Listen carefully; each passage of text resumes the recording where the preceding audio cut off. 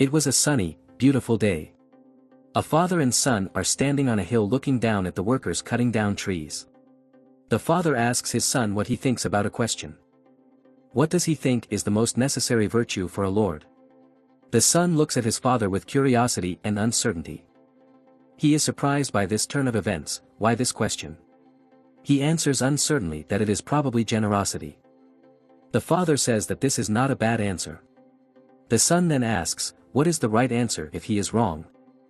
The father replies that the most important virtue for a lord is a kind and warm heart. The father is Richard Valencia, Lord Leshill. The son did not understand his father's answer and asked him if he thought he had a good heart. Then the father began to explain that the virtue required of a lord depends on the situation in each case. A lord must be able to be a friend, a part of the family, and sometimes a villain. And his son must learn to be in all these different roles.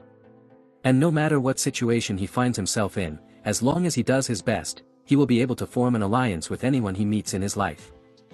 Their conversation was interrupted by a shout from outside. A laborer was running toward them with a question. When the worker came running up, he apologized for interrupting their conversation and asked the Lord to do one thing he knew of, if it was not difficult. Richard replied that yes, he would do it without any problem. But before he did, he asked his son Simon and the laborer Charles to step aside.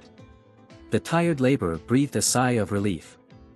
And the Lord stretched out his hand and began to say the spell. Simon watched his father's magic with admiration. Richard summoned a portal from which waves of black magic began to erupt, covering the ground in front of him. Where the magic hit the ground, it began to boil and bubble. From this boiling liquid, skeletal hands began to appear. And in a second, almost a dozen full-length skeletons rose from the puddle with the characteristic sound of bones clattering. The skeletons began to stare at Simon and the worker. With a smile, the worker pointed to the skeletons at a pile of large trunks that the workers had cut down earlier. They looked at him carefully, and then at the trunks that were pointed out to them, and walked over to them. In a moment, they began to move them to the joyful applause of the worker, who was glad to be able to take a break. The worker was very grateful and thanked the foreman loudly. He replied that he had no problem with that, as long as the worker continued to work hard. Simon was proud of what a great necromancer his father was, that he could provide his workers with additional labor using skeletons. A small digression follows, which tells the story of necromancers. In this world, necromancers are special magicians who use black and dark magic. With its help, they can summon and revive long-dead creatures. Once upon a time, an emperor lived in this world who wanted to destroy necromancers so that they could not influence his empire in any way. He ruled the empire of Thalhern, and for this task he sent 50,000 soldiers. This army was called the Rose Brigade. The headquarters of the necromancers was in Kizen, and they knew what the emperor was planning against them, so 10 necromancers opposed the emperor's army. Only 10 necromancers, but all 50,000 soldiers of the Rose Brigade were destroyed and turned into the undead. Thus began the destruction of the empire. The destruction of the Rose Brigade eventually led to the surrender of the remnants of the Thalhern Empire. In order to take revenge on the arrogant emperor, necromancers turned him into the undead. And the emperor met his miserable end in the form of a rotting corpse, permanently sitting on the throne of the empire. Thus began a new era of necromancers' rule. They were able to conquer half of the entire continent without meeting any worthy resistance. But another force stopped and threatened the dominance of the necromancers, ruling the other half of the continent. These were the priests. The only antagonists of the necromancers who served and worshipped the goddess Devi. But for now, there was a fragile peace between the two opposing forces on the continent. But this did not apply to our domain, where the workers and the undead worked together. Under the watchful eye of their lord, who also liked the way they worked together. This was the town of Leshill. Here, too, humans and undead worked well together, and the power of necromancers was used for good. If you look at the map, it is barely visible, surrounded by large cities and castles. Not even all the neighboring villages knew about the existence of this town. Our main character's name is Simon. He is the heir to this property, and in the future he is to become its lord. He is still a very young and joyful boy, but his father was sure that he had a great future ahead of him. So, the Academy of Necromancers and a Genius Recruit. This is the title of our fascinating story, which I invite you to dive into. Simon returned home after helping his father. They had a small, but nice house for lords. His mother was already waiting for him at home and welcomed his return. Her name was Anna Valencia. Simon was also happy to see her and told her that he had just been helping with the logs. Simon walked over to the stove. His mother told him that he must be hungry by then, but to wait a little longer. He looked at what she was cooking and asked what it was. It was water infused with leharka mushrooms. They looked dangerous even at first glance. And Simon told his mother that they were poisonous, but she was not at all fazed and assured him that he should not worry about anything. She would make them edible with magic. And she began to use her bright light magic on her brew. Dazzled, Simon was shocked by the holiness of this magic. His mother was a former priest and her power fully proved it. Every time he saw her power, Simon wondered how his parents could have met if they were complete opposites. And he imagined his happy parents together. But his thoughts were interrupted by his mother's voice telling him to stop staring at those mushrooms. She asked him why he wasn't going to eat. Hungry, Simon could not disagree. He walked over to the table, which was filled with various tasty and fragrant dishes. They waited for his father to come and started eating together, but Simon ate very little, and his mother noticed. She asked if he was sick. While his father absorbed everything with incredible strength. In the afternoon, when Simon was about to go to his room, he noticed his mother making his father a cucumber face mask. And looking at them, he thought it was as if they were still on their honeymoon, they were so happy. In the evening of that wonderful day, Simon watched the full, beautiful moon from his room.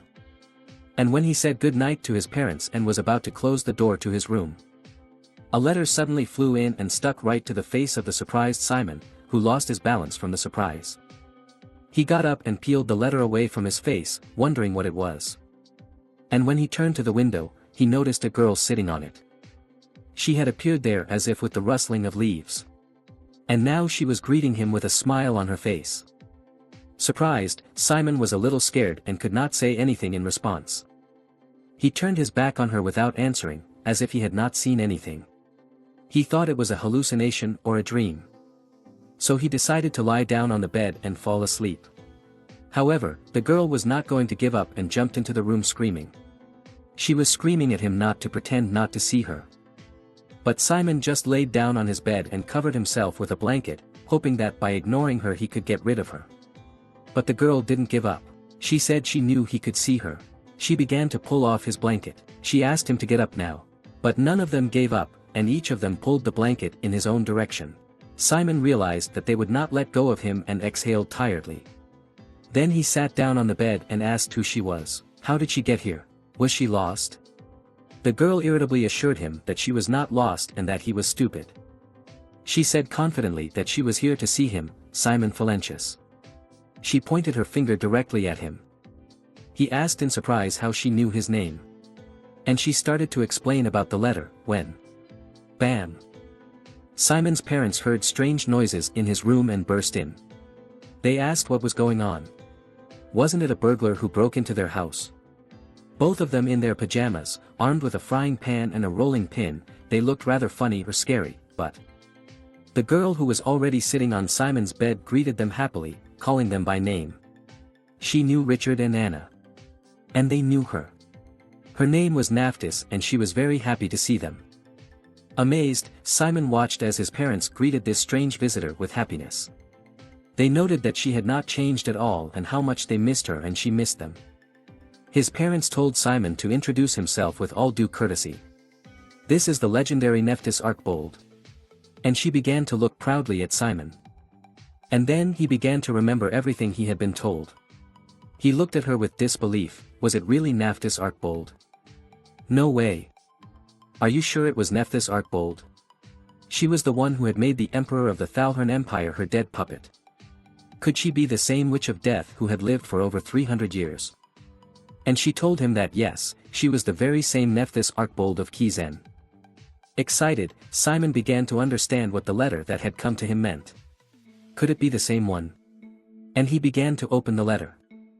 Nephus asked for permission to make him a formal proposal. With a trembling hand he began to take the letter out of the envelope. Opening it, he began to read. It was indeed an invitation. The letter informed him that he had been accepted to study at the Necromancer Academy in Kizen because of his great potential. After he read the letter, Nephus extended her hand to him and invited him to come to Kizen. As she said goodbye, she told him that they would see each other in Kizen. And she was looking forward to seeing him there. And she disappeared into the moonlight. Simon was left to contemplate the breeze that picked up the leaves and the moonlight that filled everything around him.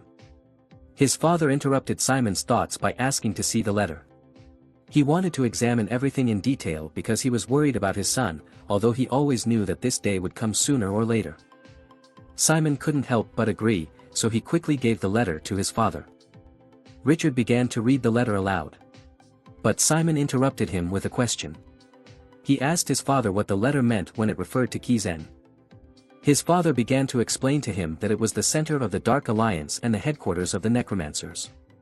This place also serves as a school for the education of young necromancers. The chancellor of this school in Kizen is Nephus, whom he had just seen. Simon asked incredulously, "Chancellor?"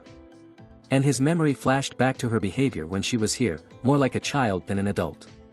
Richard noticed the expression on his son's face and told him that she really didn't look like a chancellor, but that it didn't matter at all, because looks can be deceiving. Simon had so many questions. And he didn't know where to start. The first thing he asked was where was Kizen? Was it far from their home? His father, plunging into old memories, answered that it was really far away. Kizen is located on an island called Roke. And you can get there only by ship, which sails from Langerin, the capital of the Kingdom of Dresden. Then, on that ship, you have to sail for quite a long time to reach the right island. However, his father assured him that he shouldn't worry, there were many interesting and fun things to do in Langerin, and the island of Roke itself was an incredibly beautiful place. And Kizen is also known for its stylized uniforms worn by its residents. Surprised, Simon repeated, "Uniforms." Simon asked what was going to happen and how. His mother replied that this would keep him busy until the initiation ceremony began. His father assured him that there was still much to prepare and do to become a necromancer. He should study hard at school to gain the necessary skills. However, first they were going to open his core. The mother asked the father if he wanted to teach his son a little bit of black magic. The father was all for it and said he would be happy to teach him. He also told Simon that he should learn how to breathe properly, so he shouldn't expect to sleep until tomorrow. They had a lot to do. Joyful and confused at the same time, he did not even know what to say to his parents. He was breathless about the upcoming trip. After meeting with Nephus that day, Simon began the busiest week of his life. There were so many things to prepare for Kizen. His mom and dad had nothing but good things to say about the school and convinced him that he would have fun there and would love it. But the sudden news of their son's departure worried them both. His father continued to teach him. He told him that some spells might hurt, but he had to be patient. And Simon endured all the pain and tried his best. For 3 days this week, he didn't sleep at all as he formed the core with his father's magic. After the grueling hours of core formation, he needed to spend the rest of the day learning breathing techniques and taking a crash course in black magic from his father. A week later, the boy, who had never left his native Les Hill and had spent his entire life here, set off on a journey. He was accompanied by all the servants and his mother. His father went with him. His mother had tears in her eyes and asked them to be careful. The servants were also very concerned about their masters and wished them a safe journey. That was the beginning of their departure to Kizen. They had already traveled some distance and the father continued his black magic lessons. He advised Simon to draw the magical power into his body, which surrounds him everywhere in the air around him. And slowly start to control the mana inside. After that, Simon had to move it through his core. It was as simple as that. His father wondered if he could feel the mana getting harder inside him. Simon did not answer, he was completely focused on the process. The blue energy began to surround him from all sides and it seemed that he was drawing energy from the environment into his core.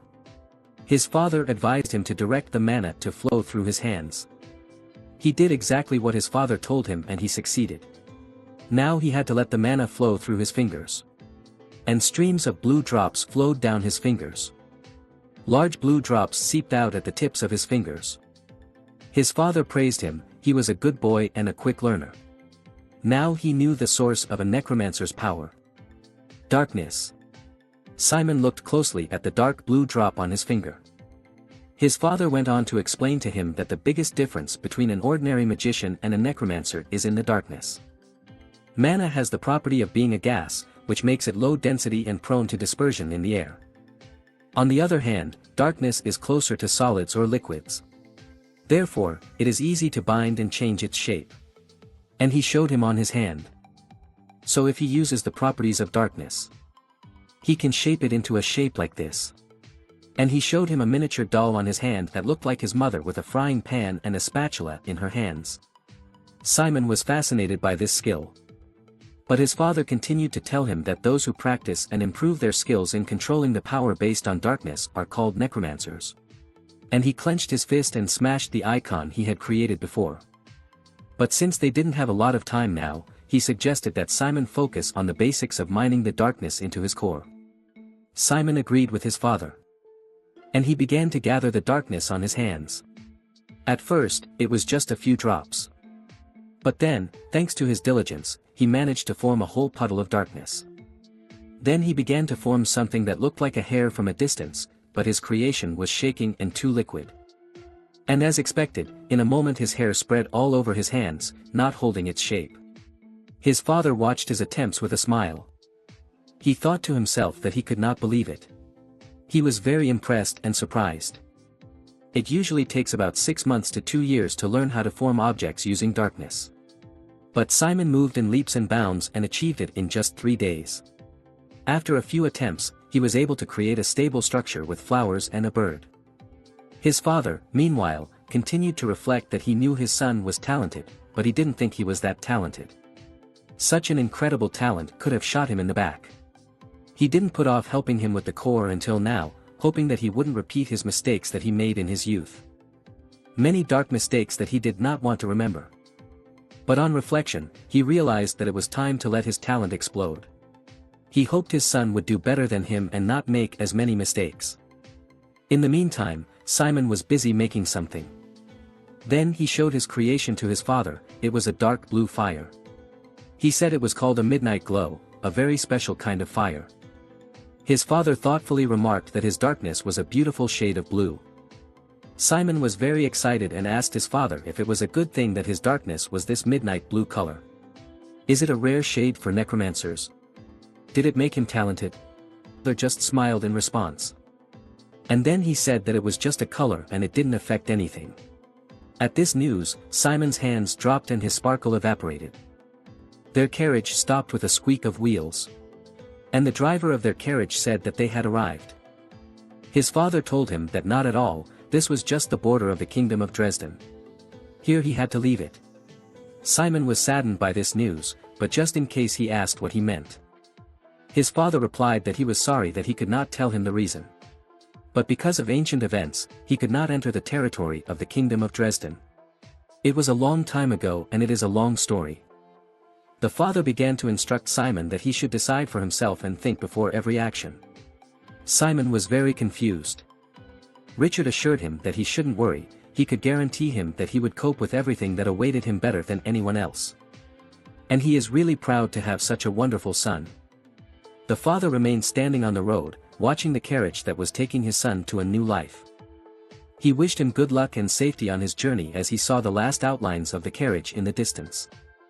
A week later, they were on the road to the kingdom of Dresden. Simon finally arrived in the capital, which looked like an ordinary city of the late Middle Ages. However, when he entered the city, it was clear that everything was not so simple. In the capital, in the crowd of people, there were no less skeletons, and perhaps even more. And skeletons not only of people, but also of other creatures. It was a beautiful city, Langerin. One look at it took Simon's breath away. He had never seen such majestic buildings and lively crowds of people before. He realized that this city was very big and he should be on the lookout for trouble. As he walked through the crowd, he kept looking back nervously and clutching his leaflet with the address of his destination. It read, 239, Cammell Road, Langerin. The conductor would be waiting for him. But this told him nothing at all. He didn't even know what street he was on. He decided to ask some of the people in the crowd. Simon noticed a beautiful girl in the crowd and approached her. He asked if he could ask her to help him. But when she turned to face him, it turned out that one of her eyeballs was just hanging on a muscle and dangling at the level of her chin. She politely asked how she could help. Simon was in a very uncomfortable position. He could barely stop himself from running away or pulling away from her, because that would be rude. Restraining himself and stammering, he managed to ask how he could get to the address written on the note.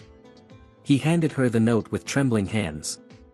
She leaned over and looked at the note with her abnormal eyes.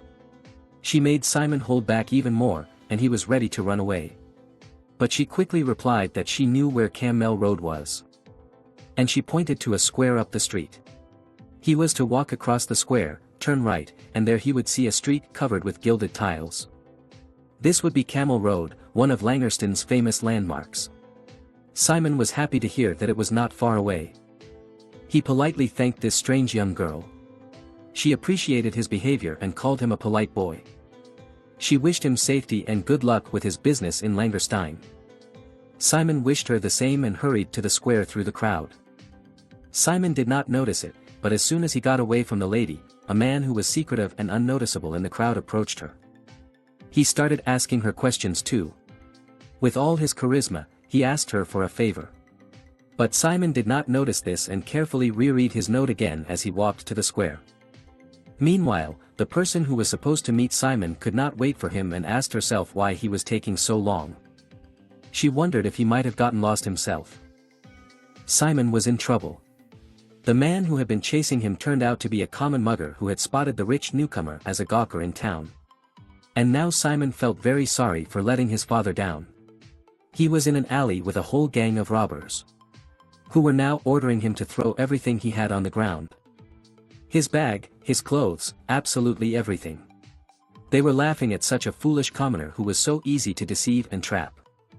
Simon thought that now he would probably have to arrive in Kizen later than expected. And now we fast forward an hour earlier to see how he got into such trouble. Simon was standing on Camel Road looking at the house numbers. Suddenly, someone approached him. A young man asked him if he was going to 239, Camel Road. Simon was excited, he thought it was the guide mentioned in the note.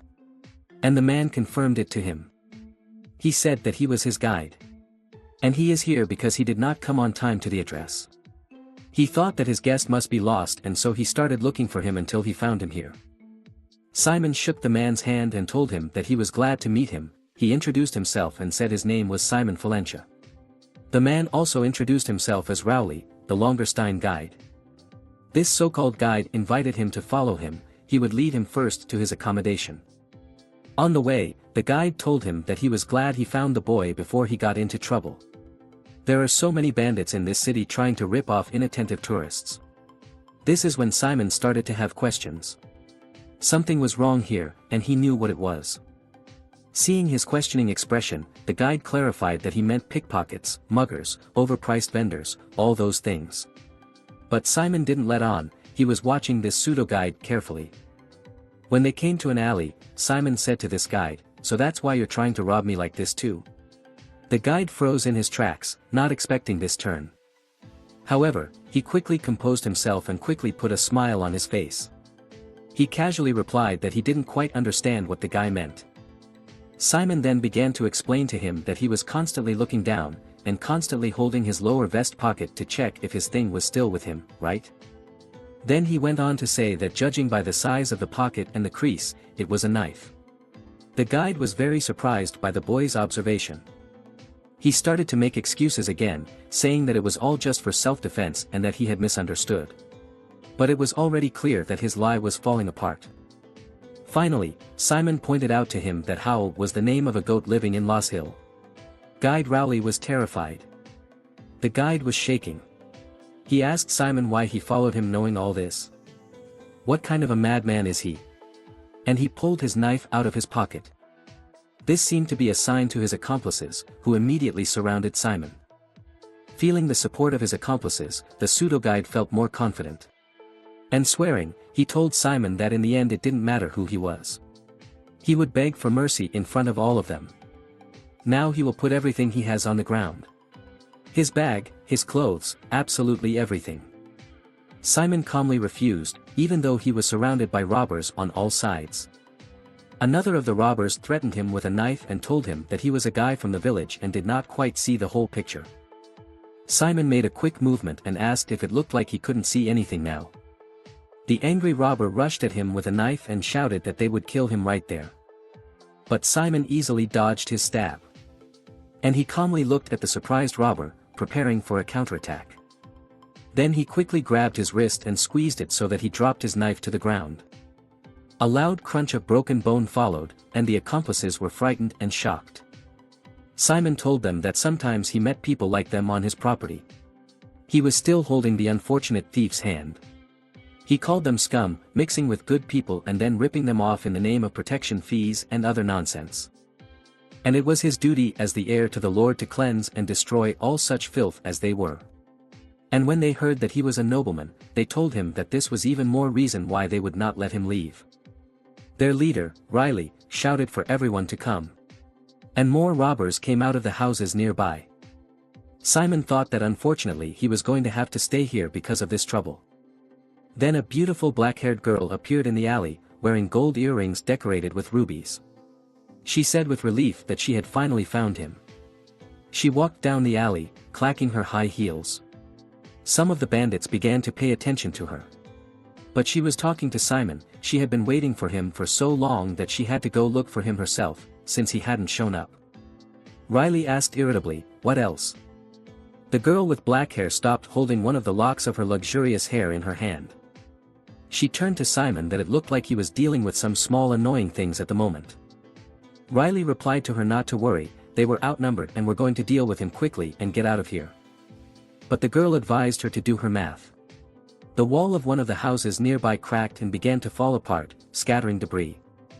With noise and cracking, bones began to break through the wall of stone and wood. The girl asked if they knew that this building was a skeleton shop. Dozens of skeletons began to emerge from the gap in the wall, banging their bones. The frightened bandits only managed to shout that it was a necromancer. But it was too late. One word from the girl and all the skeletons attacked the robbers. None of them could escape. They did not know mercy and did not pay any attention to the screams of these poor idiots. Riley was speechless at the sight of the skeleton. But the fear for his life overcame everything and he began to shout that he was very sorry that they did not recognize her, begging for mercy and mercy. The girl asked him what clan he belonged to. Riley replied that they were from the Claven clan. She was not impressed by his answer. Why, if he was from such a great clan, was he picking the pockets of a poor tourist? Let me go and explain to the clan leader myself. And then she ordered the skeleton holding him to put his head on the ground with both his hands behind his back, and then make him crawl on his face all the way to the city guard headquarters, where he would have to confess to them and turn himself in. Riley was still begging for mercy. The girl quietly whispered to him that she did not know what mercy was. Then, furiously, she asked if it was an order to her.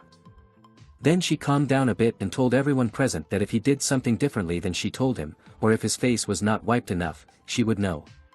And then his entire clan would be wiped off the face of the planet in the name of Kizen. The bandit asked for nothing more, only that he was sorry and would remember her words forever. Simon just watched this performance from behind the girl's back. When the skeletons dragged the robbers away, the girl turned to him and said that he must be Simon Valencia, right? He answered in the affirmative and immediately thanked her for her help with the robbers. But he still did not know her name or who she was. To which she replied with a smile that she was his true guide. She quickly grabbed his hand and pulled him along. On the way, she told him that her mother was waiting for them. Simon did not understand what her mother had to do with it. When they arrived, her mother was not there. And the girls started looking for her. She wondered where she could have gone again, since she had been told to wait here. Then her eyes fell on an ice cream cart and a girl with white hair next to it. A scream interrupted her as she was about to take the ice cream and was covered in it. The girl with black hair was annoyed and told her that she had told her to stay here. Why didn't she listen? She started to make excuses, saying that she was waiting. But her daughter didn't stop arguing, because she was always getting lost, so she should stop going everywhere alone. She started wiping her dirty face with a handkerchief. The girl's mother kept making excuses that she only went because there was an event with free ice cream samples to try and she couldn't resist. Her daughter replied to her, what if they had lost Simon because of that? What if she hadn't found Simon first, what would have happened to them? Simon watched this family quarrel and was shocked to find out that Nephus was the girl's mother, not her younger sister, as he had first thought. In the background, Nephus said that she was not sorry for her behavior, because everything was fine and they had not lost the student. Then, having ended their quarrel with nothing, Nephus finally turned her attention to Simon. She told him that he was probably tired after the trip and she hoped he had learned something from his father. Simon replied that he had indeed learned something. And then he decided to show what he had learned and lit his midnight blue fire. The two girls stared at him in awe. Nephus said that she had not seen such a shade of darkness for a long time. But it still had the properties of mana. Because this light was swirling like real fire, which meant that it was still in a gaseous state. She was also sure that he would learn to use his core more effectively. And they would definitely teach him that at school. So everything was fine and there was nothing to worry about. Then Nephus asked her daughter Lorraine to do something for her. She asked her to be a guide for the new student. And she assured her that she believed in her. Lorraine wasn't thrilled with the idea because her mother always left her with the heavy lifting. But for Nephus, there was no such thing as a no, so she ran off merrily with the ice cream for more ice cream. Then Lorraine finally introduced herself officially to Simon. Her name was Lorraine Arbold and she was a student at Kizen like him. And she unceremoniously grabbed his hand again. She asked him if he was ready to go now. When he asked where they were going, Lorraine happily told him they were going shopping for the new semester at school. Simon, do you know what the most exciting moment of the entire school year was? Lorraine asked him. He didn't know, so he just asked what it was. She told him that it's when you buy your uniforms, notebooks, textbooks and other supplies before you get to school. This is the most exciting moment, so he should enjoy it. So they went to the bookstore together. Lorraine asked if he wanted to get his textbooks first. There was a very large selection, so she would help him. Simon was all for it because everything was new and different for him. At first Lorraine threw him one book and Simon thought it would be easy. But as soon as he picked it up, he almost dropped it. It was very heavy. He read the title on the cover. It was Introduction to Sonology by Elric Moore Trimble. As soon as he read the title, another book was already flying into his hands. A flurry of books flew at him, and he barely had time to cover himself with his hands, trying to shout to Lorraine. Simon was frightened by so many books, so he said he hoped he wouldn't have to study all these subjects in the first year. Lorraine reassured him that of course not. He has to take them all in the first semester of his freshman year. She told him not to be a crying baby and threw another book of toxicology at him. Beaten by books and surrounded by books, he sat on the floor. Lorraine, meanwhile, was about to go get the last book for him, Dynamics of Darkness. While she was gone, he had some time to himself, put his books in a pile and began to think. He had never met so many people his age. This made him only wait and dream about his future life at school. Then a girl with pink hair appeared in the background and started running fast. She was running somewhere and didn't notice Simon at all. Then she noticed him and looked right into his face. But because of this, she lost her balance and ran right into a shelf of books. And while she was screaming about her nose, which she hit, the shelf started to wobble and books started to fall right on top of her. But our hero reacted quickly and decided to cover her with his body.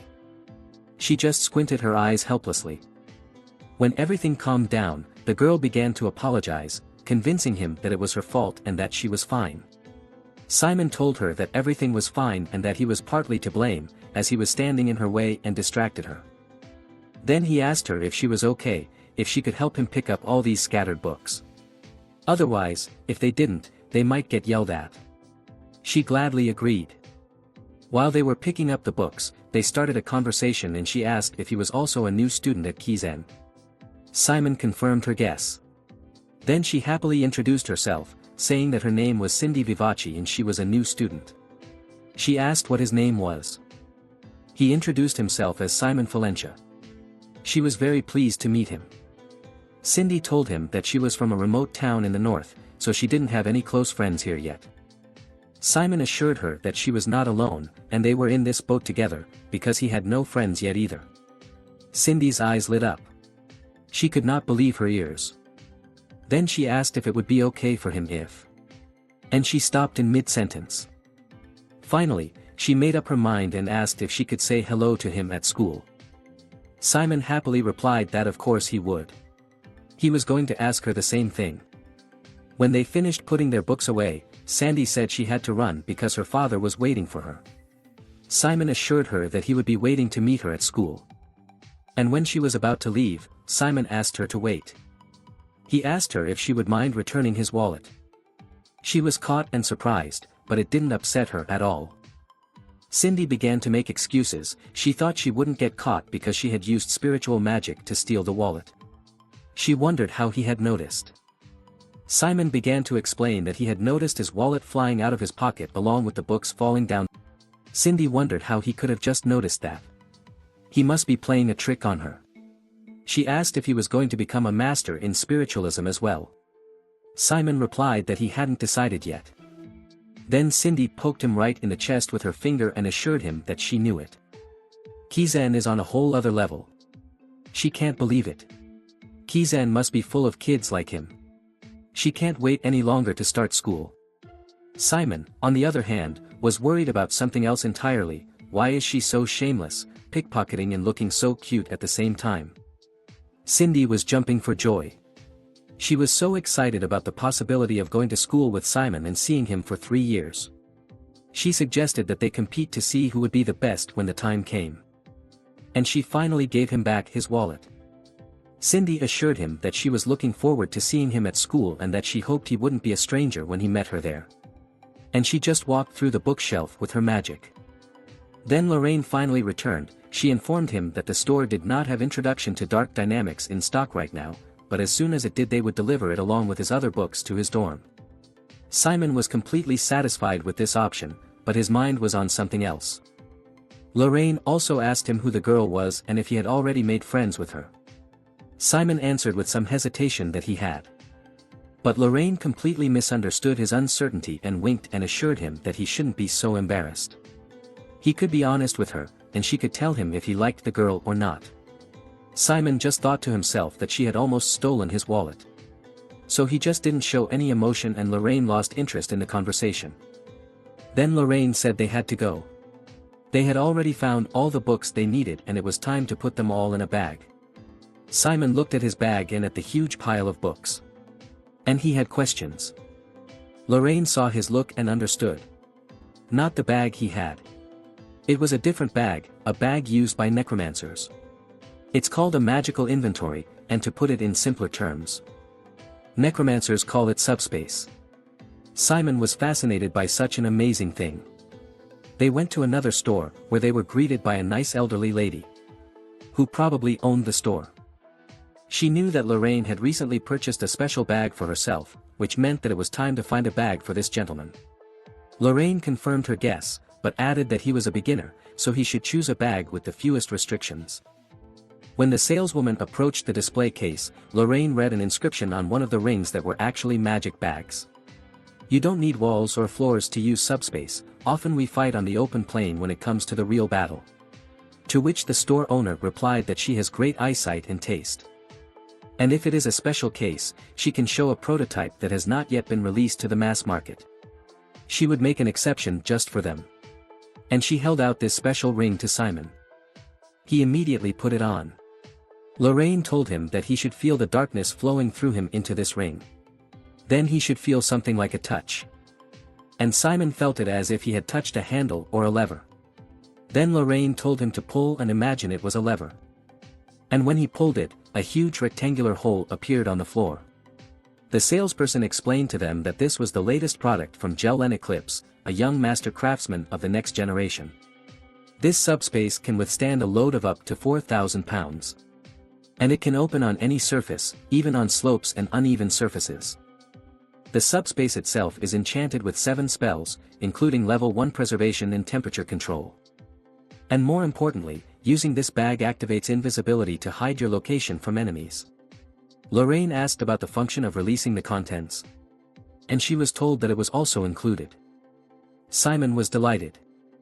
Lorraine asked if he liked it and Simon said that he was thrilled, but he wasn't sure if he could afford it. This bag must be very expensive.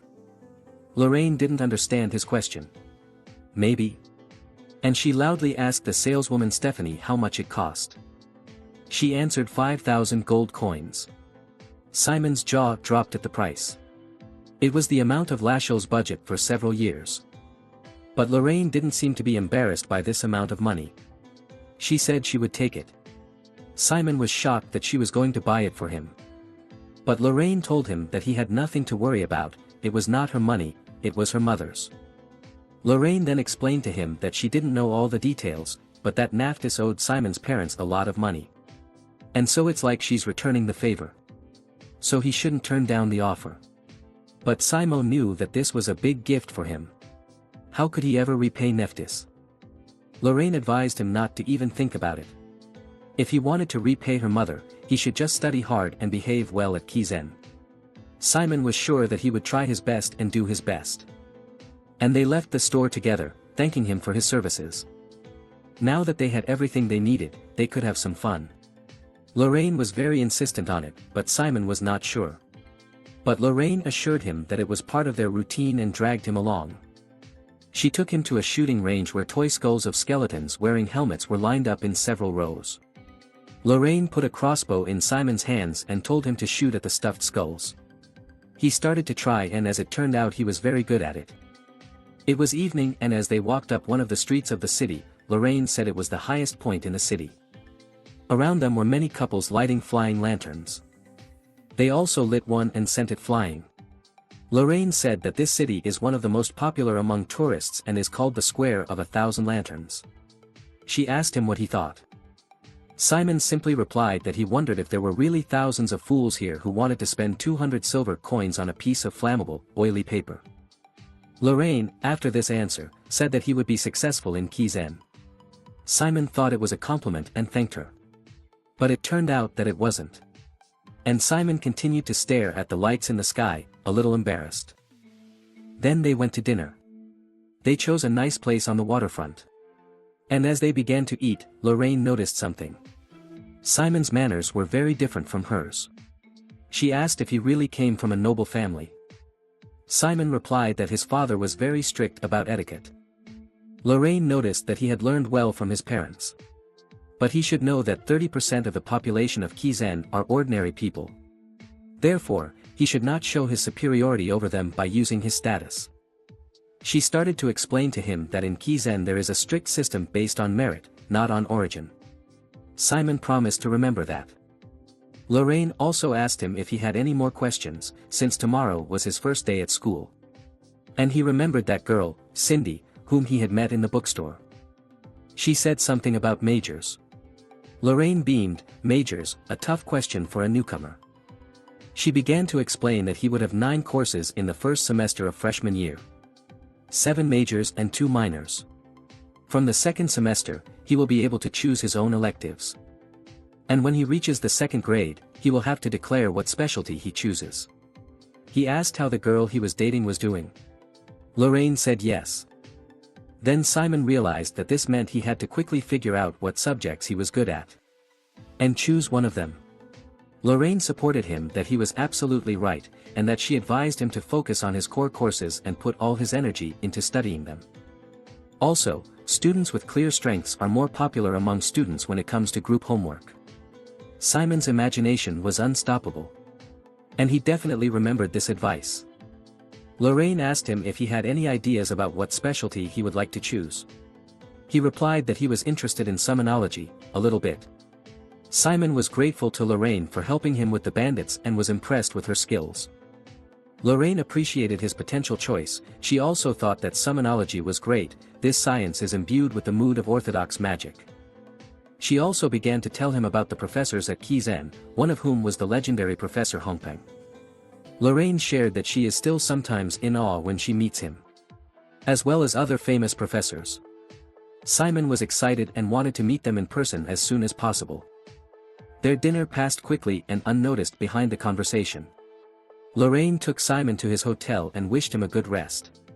Because if he was late tomorrow and tired from walking with her today, her mother would beat her to death. Simon thanked her for the wonderful evening. He didn't think he would ever forget this day for the rest of his life. Lorraine was very happy to hear him say that. She was about to leave and say goodbye to him when she suddenly remembered something and stopped. There was actually something she had to tell him. She wasn't going to deceive him or anything. But for some reason she hadn't found the right time to tell him. That she would also be a new student at the school. Simon was shocked and couldn't say anything. So Lorraine continued that she hoped they would be friends when they met each other at school. Simon almost lost his bag. And she definitely said goodbye to him, leaving him with a lot of unanswered questions. The next morning, Simon came to the port where their ship was supposed to be. He was amazed at how many things were around him, but most of all he was impressed by the passengers. Everyone had their own unique style. He thought that they made him seem the most ordinary person here. But when he heard that the ship to Kizen was leaving soon, he quickly hurried to get there. Lorraine had told him yesterday that she would be taking a different route to the island, so the next time they would see each other would be at school. Simon handed his ticket to the ticket taker. And while he was checking his ticket, Simon began to look around the ship. It was big and beautiful, but it was moored with its bow to the shore, whereas they usually did the opposite. Meanwhile, the ticket taker confirmed that his ticket was fine and he could go through. Simon thanked him. But before he could get on the ship, a noise distracted him. Someone was yelling and proving to someone that something was wrong. It was another young man shouting at another ticket taker at another entrance to the ship. He was arguing that he was number one on the waiting list, and how could it be that no one gave him an invitation? Is this how they do things in Kizen? The guy was very angry and started clenching his fists. He was shouting to get in touch with Casanova, because it was some kind of mistake. Someone standing next to Simon said that this happens every year. There are always kids like this one who can't accept the results. But still, he is number one on the waiting list and he must be very sorry. The boy did not calm down. He shouted that he was Lucius Carroll, heir to a county in the Kingdom of Dresden. He demanded to contact the headquarters, and that was an order. The ticket taker asked him to leave because he was not on the list of accepted students. Lucius' teeth clenched at this statement. He was furious. He grabbed the poor ticket taker by the hair and was about to hit him, saying how dare he. But someone grabbed his arm. Simon smiled at him and asked him to stop. Lucius screamed, "Who is he? Let him go right now." Simon looked at him with a murderous look and squeezed his arm hard, making it crackle. Lucius screamed in pain. He turned to Simon, saying that he must be looking for an easy death if he dared to do such a thing. But someone was already rushing to them, asking what was going on. A gray-haired man in a strict suit was walking toward them, tapping his cane. It was Professor Siage. Their quarrel immediately stopped and everyone looked at the professor. He asked Lucius if he had any last words. He quickly stood up and began to ask him to contact Nephus urgently. The professor knew that he was first on the waiting list, but he also knew the result of his application and that he was not selected.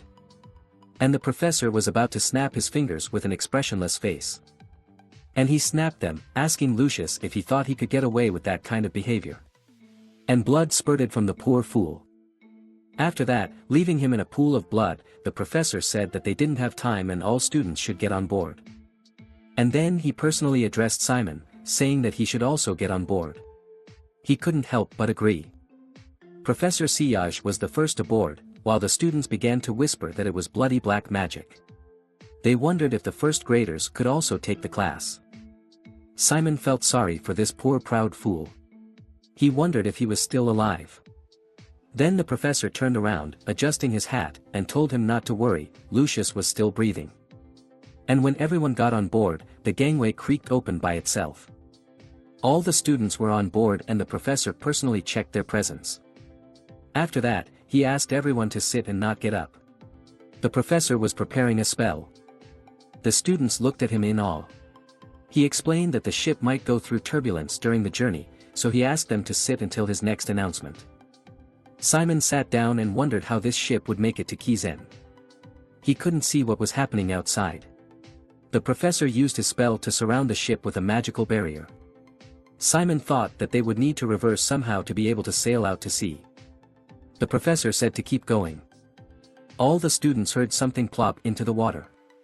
Someone suggested that it was just a big wave hitting the ship. But he was told that the sound was too loud. And then a huge whale jumped out of the water, right above the ship. Everyone was shocked. Where did the whale come from? They thought it was about to crush them. But the whale opened its mouth wide as it flew down on the ship. And it completely swallowed the ship with the frightened students inside. This giant whale was an underwater undead creature that obeyed Kizen's orders. It was a whale from the underworld. And if you look closely, you can see that it is a huge skeleton with a shell. It had a large amount of debris and other garbage in its stomach. The students wondered if they were inside the whale. And it seemed so. It was a monster that traveled the oceans around the world and attacked any port that Kizen pointed out to it. And only once a year. It transports the new students of Kizen to school. He was the high-speed transportation of Kizen. Their ship docked at a floating island. And all the students were surprised how nice it was, especially considering that they were inside a stomach. It seemed as if people lived here too. One guy came up to Simon. He told him that he was good and did a great job. Simon didn't understand what he was talking about. Then he explained that he was talking about the incident at the port, which was not a comfortable situation, but he was impressed with the way Simon had handled it. Simon replied that it was nothing special. The guy was delighted that Simon was also humble. He finally introduced himself. He was also a new student and his name was Rowan. Simon also introduced himself in return. And then a question from Rowan took him by surprise. He asked what kind of entrance exam he had. Simon didn't know what to say. But Rowan insisted. He began to tell him about his exam, how he made the darkness change shape. Simon thought that he hadn't taken any exam, that Nephus had just come and given him an invitation letter to study and that was it. What if he got in trouble if he told the truth? So when Rowan asked what kind of exam he had, Simon lied and said that he had the same exam with the change in the shape of the darkness. Rowan was happy about this coincidence. An official announcement was made over the loudspeakers above them, calling for all students to return to the ship. They were almost at their destination. Simon could not believe it was so soon. As they climbed onto the ship, Simon noticed something strange. The water around them began to get more violent. All the students went down into the hold, but the professor stayed on deck. The waves were getting bigger every minute. The professor again created a barrier around their ship when the waves almost hit the deck. The students had been warned that it would be a little bumpy before they arrived, so they held on tight to their seats. They were told not to get up under any circumstances. Meanwhile, their ship was being tossed around like a ball with other debris on the waves. Almost all the students with their suitcases were in the air. They were all asked to hold on to the railings to avoid injury. And to be ready for any push. Simon could barely hold on to his seat. Then there was a thud and a blinding flash that blinded him. Their ship popped out like a cork from a bottle and they could see the whole island from above. It was a very breathtaking view. Simon stared mesmerized out the window while his new friend flew in the background all over the hold. Professor Sillage clicked his rallying points, mentally controlling the magic barrier. And the ship began to rapidly approach the ground. Thanks to the barrier, the ship didn't fall as fast as it would have under gravity, but it was still fast enough. Eventually, the ship hit the water with a loud crash, but thanks to the barrier, it remained intact. It docked at the pier and the students were informed that they had arrived in Kizen. The students all approached the metal gate with guards. There they were told to line up in lines of 4. When they were done, they were given uniforms. They were each given a uniform and told that the locker rooms for girls and boys were separate. For boys on the right, for girls on the left. They were given 5 minutes to change, and then they were waiting outside. Simon looked with delight at his new uniform. Simon quickly put it on and began to look at himself in the mirror. He liked the way he looked. The uniform was stylized, just as his father had said, so he could wear it even to formal banquets. Meanwhile, the other students were discussing the properties of this uniform, and it turned out that it had a magic spell on it that made it stronger than ordinary armor in battle. They were being urged outside. They had to hurry.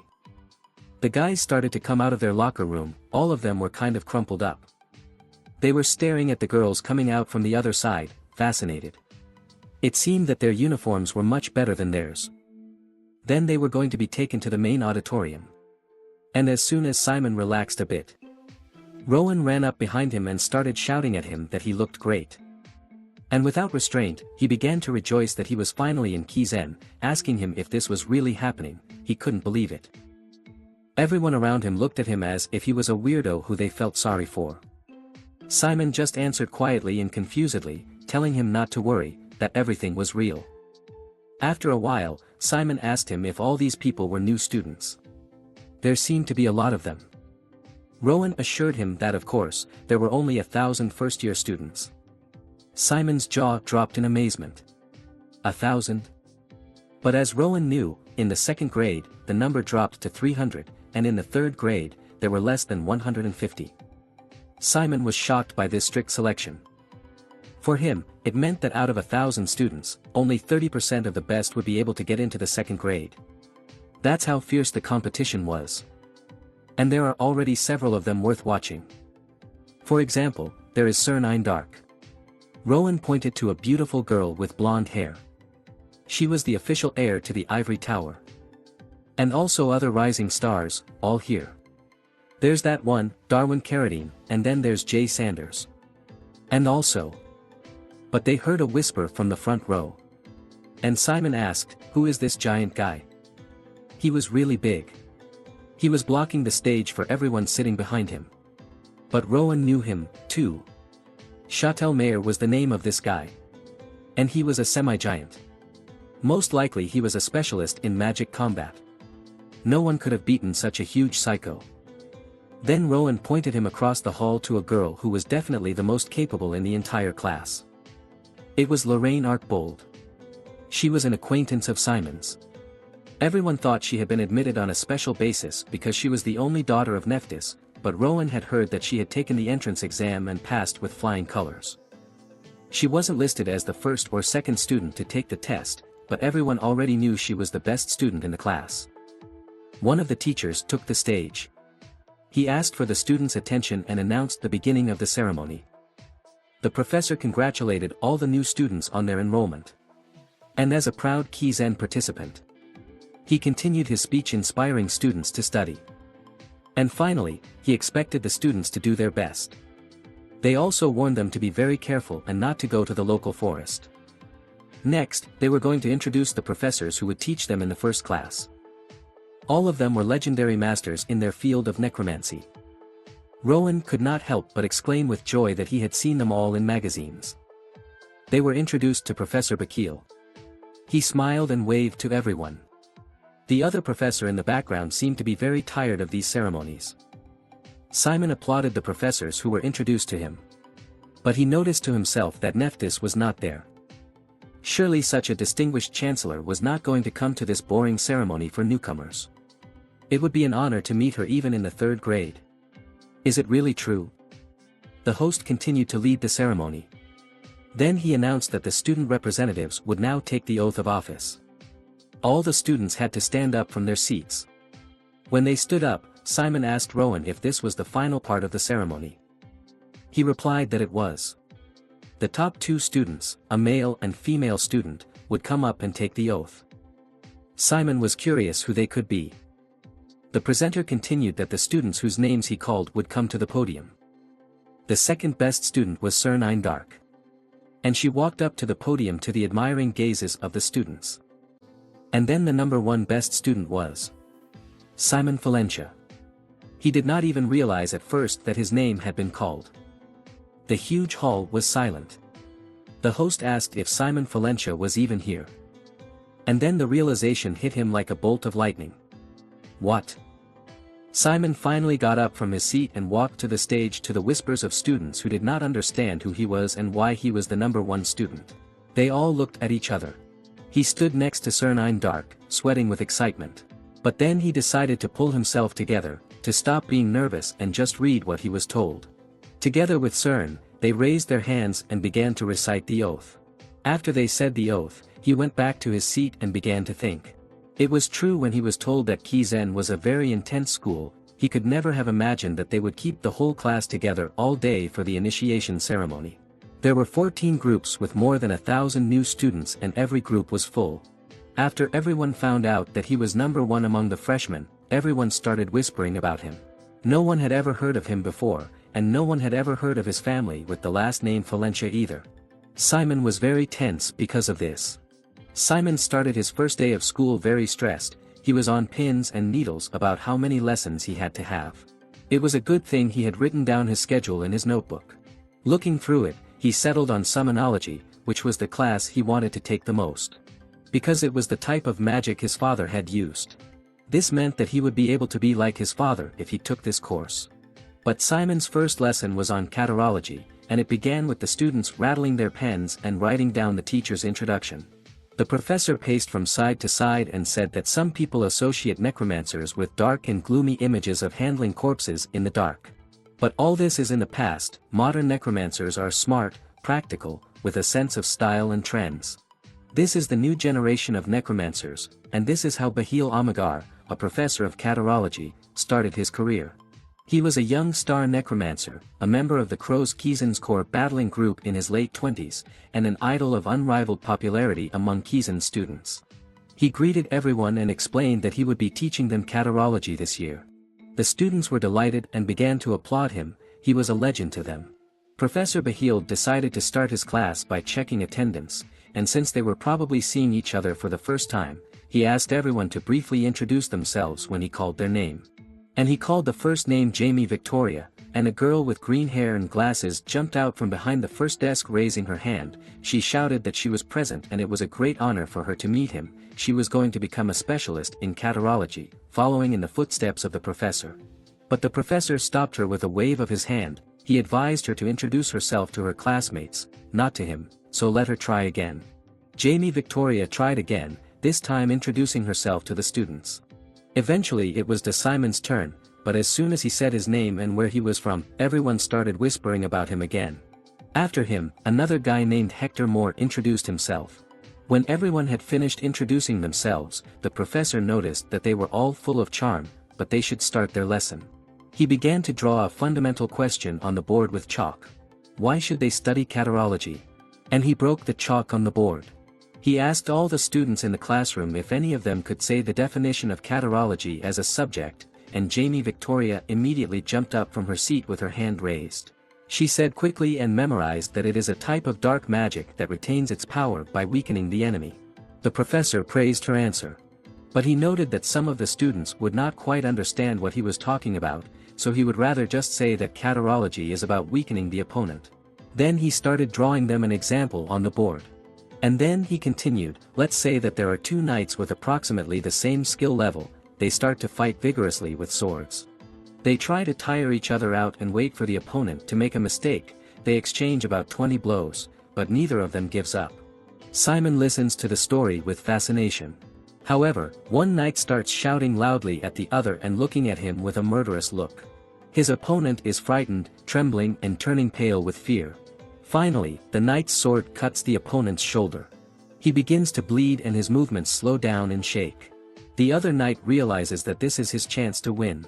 He corners the enemy and attacks his leg to make him unable to move. Then he throws sand in his eyes and hits him on the head to distract him and keep him off balance. The battle is getting tense and finally, the knight finally cuts off his opponent's head, which falls to the ground. The professor has put the final point in his scheme. He asked the students whether they now see that even the most primitive and barbaric battles with cold steel are simply a series of actions that weaken the opponent in order to gradually achieve victory. The students were delighted with how the professor was able to explain a complex term in an interesting way. Now he was going to show them how modern necromancers fight. Professor Bahil began to draw on the board again. He depicted a conventional person, and then voiced his rhetorical question, how a modern necromancer would defeat this person. And he began to move the chalk quickly across the board. Then he hit the chalk against the board, death by curse after the first movement. And the necromancer won. The students were delighted, but did not quite understand what had happened. The professor began to explain that a curse is the lightest and simplest structure among all types of dark magic, and its other characteristic is that it is quickly activated. Moreover, it is effective as a low effort, allowing you to completely shake and confuse your opponent. The professor took a few steps and came close to the boy's desk with a smile. He continued to look at him smiling for several seconds. The boy did not understand what was happening and smiled nervously back. At the same time, unbeknownst to him, the professor was cursing him. And in a moment, this student fell helplessly on his desk with a dull thud. The professor took the and made a pretense of swinging. He said that this is how modern necromancers fight, and he pulled the knife towards the student and then put it away. All the students were delighted with the performance, except for that student. They shouted that it was so cool and that Caterology was the best. The professor lifted his curse on that poor student with one snap of his fingers and continued his speech that he didn't want to know what subject they would choose to specialize in, but he dared to guess that more than 80% of them would choose his subject for the second semester. Simon was also excited about this class. He believed that Caterology had the best compatibility with other subjects. The professor concluded his class by urging them to practice their specializations, but not to forget to curse their opponents whenever they have the opportunity. This will be the most effective way to win. He personally believes that Caterology is the core of modern necromancy. The reason for this was that, having stopped, the teacher turned around and looked at the class, which was listening attentively to him and taking notes. Then with a sharp movement he revealed to the whole class the inscription he had written. Priests, this inscription was on the board, and that is why Caterology was the most effective way of confronting their main enemies, with a serious voice explained the teacher, looking carefully at the class. Then turning to the students, some of whom looked at him with confusion, he asked them if necromancers had curses and priests had blessings. The difference was that one strengthened the target while the other weakened it. The question was to see when a curse was better than a blessing. The green-haired girl with glasses, who had been introduced earlier, jumped up from her seat, raising her hand in the air and calling her name again. Then she answered the question posed earlier by the professor, explaining that curses were quicker than blessings, which meant that curses could accumulate a weakening effect on the target faster, which was a huge advantage in real combat. Hearing the girl's answer, the teacher rubbed his chin thoughtfully, saying that it was an interesting opinion, but then added that it was wrong. The girl who answered froze in place with a raised hand and a bewildered look on her face. Seeing that no one else was willing to answer, the teacher began his explanations, beginning with the fact that if you consider only the speed of application, the scientists come to a consensus that the curses that are imposed through the resistance of the enemy, a little slower than the blessing of the priest. After finishing his explanation, the teacher asked if anyone had anything to add, and immediately a hand went up. The guy who raised his hand introduced himself as Hector Moore. Turning to the instructor, he replied that there was almost no one who trained in a weakened state. Intrigued by the boy's answer, the instructor looked at him with interest and then asked him to state his name again. After the yellow-haired boy repeated his name, the professor said that he would remember it, to which he sat down in his seat to the applause of the class. The professor continued the lecture, explaining that Hector's words were correct, because weakening spells really can't be blocked by training. Then the professor continued, saying that everyone when practicing is conditioned while in a normal state, and the measure of skills depends on how much and how well a person will train. It is also important to take into account all environmental factors and whether they are under our control. Raising his index finger up, the instructor emphasized that humans were more sensitive creatures than they appeared and could break even at the slightest change. In other words, you didn't need to take your entire arm away from an archer who was targeting you for victory. You just had to load his vision with conjunctivitis, make him nauseous and vomit, confuse his sense of distance and blur his vision, or simply divert his attention to another object while he escaped. With such simple and uncomplicated solutions, you could avoid the arrow flying at you, the teacher summarized. Then turning to the blackboard where the diagram was drawn, he said that necromancers have many ways to disrupt the state of the enemy. He then gave an example, saying that no one would practice to prepare for curses when they had a stomach ache or were tired. The instructor continued by saying that they could just take the day off. Hearing his words, the class chuckled. After waiting for the class to calm down, the teacher said that they should remember one important thing. And that was that they should think how to weaken others instead of thinking how to strengthen themselves, because the best defense is offense. The door opened, and 3 female assistants entered the classroom carrying boxes with the academy's emblem on them. After everyone had a set of what they would need for training, the teacher announced in a solemn voice that they would now have to learn how to cast curses on others. Simon, as you can see, was easily dumbfounded, because he couldn't believe they were learning dark magic in their first class. The teacher reminded the class that it should be a shame if a Kizen student used a proofreader, but made an allowance since it was the first class and also the first lesson. For Simon it was a shot in the eye, not in the eyebrow, because he was the one who used the corrector. The reason why the teacher didn't want the students to use it was because it was quite useful in mastering, but there was a risk of becoming addicted to it, so one had to be careful. Finished with the theory, the teacher clapped his hands and then turned to the class saying that now it was time to practice the curse of exhaustion. He then began to explain that the students had to hold on to the handles of the corrective device and squeeze their darkness into the pattern shape of the corrective device. He further explained that the key to successfully forming the perfect magic circle was the rune word, which was a set of letters possessing magical power. After that, the teacher raised his hand on which appeared a dark magical sign, around which there were many magical letters. After showing an example, he explained that writing the words of the rune with darkness causes magic. Seeing that everyone had finished creating magic circles, the teacher told everyone to raise them up.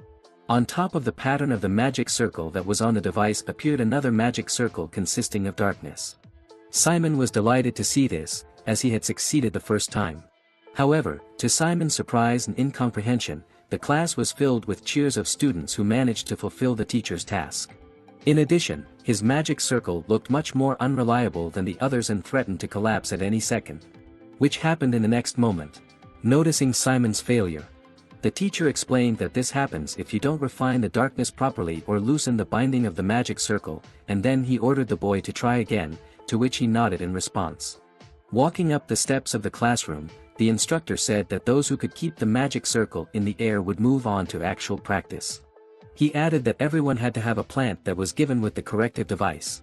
Simon went on to create a stable magic circle. To the students who succeeded, the teacher told them to aim at the plant on the table. Then use the curse on the poor plant that was just beginning to enjoy life. To the students who succeeded, the plant shriveled up and took on a sickly appearance. In the next second the plant dramatically fell on its back with its arms spread out, ending its not long but very useful life, which will serve for the formation of a new generation of necromancers. The teacher explained that if the plant had noticeable changes, it meant that the magic circle was working properly.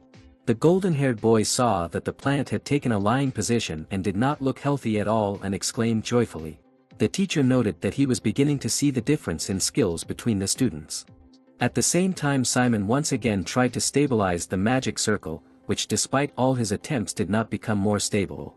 The teacher did not pay attention to Simon, who failed to create a magic circle, turned to the other students, saying that if they succeeded, they should repeat it to practice the speed of creating a magic circle. Simon failed at creating a circle once again. He clutched the knobs of the corrective device in frustration. He couldn't understand what his problem was, and why he was the only one failing. The other students, having successfully completed the first step, began casting the curse on the plants. Simon could not help but wonder what he was doing wrong. But suddenly a phrase he had heard before popped into his head. When Lorraine and Nephus looked at the cloud of darkness that had formed on his arm, they were amazed to see that it also had the properties of mana, and that it was swirling like a flame, which meant that it was in a vaporous state. Nephus added that this was why he was entering the academy, to learn how to use his core. Realizing that what Lorraine and Nephus had said about him being very bad at operating mana was absolutely true. Simon decided to start with the basics in order to move from where he was stuck. Putting the device aside, he set his thoughts aside and concentrated only on the task at hand. Remembering Professor Bahil's words that the problem was either a lack of purification or a binding to the circle, he decided instead of sending the mana directly to the core, he would collect it as much as he needed. Then would send all the collected mana into the core at one time. Now that there was enough mana in the core, and his darkness was much stronger, all Simon had to do. So it was to pour his darkness back into the device and create a magic circle. As expected, it worked now, and the guy managed to form a perfect circle, which he immediately directed at the innocent plant, which had already given up hope that the guy would succeed. Fully prepared, Simon shouted a curse and activated the magic circle. He cast the curse on the plant, which immediately became painful and covered with a dark aura. Then he looked at his abuser one last time with resentment and tears in his eyes. The plant dramatically passed away. Simon couldn't be happy that he had finally succeeded, though not the first time.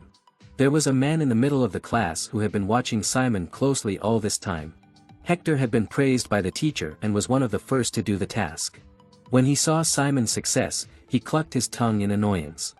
Clapping his hands to get the students' attention, the teacher said that that was all that applied to practice.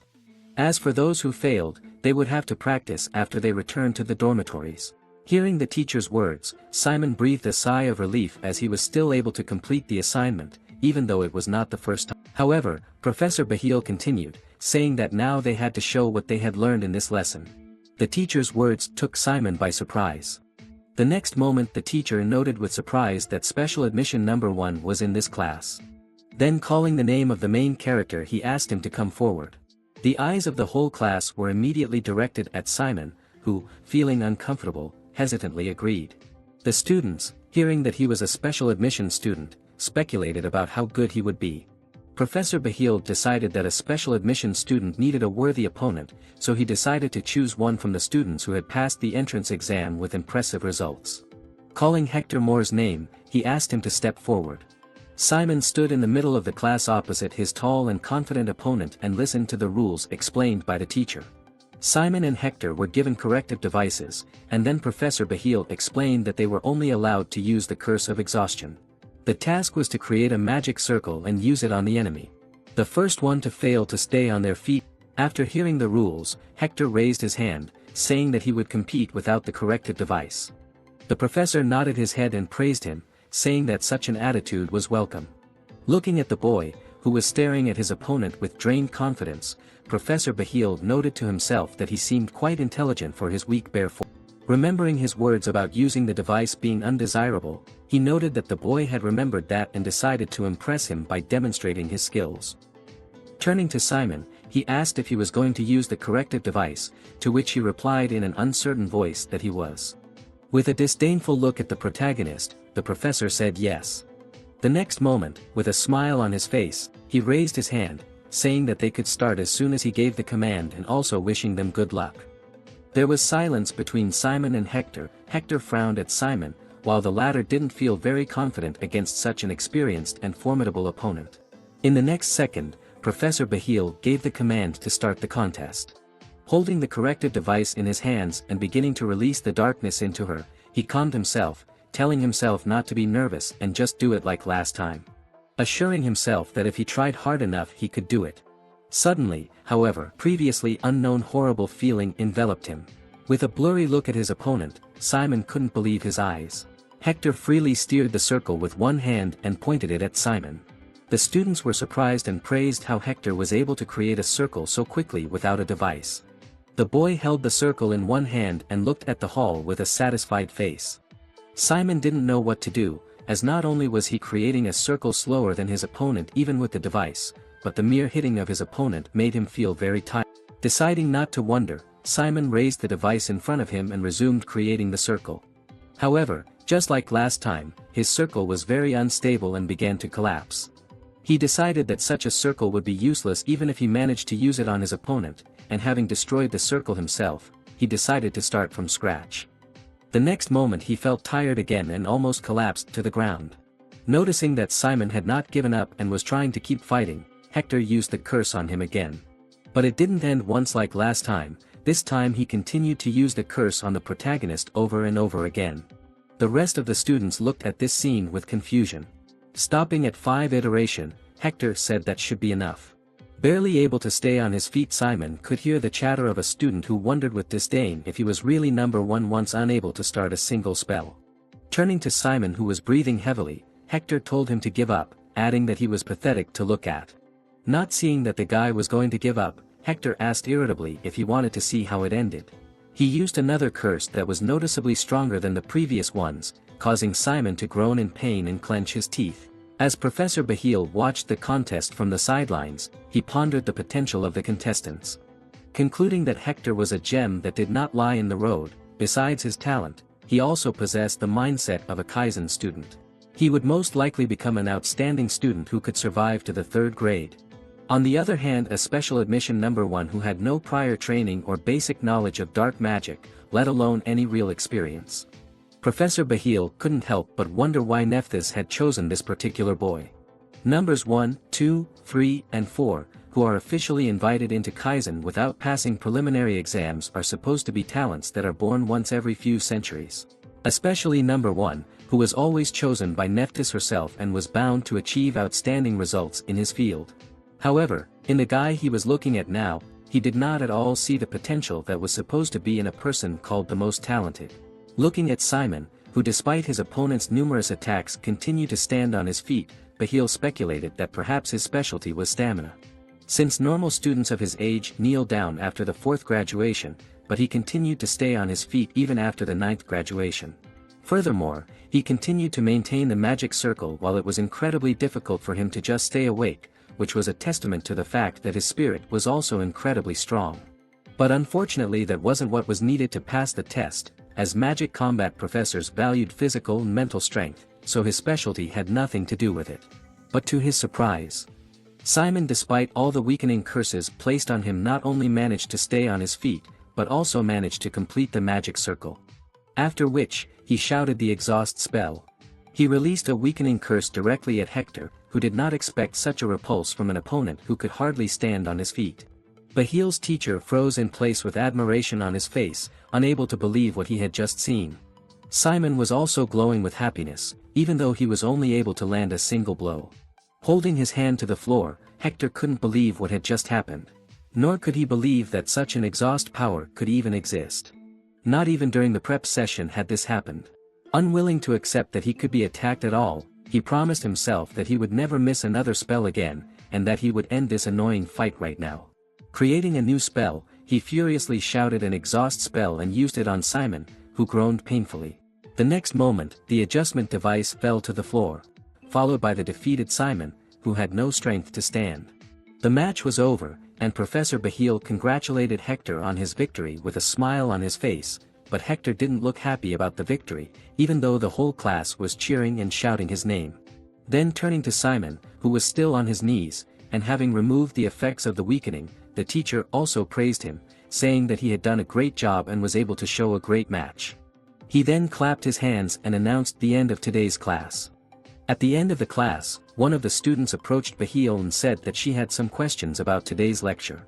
To which he replied that she should come to his office after today's class and he would answer all her questions. Hearing this, the girl glowed with joy and thanked the professor. Bahil, however, told himself that he couldn't lose such a precious moment for the sake of some frivolous girl.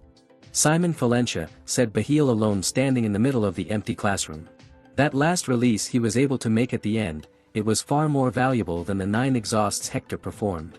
That was the best strike, muttered Bahil with a delighted smile. Walking down the corridor, Simon felt very tired, as did the plant, which turned out to be more resilient than expected. Simon sank down in his chair and sighed heavily, then rested his forehead against the desk. He wondered why all the classes at the academy were so difficult. The blonde guy who sat down at his table said that it was because he was the first special admissions. Simon asked in confusion what that had to do with his classes being so hard.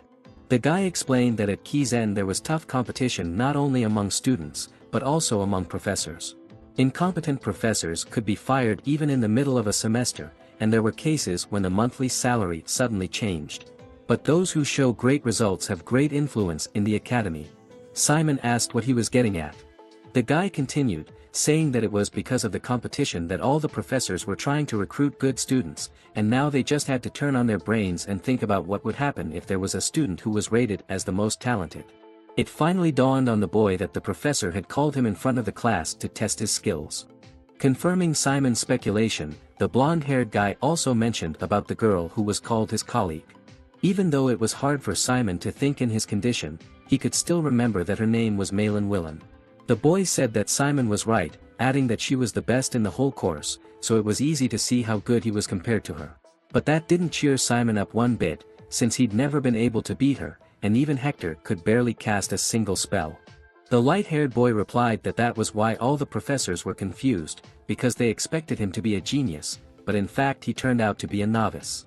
After understanding the explanation, Simon turned to the guy and thanked him, and then with a nonchalant face asked for his name.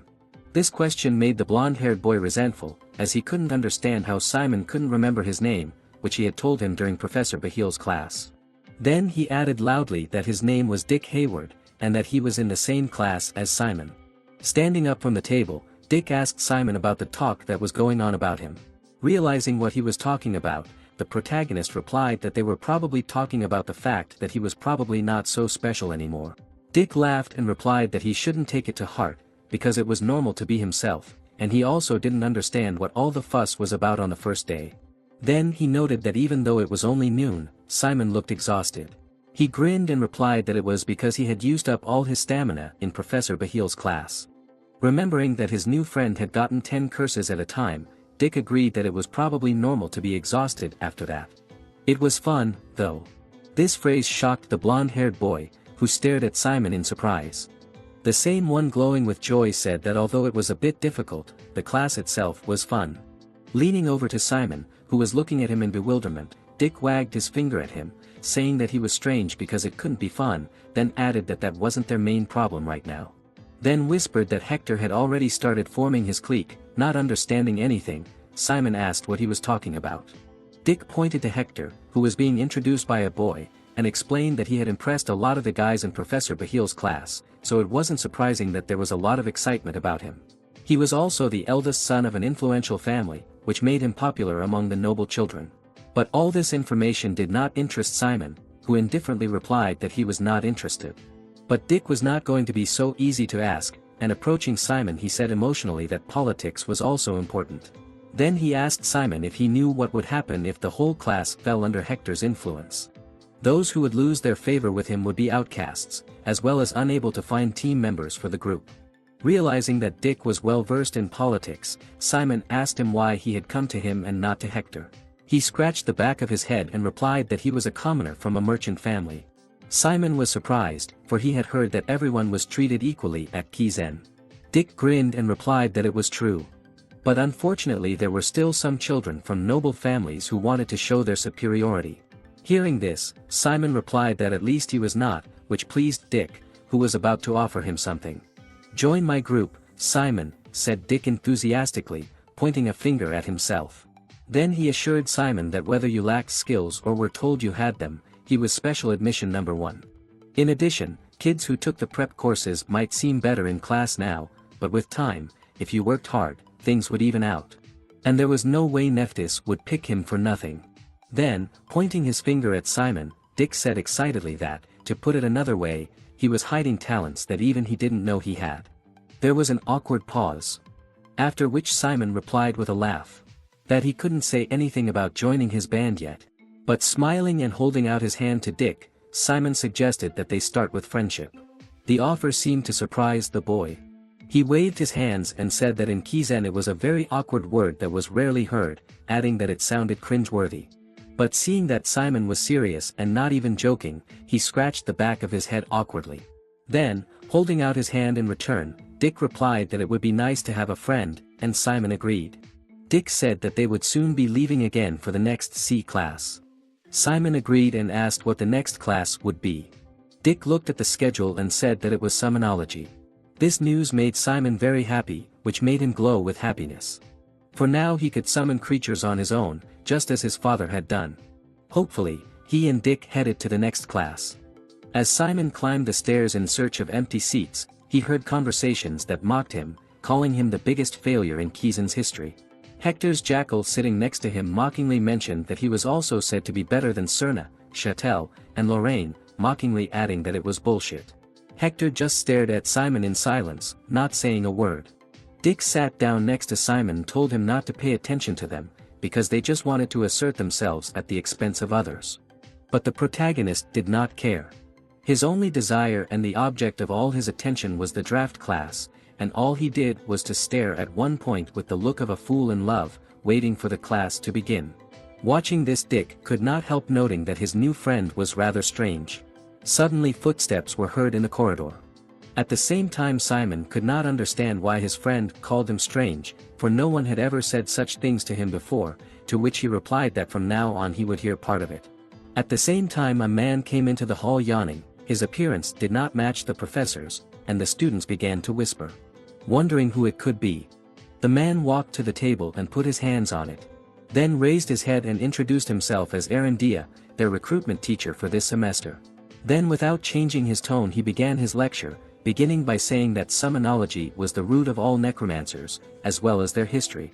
Starting to write something in chalk on the blackboard, he continued, telling the bewildered students that even though the scholars did not recognize it, that necromancers were descended from thieves of Thrun, gravediggers, and other similar occupations. Pointing behind him to the blackboard where the single word Sonology was written in chalk, he continued, saying that if the students had ears, they had probably heard many stories about summonology. Lagging behind the times, badly treated, hard to learn, lots of flaws and nuances, he said.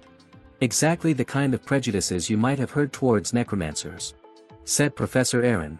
However, most of them are true, he added, contrary to all the expectations of the students who were shocked by his words, to the last hoping that he would say that they were all just rumors. However, the reality turned out to be cruel. A murmur went through the class, as the students did not understand how the professor of the draft could say such things.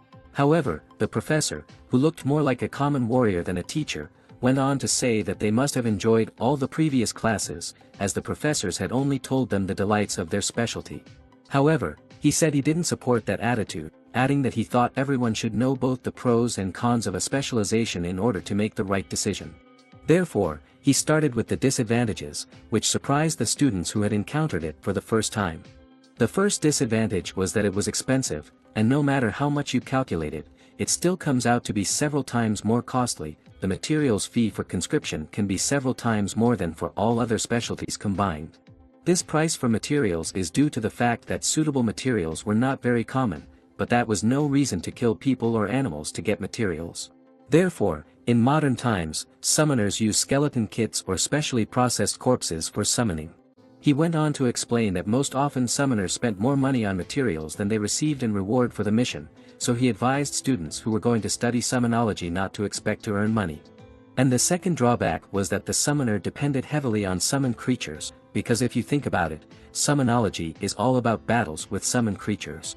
But when the summoner's creatures are destroyed, the summoner's power is drastically reduced by more than 80%. Part of the problem was the first drawback, but these days summoners are more likely to use a semi-permanent remade undead rather than a disposable one. If they lose these semi-permanent undead, they suffer both strategic and financial damage. Until they rebuild their summoned creature or replace it with a new one, they can only watch from the sidelines as their counterparts fight. The third and most important disadvantage was that the summoners were weak against the priests, to be precise. Summonology was no match for modern howling, and that was no joke. The time when summonology could fully realize its potential was total war, as during battles summoners get an unlimited supply of materials for summoning undead, because dead bodies could be found literally everywhere. But even after the truce, modern warfare continues in the form of small localized battles. And for such quick and traceless battles best suited mages who specialized in curses, as well as spirit controllers. While necromancy was very weak against priests, who could destroy the entire army with a single holy spell, which was very inefficient, as the cost of recovery would be enormous. After telling the disadvantages, the professor added that there were a few more, but in any case the choice was left to the students. As soon as he finished, Jamie immediately raised her hand, calling out to the professor. Having introduced herself, she asked with interest, "So what were the advantages of summonology?" The professor looked at the girl with a frown. He replied that he didn't remember allowing her to ask questions, which took the girl by surprise, and she confusedly sat down and apologized. Advantages. The number as well as the possibility of applying different tactics in battle using summoned creatures. Without enthusiasm in his voice replied the professor, which sounded like he was omitting too many advantages, and in general was not interested to interest the students. Without naming more advantages, he turned to the students and said that only they should decide whether to take summonology in the second semester or not, but added that they should not forget one thing. Don't even dream of setting foot in this field if you don't have the guts for it. After this motivational speech, the professor added that if anyone is going to cry, whine, turn away or consult him about changing their major after the second year for financial reasons or whatever, they shouldn't even consider majoring in that field with such a characterless mindset. As the students listened to his words, they looked at him in confusion. The assistants, who had already listened to these words apparently not for the first time, sighed tiredly. The professor did not stop, saying that if someone hopes to specialize in summonology only because there is less competition for survival, I will personally expel you. Okay, that's it, let's get to class. To which the class tentatively agreed. Simon picked up a box with unknown contents, which was provided by his assistants, and listened to the professor's instructions, who explained that these boxes contained the bones of sharp-blooded rat catchers. Opening the lid, the guy saw a lot of different bones that were signed and sorted into compartments. The choice towards rat bones was justified by the similarity to human body structure, making it cheaper and easier than normal human skeletons. Tossing one of the skulls into the air with his hand, the instructor explained that most beginning summoners start with island rat bones. Pointing to a poster that the assistant was trying to hang on the wall at the time, he explained that it was the Pied Piper's bone structure. Then deciding to start practicing, he ordered everyone to pull out skull number 1. Adding for them the skull was already assembled by default. One of the girls took the skull in her hands and remarked that it was quite creepy, to which the other girl replied that despite that it was very clean. Seeing that most of the students had already examined the skulls, the professor told the students to put their hand through the hole that was located right under the skull. There should be a magical corrective circle inside. He added that it was exactly where they should put their hand and activate the magic circle. Simon held the skull in his hands and followed the professor's commands.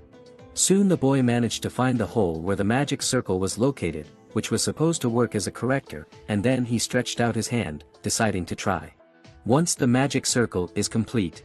But he didn't have time to finish, as the next moment there were squeals and frightened screams from the students around the classroom, who, without listening to the end, activated the circles, causing the heads of the island rat catchers to come to life and start wreaking havoc around the classroom. While the students, obviously unprepared for such a turn, were frightened, not realizing what was going on. The professor smirked as if he hadn't seen this coming and said that he was going to tell them not to be frightened by the fact that the undead would come back to life after the activation. But unfortunately he was too late, to which there were angry voices from the class saying that it was rather cruel and low. Simon, who had also activated the skull, ordered him not to move, which he immediately did. Seeing that Simon had been able to calm the skull so quickly, and that he was treating it as something ordinary, Dick asked if he had ever experienced such things before. To which Simon replied that he'd just seen them a lot before. With a loud clap on the table to attract attention, the professor told the students to get used to it, as they were necromancers, and then added that once the magic circle was activated, the process of creating undead could be considered complete. Since the head couldn't move on its own, it needed to create a body, and for that, necromancers needed to be familiar with the bone structure of the summoned creature. Unlike the human body which had 206 bones, the body of the island ratcatcher only had 53 bones, which was much simpler. Following the instructions of the professor, who said to take the number 2 neck bone and connect it to the skull, Simon found the right bone and began to carefully bring it to the skull. Suddenly the bone, like a magnet, jumped out of the guy's hand and stuck to the skull. The professor explained that skeletons have a tendency to return to their original form, and therefore, if you follow certain rules, the assembly should not be difficult, to which Simon replied in surprise that it was, while the skull of Dick, who decided that the head of his summoner was not necessary, tried to correct this misunderstanding. The professor continued to explain what to do, saying that now they should move on to bones number 3, 4, and so on up to 11. The students, despite the fact that it was not the easiest thing to do, followed his instructions with interest, and also consulted with each other. But not everyone had a good time, because some of them, before hearing the professor's warning to be careful not to mix up the bones of the upper back with the lower bones, which was very important, had already made this mistake, which again led to incidents with rodents, which, out of control, began to attack the innocent neighbors of those who had managed to mix up the bones. The professor said that if the creature is assembled incorrectly, it will not move smoothly. And in some cases it could break in the most important places at the most crucial moment. Hector folded his arms on his chest without showing any emotion, sitting in front of his perfectly assembled undead, while his minions sucked up to him praising him and telling him that he was the best. While the rest of the students following the professor's instructions were at 16 dice, Malin finished assembling her undead and sat with a bored look. Soon most of the students were able to get to bone 53, which was almost the end. The professor told the students not to be silent and to raise their hand if they were stuck somewhere and didn't know what to do. Immediately after his words, several students raised their hands to say that they were not doing well. At the same time he finished his first skeleton, which he had created with the help of his darkness. Simon smiled contentedly at his creation as he heard the voice of his new friend calling helplessly for him. Pointing to his undead, which was sitting on the table in a strange pose, Dick tearfully asked Simon why his skeleton was always trying to put a leg bone in his hand. After a glimpse of the undead, Simon pointed to the shoulder joint, adding that he had probably placed the leg bone where the arm bone should have been, which made the summoned creature move so strangely. Dick looked at his undead more closely and was surprised to see that Simon was right, then grumbled about why the bones were so similar. After a while, Professor Aaron announced that the time for collecting skeletons had been exhausted, adding that there would now be a demonstration of what they had gone through in class. As expected, he called Simon first, who had already accepted his fate and nodded obediently. Dick patted him on the back and wished him luck. The next student to be called by the teacher was Hector Moore. Hector Moore, whom he also summoned to come to the front of the class. Once again standing opposite each other and keeping their eyes on each other, they listened attentively to the teacher, who informed them that they had 10 minutes until the end of the class. Then he began to explain the essence of the competition, which was to collect the skeleton of his undead and using it to get a necklace. The winner will be the one who at the end of the class and will have a necklace. He also said that they could not take it with their hands and use dark magic, except for these 2 rules everything else was allowed. After the professor finished explaining the rules he told the guys to get ready and start as soon as he gave the command, after which they immediately knelt down and opened the box of bones. As soon as Professor Aaron gave the sign, the boys immediately grabbed a skull each of their future summoned creatures. Holding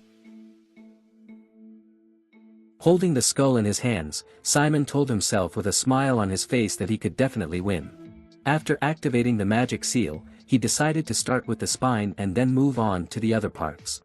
Holding the skull in his hand, Simon looked at the board where the mouse skeleton structure was supposed to hang. However, to his surprise he found that one of the assistants had already started to remove it from the board. Noticing the boys' puzzled look, Professor Aaron explained that in this match was not allowed to cheat, and peeking at the skeletal structure was just that. The boys were quite shocked by this news. Despite the fact that the scheme was unavailable, Simon still had hope for the numbers that were labeled all the bones, which greatly simplified the task. So he immediately decided to collect everything in order, starting with number 1. But the next moment, to his confusion, he discovered that the bones had no numbers on them, contrary to his expectations. Seeing Simon's confusion, the teacher Aaron explained that of course there were no numbers on the real bones, and the ones they used for training were training bones, adding that it was only through the teacher's hard work that they could use the bones with numbers for training. Then he asked Simon in a cold voice, "Didn't I already tell you that? A necromancer should be familiar with all of this." Hector was the first to start assembling his skeleton. He was concentrating on putting the bones together according to the way he had memorized them, and he was doing quite well. Meanwhile, Simon could not quickly recover from the lack of clues he had received earlier, but he was not going to give up and was serious. He convinced himself that since he was able to put it together last time, he should be able to do it this time. He just needed to recall the sequence of the main bones. Simon started with bone number 2, which was supposed to be attached to the skull. Professor Aaron silently watched the students' attempts without expressing any emotion. It seemed that he was interested in very few things in life, and teaching students was definitely not on that list. But he still watched the students, and it seemed that special admission number 1 had never assembled a skeleton in his life and now he would not succeed. While the other student, a big boy, had memorized the order and structure of the skeleton and had already completed it. The professor noticed that he relied on his knowledge and memory, and the preparatory courses he took before the class helped him with this, but he also avoided critical mistakes thanks to his intuition. He definitely had a bit of talent, but as far as special admission number 1 goes, he almost broke down. It was obvious that he hadn't taken the preparatory courses and the professor didn't understand why. Simon, meanwhile, was hesitating whether he was picking up the bones in the right order or not. Professor Aaron looked at the students watching the competition and thought that only Hector seemed to have a bit of talent in this class. Hector was the first to get his island mouse skeleton to stand on its own 2 feet. As the students cheered, he thought he was going to win. He had almost completely assembled the skeleton, only the arms were left. Hector thought that since he was the first to assemble the skeleton, the victory was in his hands, and after that Simon would never have a chance against him again. His rodent skeleton was already completely ready.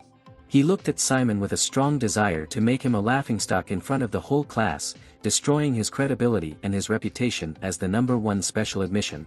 And with an angry gnashing of his teeth, he added quietly to himself that he wanted to watch Simon fall to the floor.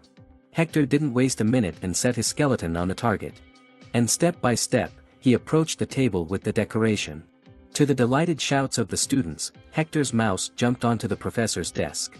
The mouse immediately ran to the necklace. Then it immediately ran with the jewelry in its paws to its owner. Simon saw all this and realized that he had 5 minutes left before the bell rang, and if Hector still had the necklace, he would win. Simon could not let that happen. He continued to assemble his skeleton with trembling hands. Simon thought he couldn't jump in over his head, since Hector was more prepared and he had only assembled the skeleton once before, the chances of winning it were slim. His only way to win was to give up trying in vain to do what he was taught in class. He wouldn't succeed anyway. He just had to trust his own gut feeling, and he smashed what he had tried to put together before without success. Simon was just going to put the bones back together the way he imagined and felt. The students started whispering in surprise and seemed to be asking, "What is this? What is he doing? Did he start all over again wrong? Maybe he's giving up." Gradually, their whispers turned into mockery. They said that he had no talent or inner sense. Simon did not pay attention to them. His new friend Dick was very worried about him, while the other students did not understand why he was number one. Simon reflected that when the professor announced the rules, he said to get the necklace using the skeleton, not to make the skeleton perfect, so all was not lost for him. He had no time. He had to forget about complex structures and make his skeleton as simple as possible. He began to assemble the new skeleton and started by adding the front legs, which he remembered were number 20. Then he added part number 27, because it was the main part, and it went very quickly. He skipped some parts, put others in the wrong places. The professor noticed his attempts and wondered what he was doing. Then he looked closely and was very surprised. How could this be? It was the first time he had ever seen such a thing. The professor could not believe that Simon had done it and how he had managed to do it at all. It was the bone structure of a gray rat. And its eyes were burning with Simon's midnight darkness. The gray rats were the ancestors of the rat men who now lived on the island. And he was able to do this because they had similar bone structures, but the gray rats were much simpler in structure. Professor Aaron could not believe that he was able to recreate another creature simply by rearranging the bones. Of course, the skeleton was not exactly the same, but it was definitely an undead thing that could move. The professor was beginning to realize what Simon had done and was very impressed that a student with no training could do it. How could he come to this conclusion based on his gut instinct instead of knowledge? The professor was beginning to understand why he was the number one choice of Nephus. Meanwhile, Simon's friends were supporting him fiercely, telling him not to stop and to keep going. The mood of the students in the classroom also began to change. They no longer considered him a complete loser, although they did not quite understand what was happening. Only the upstart Jamie Victoria kept saying that she had made the perfect skeleton, and he was not acting according to the rules. But the smarter students realized that the shape didn't matter. Even those who were the first to assemble their training skeletons without looking at the diagram realized that they could not have done it that way. And all the students were on Simon's side and supporting him, which was very annoying for Hector, who believed that he should be the center of attention. He was furious and did not understand why everyone was supporting his rival. With all his anger, he directed his skeleton at the mutant that Simon had made. His skeleton remained intact due to its greater mass and more complete structure, while the other one was shattered. Hector looked at Simon's confused face and mentally proclaimed himself the winner. He was sure he had won and smiled smugly. But something was very wrong. Simon was smiling instead of being sad. He made a quick movement with his hand.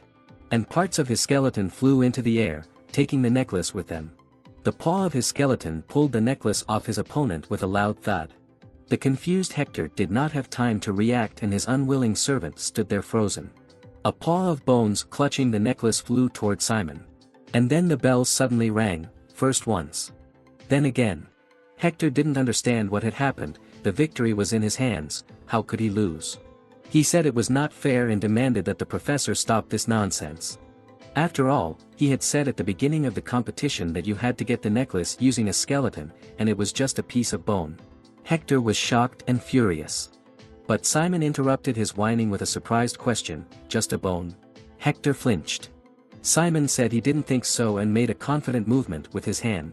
Suddenly, with a crash, the parts of his skeleton began to come together. Hector watched in horror as part by part, bone by bone, Simon's undead body came together on its own. It was the first time he had seen this. A moment later, the whole skeleton stood in front of him again. Simon asked him, "So what now? Is it really just a bone?" The necklace remained in the skeleton's mouth. On the orders of its master, the skeleton spat the necklace right into his hands. And he raised the necklace right in front of Hector's face, laughing in his face. Furious, Hector could barely contain himself and gritted his teeth to keep from lashing out at Simon. But they were stopped by the professor, who said enough is enough. As usual, he tiredly began to announce the winner, and it was Simon Valencia. At first Simon hesitated for a second, but then he quickly grabbed his skeleton and picked it up. And he raised it above his head in front of the whole class. He was very happy. Simon was sincerely happy to win with his skeleton. He finally won, and not to be disgraced as he usually was before. After the first day of school was over, the professors met to discuss the students' results, and they started by saying that everyone agreed that there were many capable students enrolled this year. The special recruitment students and those who got the highest marks in the entrance exams were the best, especially Malin Villeneuve, who was even better than expected. She was able to do Shanif poison on the first try. It was impressive. The other teachers completely agreed with this opinion, and one of them added that the blood of the Villian family is thicker than water. All 7 children from this family have incredible abilities. Then they mentioned the heiress of the Ivory Tower, Saren, who also showed excellent results, and it was clear why her parents were so proud of her. Chatel Mayer was not forgotten either, as he completely broke the stereotypical notions of half-giants, as there was a prejudice that they had no magical skills at all, but this was not true at all, and Chatel was very capable in the field of specialization of magic. Professor Bahil mockingly asked them if they had already chosen their favorites and reminded them that it was forbidden to force students to specialize during the protected period for newcomers. But they did not respond to his words, instead asking how his class went today. Bahil asked with an innocent smile what they meant. But they told him not to pretend, and that he knew they wanted to hear about special admission number 1, whom Nephus had personally selected. He shrugged and calmly replied that the student had lost 10-1 to another student in the class, and he was not at all convinced that he had much talent. The other professors reacted with some restraint, saying that this was not expected, but he was still special admission number 1, so was he sure that there was nothing special about him? Professor Bahil pretended to think about it and then added that he had good stamina, having endured 9 curses of exhaustion before he collapsed in his first class. The other professors were not at all pleased. 9 times is certainly a lot and stamina is good, but not at all impressive for special admission number 1. While everyone was discussing the students, Professor Aaron, as usual, was bored on the sidelines. Unfortunately for him, Bahil noticed him and told him that he was also teaching a class today, wasn't he? Aaron was in no hurry to answer and calmly poured himself some tea. Then he turned to them and said that yes, he was teaching the class. But this answer did not satisfy Bahil at all, and he asked him directly what he thought about special admission number 1. Aaron realized that he couldn't avoid answering, so he said that in his opinion special admission number 1 is a slow mediocre guy, but he has a little originality to make some creative though defective designs. Bahil's hand with the cup trembled from this answer, although no one noticed.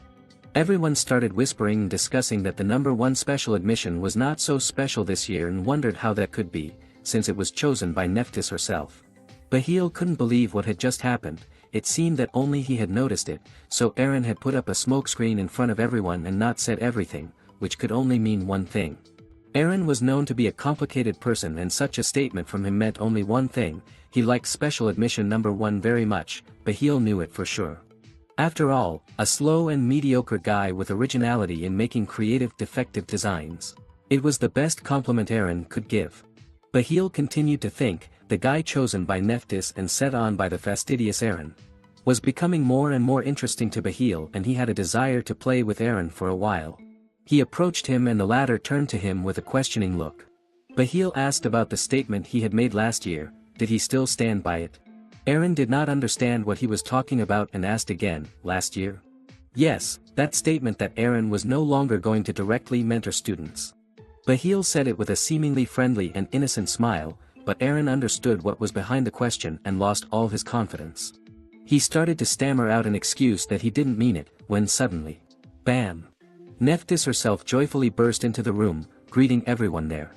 Immediately, all conversation stopped and everyone bowed their heads in respect to her, and she continued to greet them carefree as if they were not her subordinates, just friends. Bahil took out an ice cream from his magic pocket and was about to give it to Nephus with a smile. She kind of exclaimed in surprise that she was surprised and had already told him to stop spoiling her like a child, but nevertheless reached out for the ice cream. Bahil told her that the virtue of being a gentleman included preparing snacks for a lady. Nephus was pleased, waiting for the opportunity to taste her gift, and said what a smooth talker he was, and she just had to take this ice cream since she was given it. The other professors were shocked that he was carrying around a subspace freezer. Another professor pulled out a chair for her and invited her to sit down. She gladly sat down and asked how the students had performed on the first day. And the professors began to praise the different students they had talked about before, and Nephus began to eat her ice cream with pleasure and agreed with everything. She was very pleased with so many talented students in this year's first year and hoped that the protection period for new students would soon be over. Aaron looked at Nephus and hesitated. Nephus smugly said that it was all great and they could report any problems to her, and if there were none, then because it was the first day of school, they could go home early and rest. Everyone was all for it. But Aaron was not going to leave and asked Nephus if they could discuss something in private. All the professors were very surprised and looked at him questioningly, but Nephus was not at all confused by this question and she gladly agreed. Bahil watched them leave the room. As they left, Nephus asked what Aaron wanted to discuss, but he said he would tell her only when they were alone. Bahil noted to himself that Aaron was as straightforward as ever. But he didn't worry about it, because Nephus would never just say what they wanted to know. Let's get back to our students. Simon and Dick were looking for a place in the dormitory, and in all the rooms they had visited there was only one free place left, and they wanted to share a room. Simon knew what the reason was. They had come to the dorm too late. All the students who were looking for a room were from their group, because Sonology lasted 3 hours, so students from other groups had already taken almost all the rooms. They approached the girl in charge of student accommodation and asked if there were any rooms with 2 more free places. But she told them that unfortunately there were no such rooms on the first and second floors. Also, after looking at the scheme, they found out together that even on the third and fourth floors there were no 2 free places, as well as on all other floors. They asked if they could go to the rooms and try to negotiate with the students to change places.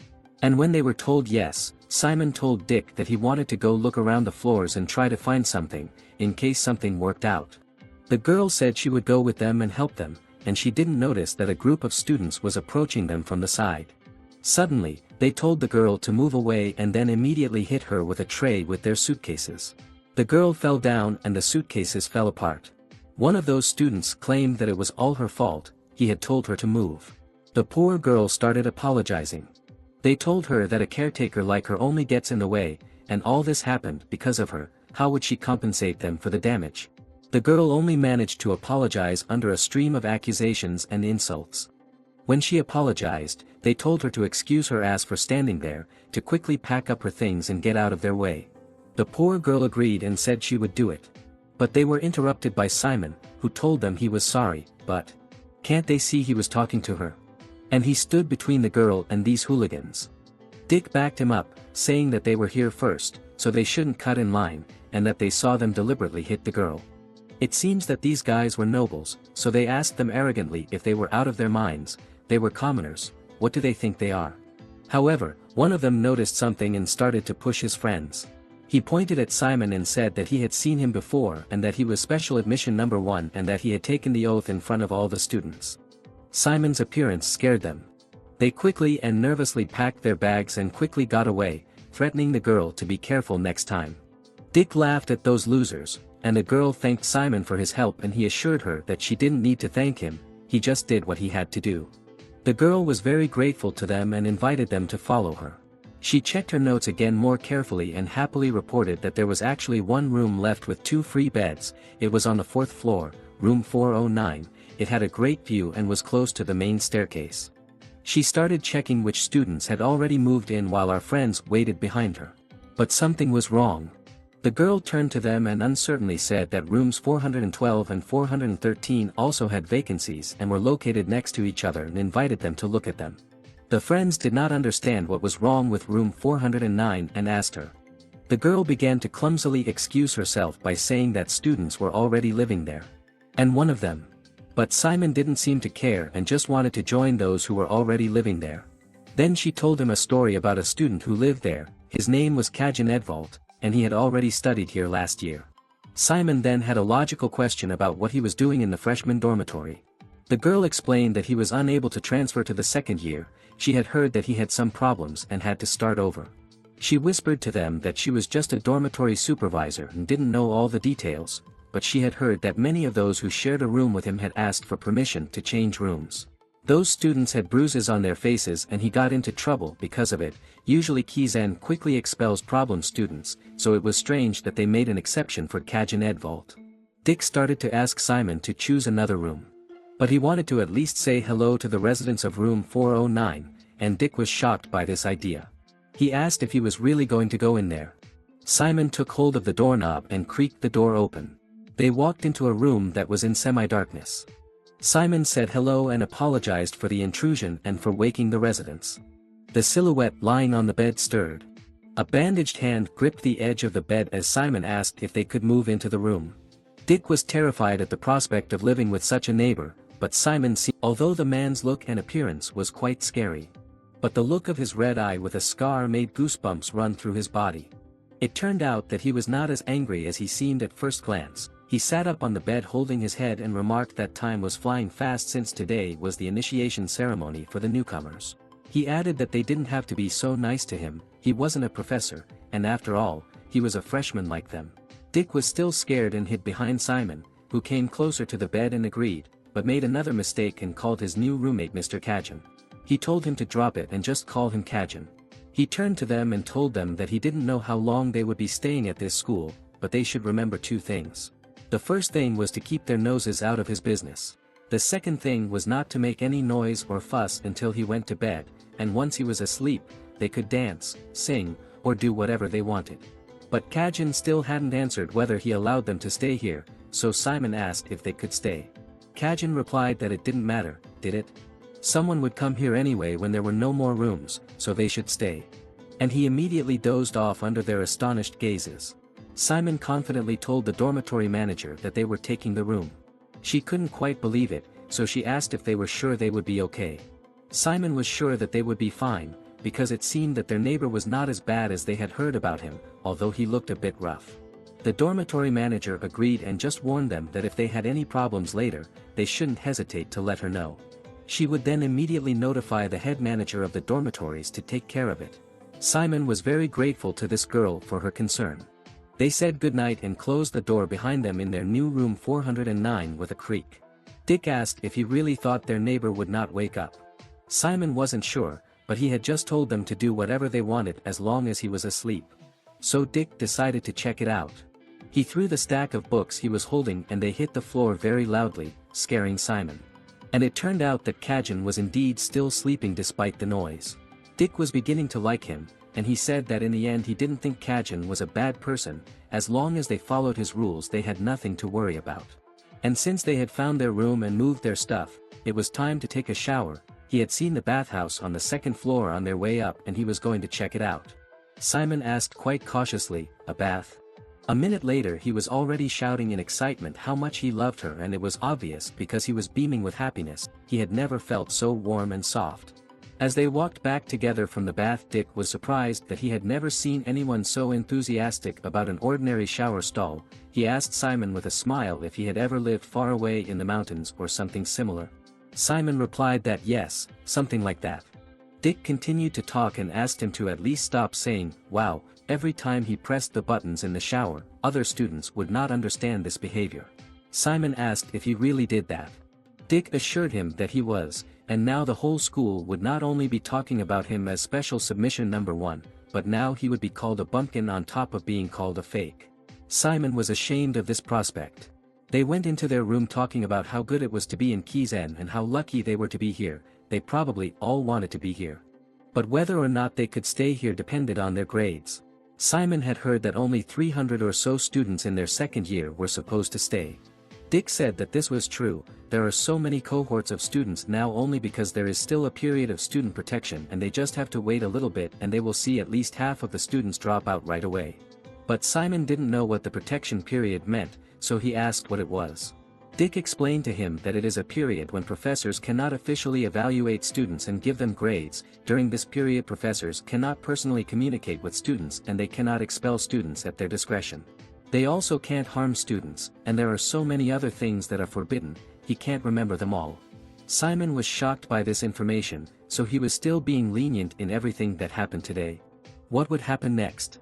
Dick continued that after this period, expulsions would be a constant occurrence due to lack of academic performance, lack of visibility of future success, rule violations, unsatisfactory homework, and other lesser reasons. But, if he can hang in there at least until the end of his first year, he can expect to find a job almost anywhere in the future. And if he can survive the intense competition and officially graduate, then he will be a leader in an era that will move entire continents. And Dick pointed his finger directly at the surprised Simon. Then he added that he would be able to become absolutely anything, except a member of the royal family. Although in fact, some small kingdom might offer him a princess to marry if he could graduate from Kizen. Simon heard this and asked if he wanted to become a nobleman. Dick replied that no, although there would be many advantages if he were one, it was not his goal. Simon then clarified his question, what then is his goal? Dick held up his hand and showed him how he rubbed his fingers in a well-known gesture.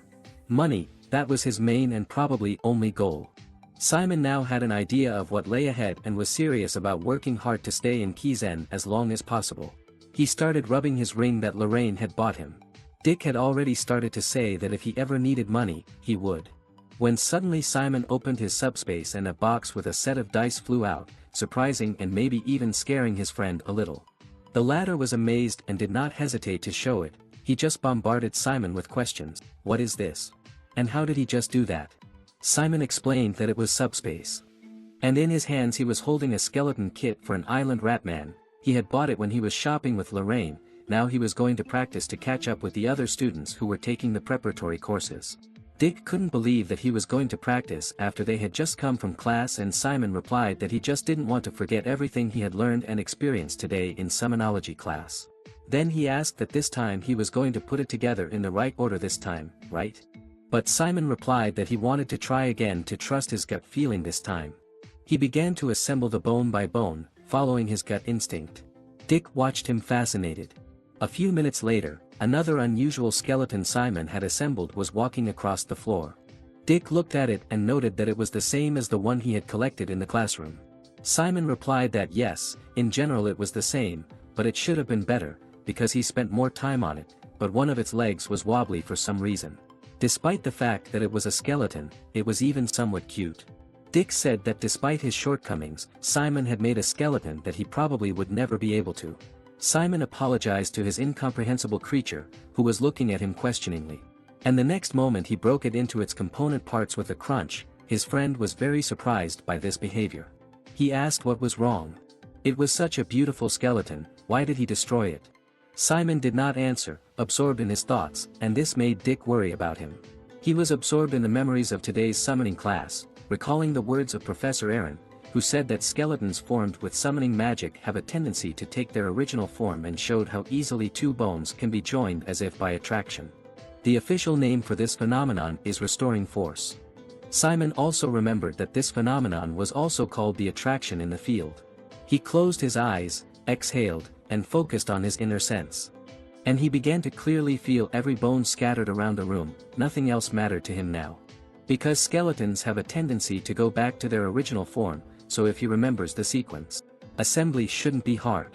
With a rattling sound, the bones that had been lying close to each other began to slowly move closer together. Simon looked closely at the skull, which was quietly clicking on the floor, and he had an idea. Instead of manually reassembling each bone by hand, he could simply use summoning magic to make them reassemble themselves to their original shape. So he stood up and pointed his hand at the pile of bones on the floor and said, "Restore."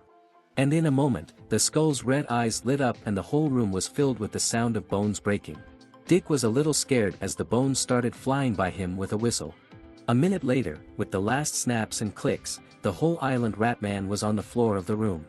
Dick remarked that it was incredible to see the skeleton put itself together, and Simon was pleased that he could entertain his friend a little. Meanwhile, Ratman was running and jumping around the room. Dick was very sleepy and yawning, but he still wanted to know how Simon could do it even without training.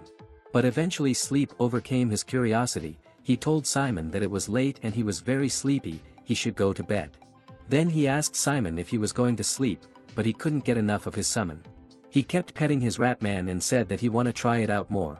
Dick didn't mind and he would just go to bed first. But before he went to bed, Simon managed to ask him what time was their first class tomorrow. Dick asked again, "Tomorrow?" And he immediately answered, "Darkness Dynamics." While they were talking, Simon was stroking his skeleton and his eyes changed from red to midnight blue. Dick had long since fallen asleep, and Simon was still sitting on the floor studying the diagram, his skeleton sitting across from him, tapping its bones softly. Simon was wondering how he could connect the bones so that the knees could rotate, although they might be Ratman's bones, but maybe they could move like human bones if he put them in a different order. He held one of the bones in his hands and thought about what to do with it. But after twisting the bone in his hands, he came to the conclusion that it wouldn't. Just putting the Ratman's inverted joint. The other way around wouldn't work. He began to add and correct something in his notes. He wrote the following: the assembly formulas are the standards that necromancers have established over a long time, so there must have been numerous trials and errors to get to this point. Just like he is now. Every task has its reason and meaning, and after repeating the assembly himself, he realized how great the previous generations of necromancers were. After the inspection, he put the skeleton's leg back in place. Then he added another arm, trying to replace number 25 with number 31. He asked his creatures if they were comfortable, to which they swung their heads in different directions. He realized that this combination was not very good and decided to put the bones back in their places. Then he thought that no matter how reasonable the structure is, there is always a more efficient way to assemble a motor mechanism for a skeleton. He wondered how he could learn all this quickly. He picked up the book and decided that he would research this question in more detail. He remembered his father, whose skeletons had helped people with their possessions. And Lorraine, whose skeletons had helped them deal with a gang that had attacked him. He looked at his Ratman, whose eyes burned with blue darkness, and wondered what he was missing compared to his father and Lorraine. Simon just couldn't wait for his next Sonology class to learn more. The next morning at the first class, the students were listening to a lecture on darkness dynamics. The professor stood in front of the class and told them how important darkness dynamics was to the students. The professor's name was Eric Ora, and he was the one who was going to teach the class. He was quite monotonous in his talk, which caused most of the students to doze off, but not Simon, who was listening intently. The professor asked a rhetorical question: so then how does this darkness create the miracle that is black magic?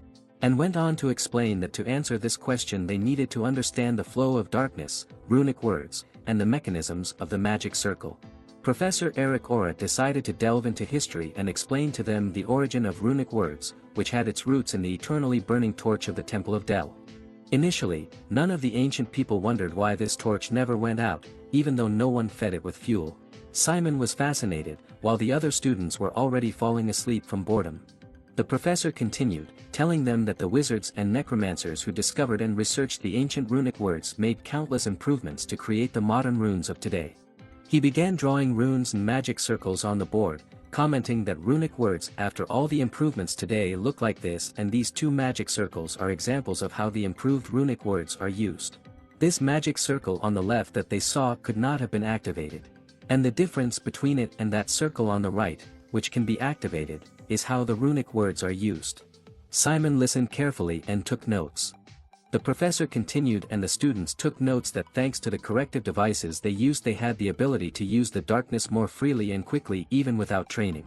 Finally, the boring lecture was over and the professor put the piece of chalk back, but before all the students left, he gave them a homework assignment to do before the next class. The assignment was as follows: they had to use one of the magic circles that could not be activated that were demonstrated for them as an example and then provide possible ways to modify it, with the corresponding calculations and formulas they used to make those circles work. The bell rang to announce the end of the lesson. And the teacher said that in the next class he would call 3 students to present their assignments. And he said goodbye to them, saying that he was looking forward to seeing them next time. After the lesson was over, Simon and Dick went outside on their way to the next class, which was to be held outdoors. They complained to each other about how difficult darkness dynamics was. Dick compared it to the arithmetic he learned with his father, wondering why he couldn't just memorize a formula, but had to understand the principles. However, Simon noted that it wasn't so bad. Although he didn't understand more than half of it, he liked the way the professor described everything in order, starting with the principles. Dick countered that he just loves everything about Kizen.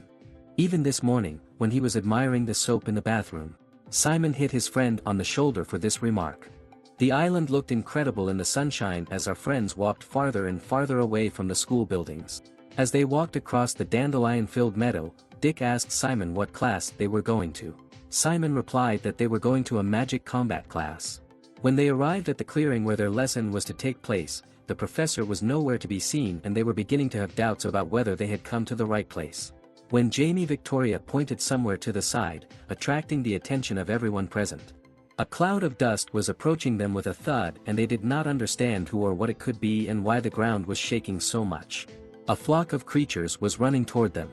It turned out that it was a whole flock of hippos running right at the frightened students. The frightened students gathered in a circle and trembled as the pack of hippos surrounded them and ran around. The students did not understand what was happening and where the hippos came from. But suddenly someone from the middle of the pack greeted them. A guy was sitting on one of the hippos and he told them that Professor Hongping would be teaching his class today in the Roque Mountains. So they all had to get on the hippos to get there quickly. The students and our two friends were not at all excited about the prospect of riding these animals. Dick said that he was not surprised at all, because the Professor of Magic Combat is known in Kizen for being a weirdo.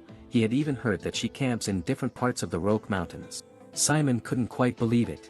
Some of the students began to resent the fact that they had to ride it, even though the hippos looked friendly enough. But the noble students demanded that they put a rug or something on the animal's back before they got on. But the man who brought the hippos here was not at all happy with this attitude and began to gather darkness around his feet. And then he jumped incredibly high with a flip in the air under the admiring gazes of the students. And he began to land directly on that disgruntled nobleman who was shocked by this turn of events. And the man landed right on top of him, driving him into the ground. The others began to complain about what he had done. How could he stand in their way? They were Kizen students, how dare he be so brazen? The man asked again, a servant? He angrily told them how uneducated the new students were these days. He told the already frightened students that they should call him Ta, not servant. The students began to nervously apologize, especially the one on the ground. Simon, watching this scene, commented that they don't change, do they? Dick completely agreed with him and added that he was an exception to the nobility. After dealing with the impudent nobles, the man told everyone that they were a little behind schedule, so everyone had to get on the hippos quickly. One hippo could carry 3 students, and our two friends immediately chose one and began to get on it, some more successfully, some less. Dick finally managed to get on the back and sit behind Simon and whined about how big these hippos were and how difficult it was to climb them. Simon noticed a little girl trying to climb on their animal as well. While she was trying to climb, their guide saw that almost everyone could see and was about to give the animals the command to move. Simon asked her if she needed help and offered her his hand to help her up. She grabbed his hand and was very grateful for the help. Simon quickly lifted her up and sat her down in front of him. The guide told them to hold on tight. And he commanded the hippos, let's go. They quickly ran off with the students on their backs, kicking up clouds of smoke. During this fast trip, the girl Simon helped tried to thank him, but because of the speed and stomping, she only gave Simon a few slaps with her hair and he heard nothing. The other students were in no better shape, almost falling over and wondering what they had to hold on to. The man advised them to overcome this test with a strong will, because this was also part of the test. And he smilingly reminded them that if they fell, the hippos running after them would trample them and they would die. This seemingly logical message only made the students have more questions. Ta continued to frighten the students by telling them that every year there are 1 or 2 accidents in which students die. Frightened, they began to beg for help, demanding that he stop and let them get down to the ground. But Ta was relentless and told them to just keep going, because Kizen doesn't need students who can't hold on to a hippo. Finally, they arrived at a clearing in the mountains, and after such an intense trip, all the students were lying on the grass and were glad to be alive. One of the professor's assistants walked among them and offered each of them a bottle of water. The students were so exhausted that some of them could not even say thank you properly. What a grueling start to the class. Simon, Dick and their new friend sat together on the grass and drank water from the bottles, and it was really nice for them to relax and drink some water after such a trip. But suddenly the girl noticed that birds were flying overhead, which worried her a little bit. And the birds didn't just come for no reason. Someone came up to them and greeted them, saying, "Welcome to my class, everyone." The friends almost choked on their water from this voice, and the water stood up in their throats. The professor had a bird sitting on her shoulder, which also greeted the students with joy. The professor greeted them and introduced herself. Her name was Hongping Tun Soka Marlat. She smilingly informed them that she would be teaching their magic combat class this semester and punched her chest to confirm. A bit of history. This is what the giant undead monster that burned 4 feudal lords to the ground looked like and was called Kundar Hydra. It was this monster that Hongpeng fought. Professor Hongpeng is a legend among necromancers because she once fought a mega undead monster for 5 days and she broke all of its 100 necks by herself to win a dramatic victory. And now she was teaching the new generations of necromancers how to fight magically. Now she asked all the students to stand up and to line up in a column of voors. But the students did not understand what she wanted from them and what the word voors meant. One of the assistants came to their aid and explained that the professor meant that they should line up in columns of 4 and move quickly. It was only then that the students realized what was being asked of them. When they lined up, the professor said that it was good and now they would go now, but this time the students had questions about where to go. But she didn't answer them and quickly ran down the slope without waiting for anyone, leaving a bunch of confused students behind.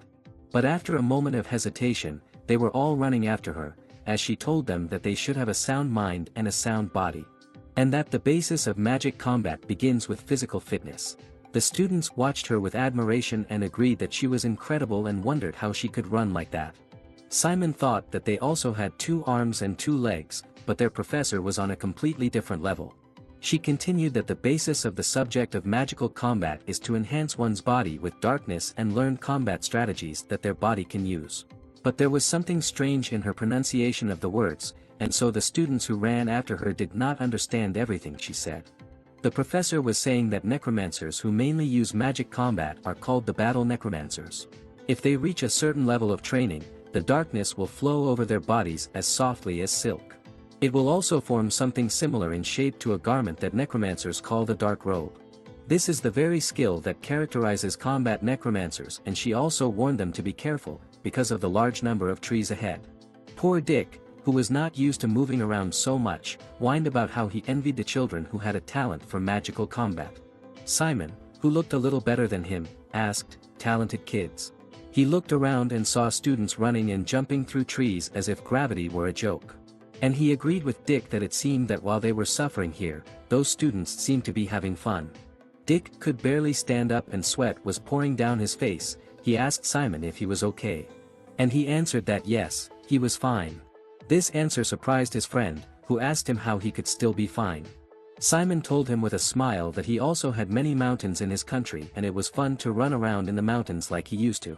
Dick told him that he was a monster and he was so jealous of him.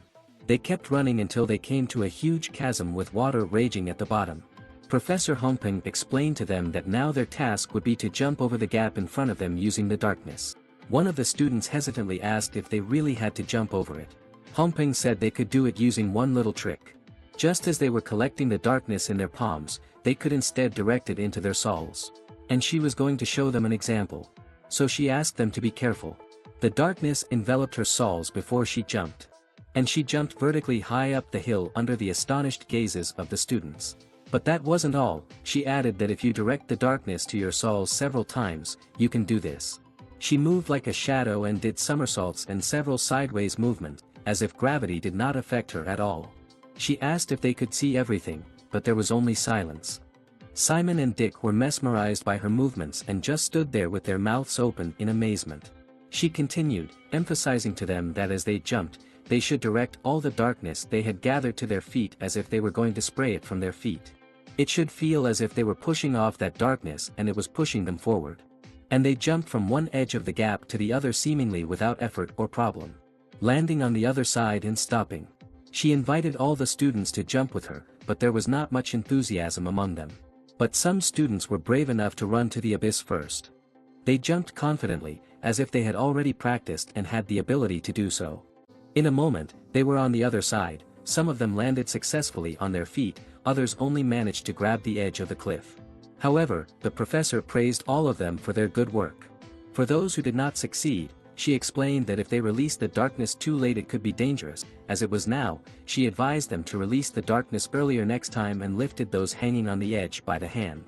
Simon repeated to himself in concentration, "Push back on the darkness, push back on the darkness." Dick advised him not to overthink it. Simon objected that it seemed too complicated for him. But his friend assured him that overthinking only makes things more difficult and ran to the edge of the cliff, ready to jump. Simon advised him to be careful, but he jumped right away. As he jumped, a shadow flew right over him. It was our old friend and Simon's sworn enemy, Hector, and he jumped much higher than Dick.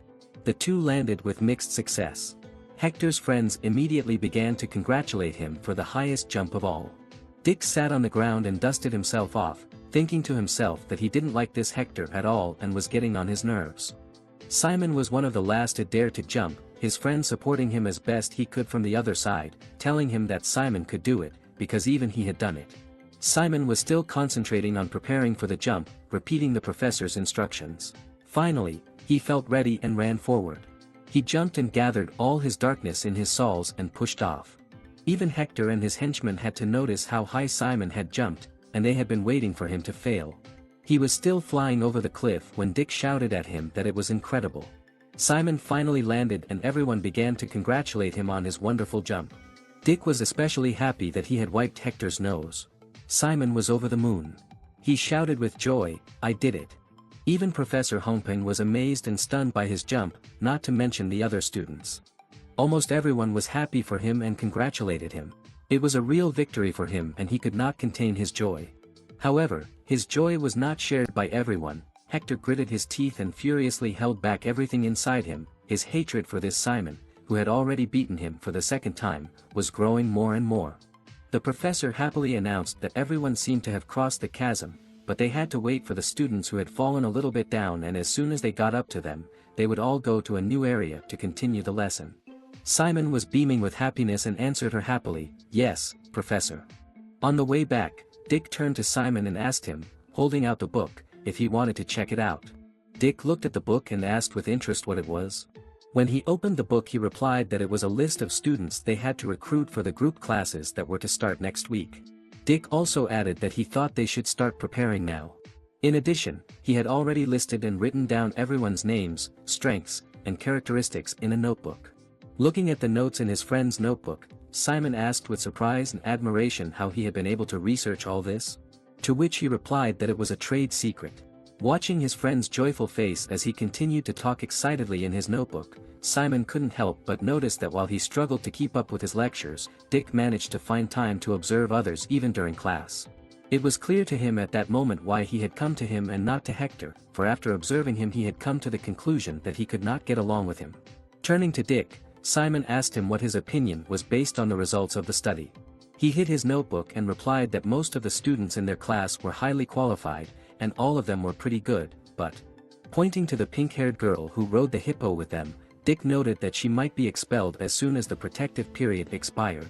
Adding that there were only 2 kids in their class who couldn't jump over the abyss, and this girl was one of them. She was also very shy, which could lead to bullying. Suddenly, a loud voice was heard from Professor Hongpeng, who started running and shouted to the students to follow her as they were already delayed. The tired students who were hoping for a break sighed pitifully. Simon, saying that this class was so fun and dynamic, followed her with eager eyes, while Dick, who did not particularly share his enthusiasm, marveled once more at his friend's fervor. The next instant, however, something caught Simon's eye. Suddenly a pack of hippopotamuses appeared in the distance and rushed toward the students, creating dust and vibrations on the ground. When some students saw this, they immediately reported it to Professor Hongpeng, hoping that she would be able to help them. However, to their confusion, it was as if the professor had fallen underground and she was nowhere to be found. Realizing this and seeing a herd of hippos running straight at them, the students panicked. Realizing the pitifulness of the situation, Simon noted that it was very bad and something had to be done. Standing in front of the hippos that were about to reach him, he gathered the darkness in his legs. Then at the last moment he jumped high into the air in front of the hippo. Remembering Dick's words that they would not be in any danger during the students' defense period, he was confused, for he could not understand whether it was all a setup or not. Still in the air, he concluded that if someone could not dodge, he would probably be badly hurt. However, as it turned out, his worries were in vain. The students were able to avoid the bull's attack without any problems. Some cast a curse of exhaustion, others blocked the attack with a shield or simply climbed into trees where they were out of range of the behemoths. Dropping to the ground near Simon suddenly appeared Cindy, who greeted him with a smile on her face. As he landed and realized that it was too early for him to play hero and worry about others, Simon heard someone call out to him. It was Dick, hanging from the pole, who asked him if he was all right, to which Simon nodded affirmatively. There were some worries, however, that he had underestimated his classmates, and now he realized that in the future he would have to compete with thousands of them. Seeing his friend's downcast look, Dick told him not to worry too much about anything, for all these behemoths were under the control of Professor Hongping. Adding that she was a master of magical combat, but could also use the druid bloodline. When he was on top, he saw the hippos running around the guys who had fallen to the ground. Simon was a bit surprised by this information as he thought things had gotten out of hand. The instructor arrived and said that the guys had no time to sit around and should get up and start moving. They sighed with fatigue and started to rise to their feet. The instructor kept pushing the students, motivating them by the fact that the hippopotamuses were going back soon, and also adding that the professor was waiting for all of them downstairs. The pink-haired girl staggered to her feet with tears in her eyes and stood up abruptly, saying excitedly that she understood. A light breeze blew between the trees. The students ran out of the forest and into a clearing, the beauty of which took everyone's breath away, and with wide open and amazed eyes, they all stared at the picture before their eyes. In the middle of the clearing dotted with flowers stood their Hongping professor, who said that there were no more obstacles and called them to her. With delight, all the students rushed to run to her through the incredibly beautiful green meadow, the beauty of which overwhelmed everyone with excitement. When everyone had arrived, the professor said that now they could rest. Then remembering something added that despite the fact that they were supposed to eat only after a glass, she considering how tired they were had contacted Kizen in advance. The students were puzzled, but everything became immediately clear after the professor pointed her finger at something. It was lunch, which was delivered to the students right there. When the professor asked what her idea was, the students broke out into joyous shouts saying that it was the best. Sitting in the lotus posture and holding the tray of food on his lap, Dick noted that Professor Hongping was not like the others.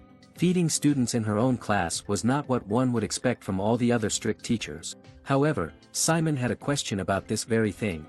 Even before entering the academy, he had heard a slightly different opinion. Namely that Professor Hongping was one of the most typical professors at Kizen. To which Dick contemptuously asked where Simon had heard this nonsense. He answered nothing, thinking to himself that Lorraine would probably not have deceived him. Their conversation was interrupted by the professor, who turned to the students and told them that they had to finish.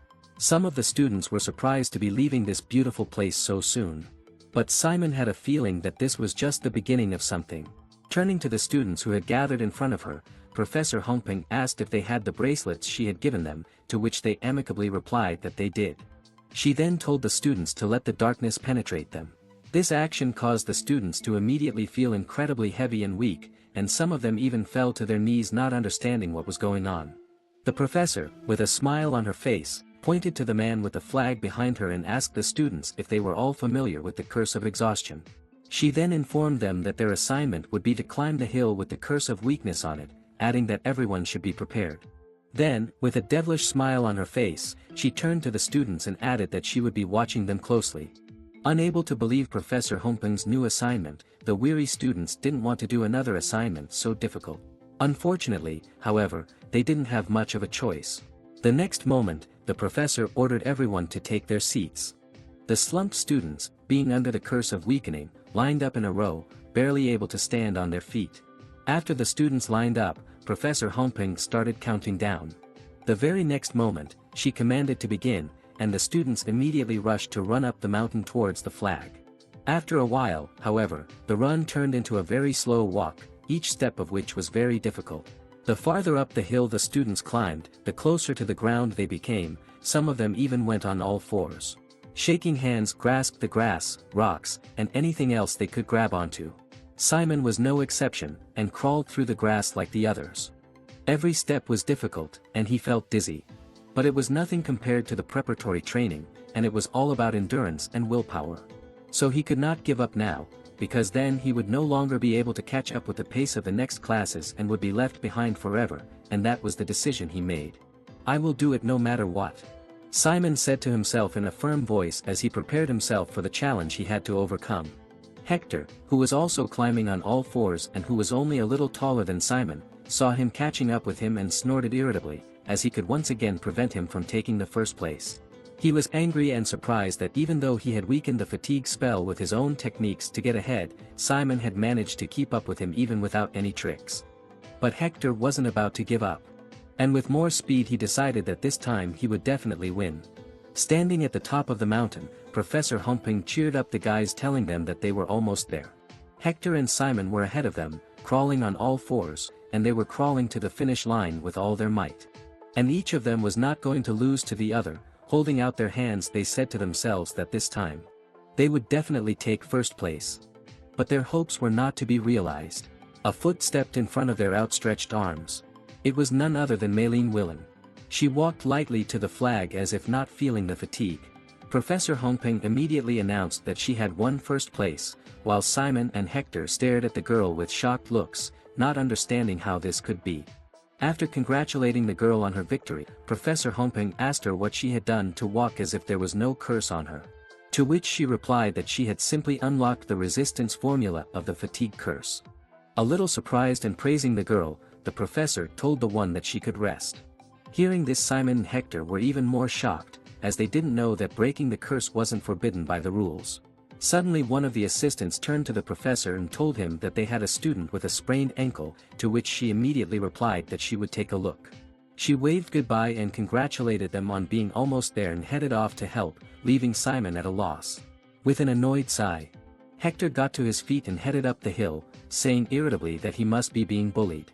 After he climbed the mountain, the professor's assistant immediately informed him that he had won second place. Simon was left sitting on the ground not knowing what to do. Hector approached Maylin, who was sitting under a tree. He asked her in an annoyed voice why she had broken the curse even though they were in a magic class, adding that she wasn't the only one who could do it. However, the girl looked away and said she didn't care what he said. But Hector didn't want to be ignored and said that she really didn't know anything about the world, since she lived like a princess imprisoned in a tower. Maylene looked at him and asked him if he wanted to fight her. He replied that he had no intention of doing so, but was only telling her the truth, saying that professors don't evaluate them during the defense period. However, during that time it's important to show that you're doing well to get attention. Adding that what she just did will most likely only take away Professor Hongpeng's trust. Not intending to be lectured by him, the girl mockingly asked if he was so hurt by the defeat that he decided to take it out on her. He replied that he was just telling her to stay out of his way. Then turning around and intending to leave, he added that he had no interest in her at all. At the same moment, the instructor handed Simon, who had crawled to the finish line, a bottle of water and told him that he had taken third place. With a sigh of relief he leaned against a tree and sat down on the ground. Maylin and Hector, who were nearby, immediately looked at him. They stood silently waiting for the other participants to arrive. Falling on the grass beside Simon, Dick, tired and worn out, complained to his friend that he felt as if he were going to die. He praised him, saying that he had done a good job, adding that he was tired too. Looking up at the sky, catching flashbacks of the day's events, Dick asked Simon what he thought about how they were going to get home. And would they have to climb the hippopotamuses again, adding that if they did, it would be better to bite their tongues off and not suffer. Suddenly Professor Hongpeng turned to the students again, mispronounced a word. She told them to gather together. There was a magic circle on the ground in front of the students gathered in a pile. Professor Hongpeng explained that since everyone looked very tired, she had contacted the academy again and was allowed to use the teleportation magic circle. Then she told everyone to get in line. The surprised and tired students were incredibly happy about this gift. Simon and Dick waited for their turn to enter the circle. Simon was surprised to see that the teleportation sensations were new to him. However, the landing after teleportation was quite painful, as his landing spot was a wooden table, which he landed on with a shriek and a thud. Rubbing his back and not seeing the familiar surroundings, he wondered where he had gotten to, as he didn't think he had gotten to the academy. However, a voice confirmed his hunch, saying that he had indeed gotten to the wrong place. The voice apologized to him for scaring him. Recognizing the voice, Simon turned around and was surprised to see Professor Hongpeng, who turned to him and told him to sit down, adding that she would explain why he was here. Without waiting for Simon to sit down, the professor informed him that the magic circle had been modified in some unknown way, and after examining it, it became known that someone had added a formula to make it react to the darkness of a particular person.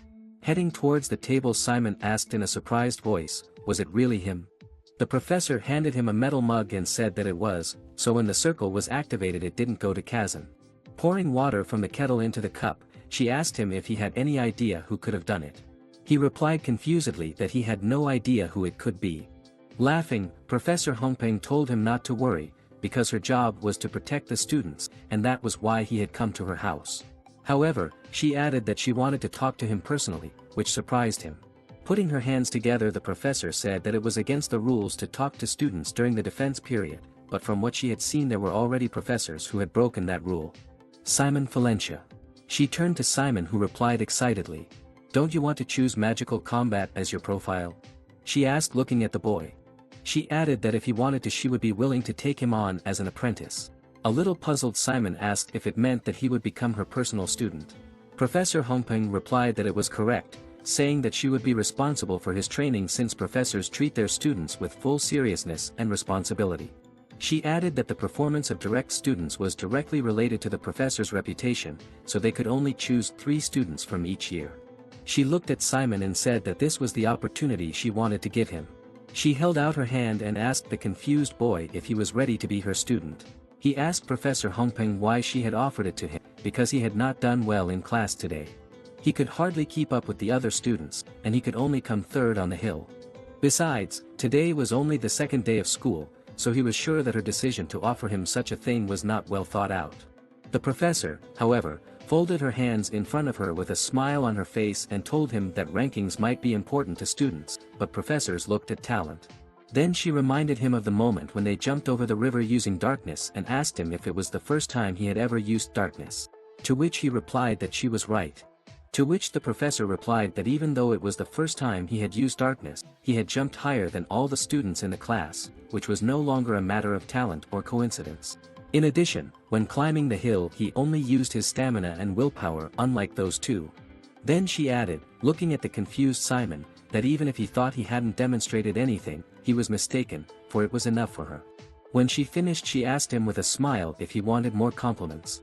Without waiting for an answer, she continued, saying that his stamina, thinking and incredible talent in using darkness were the best for choosing magic combat. Adding that they were so good that he would surpass even her in a couple years. But even that wasn't the limit, the professor said with confidence in her voice that if she trained him she could make him stronger than anyone. Simon, sitting on the chair, listened to Professor Hongping's words carefully. He turned to her and thanked her for her generosity in offering to be his student. However, he bowed low and said that he would like to decline. She immediately asked him the reason. Simon replied in a slightly guilty voice that he would like to study another field more deeply at the moment. Upon hearing the answer, Professor Hongping smiled and said that it was fine, adding that she was grateful to him for telling her right away so that she wouldn't have any more questions. However, she added that her agreement did not mean that she would give up on working with him. Hearing this, Simon asked in surprise what she meant. The professor replied that she had already told him about the profile, so she would try her best to change his mind. Simon was surprised at her determination, so he asked her why she was going so far. She replied that it was just personal curiosity, adding that she just wanted to see how strong he could grow. With a wave of her hand that left a blue magical glow behind her, she said that it wasn't just about him becoming her apprentice. Adding that he could come to her for help whenever he wanted. Illuminated by the bright magical glow that made him squint his eyes, Simon thanked the professor. Having finished creating the teleportation circle, Professor Hongping turned to Simon and told him that she didn't want him to tell anyone about the dialogue. She added that the circle had transported him to Kizen, to which he smiled and replied that he was glad. Waving goodbye, she said with a smile that she would see him at the next class. Stepping onto the teleportation circle, and turning to the professor, Simon said goodbye with a smile on his face. She looked at the guy as he walked away and thought about something, but she didn't hear the voice calling her. The next moment the door opened and the professor's assistant came into the room and asked her how it went. To which she replied that he had refused. Hearing this, the man immediately became indignant, asking how the guy dared to refuse her, and then he suggested the professor to take Hector as a student, who in his opinion was more talented in magical combat. But he was interrupted by the professor, saying only 2 words, "He's a genius." The assistant standing at the door questioned what she meant. She folded her arms across her chest and said that she had seen many geniuses in Kizen, but she'd never met one like this. He opened the bathroom door. Simon walked in and met Dick, who was toweling his head. He immediately asked him why he'd come in so late. Simon replied that there had been a problem with his teleportation. Realizing that he was all right, Dick said enthusiastically that Simon had no idea what had just happened to him. Not understanding why his friend was so excited, Simon asked what had happened. He replied that when he teleported into the circle, there was a rumbling noise that froze his body. And after he came to himself, he found himself in a completely unfamiliar place. As it turned out, he found himself in the office of Professor Bahil, who was sitting in his chair emitting an eerie aura.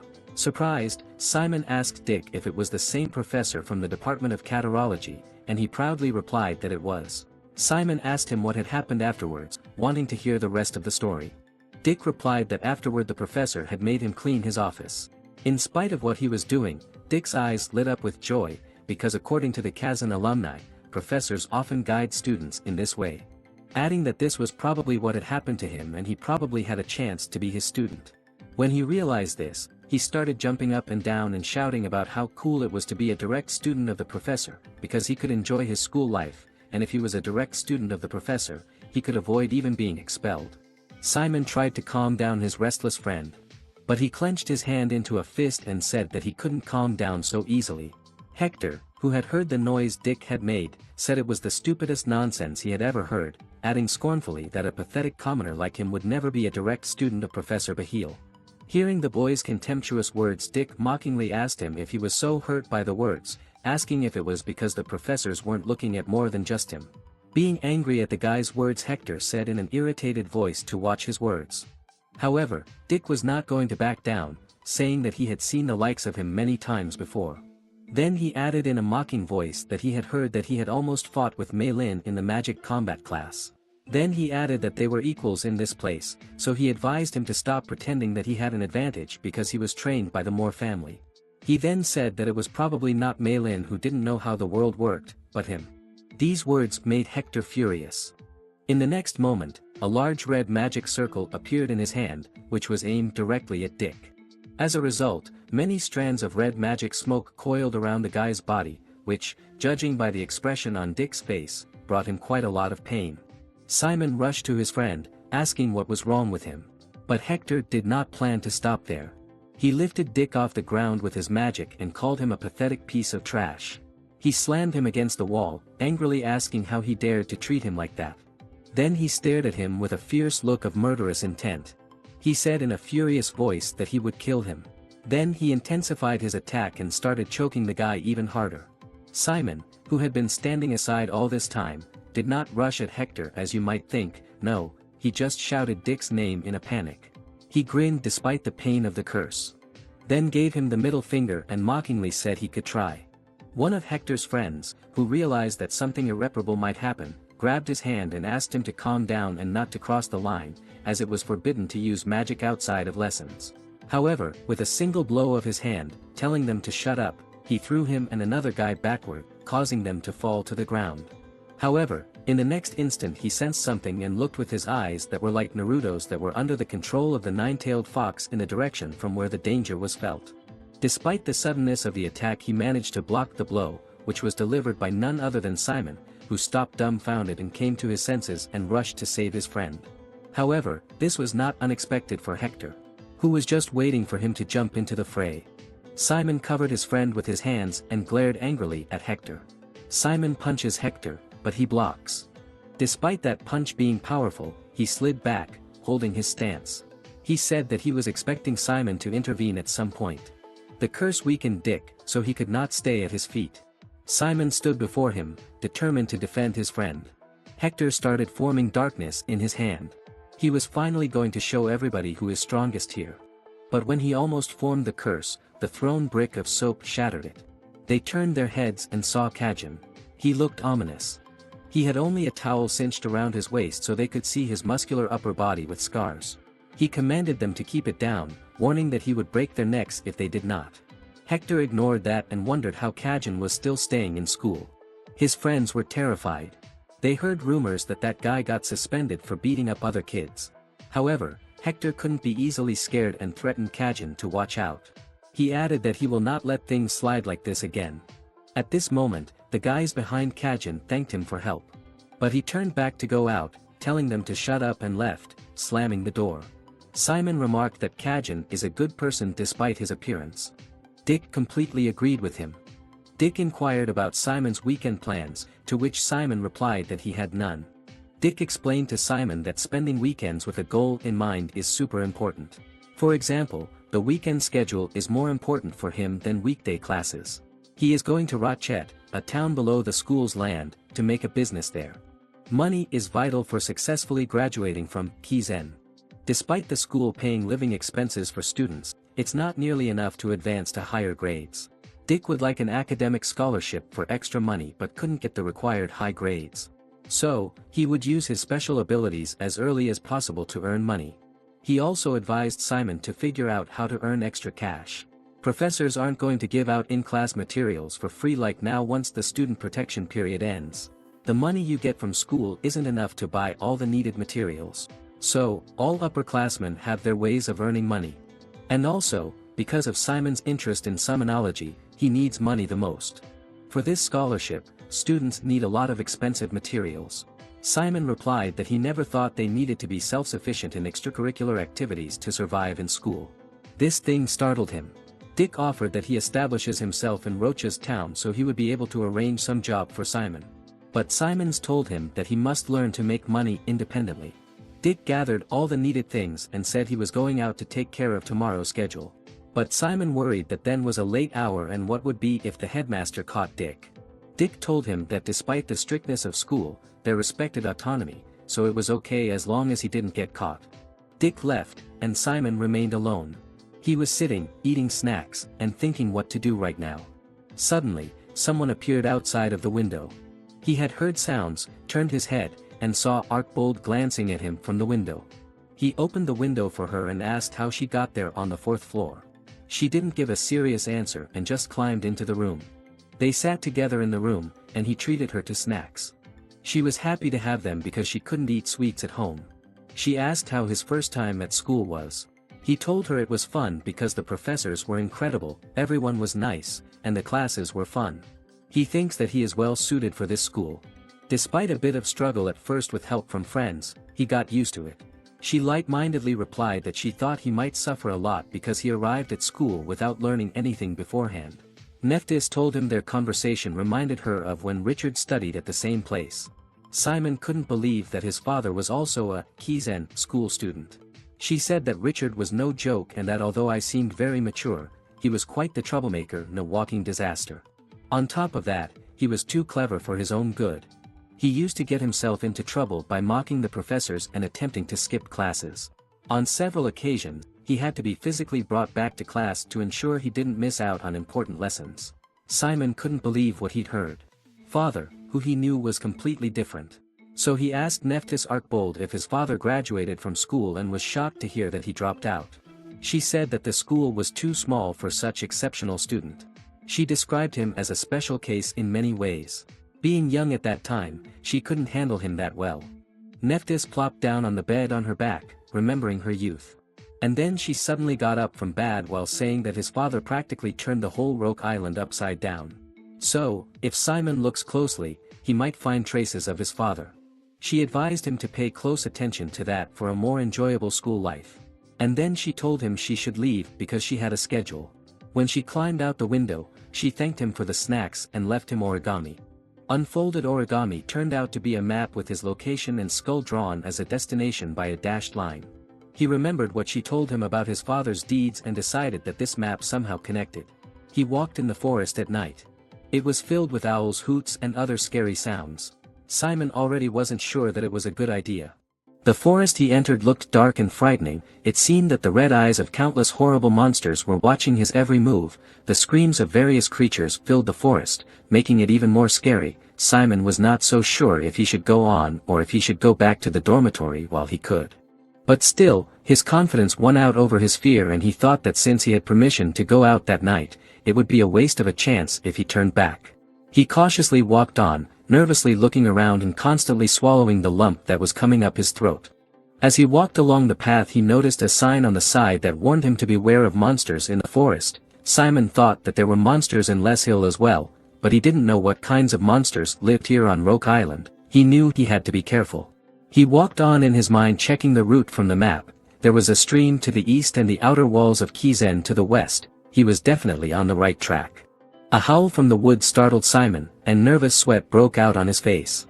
He decided to check out who was making it and went deeper into the forest, hiding behind the bushes, wondering if it could be some big animal.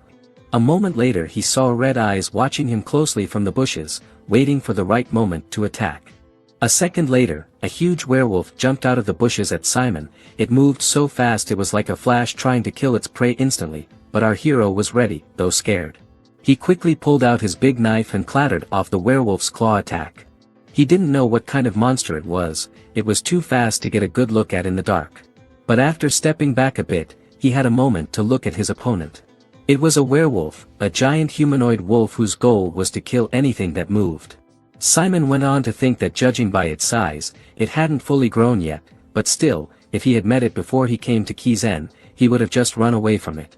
But now, even after a few days of training, he had something to show for it, and he cast a spell after which skeletons of ratmans appeared from the ground, which were gathering themselves together with the sound of bones. Then he pulled 2 swords out of his subspace with a roar, and they flew upward.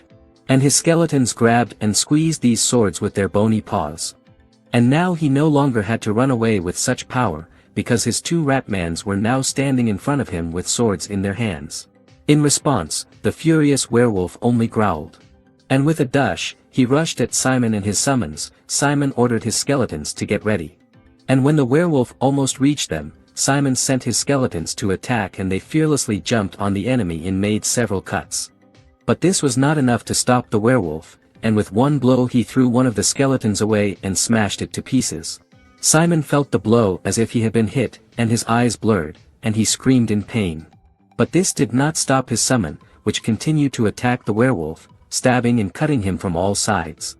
Simon noticed that the enemy was already quite wounded and exhausted, so he shouted, "Now!"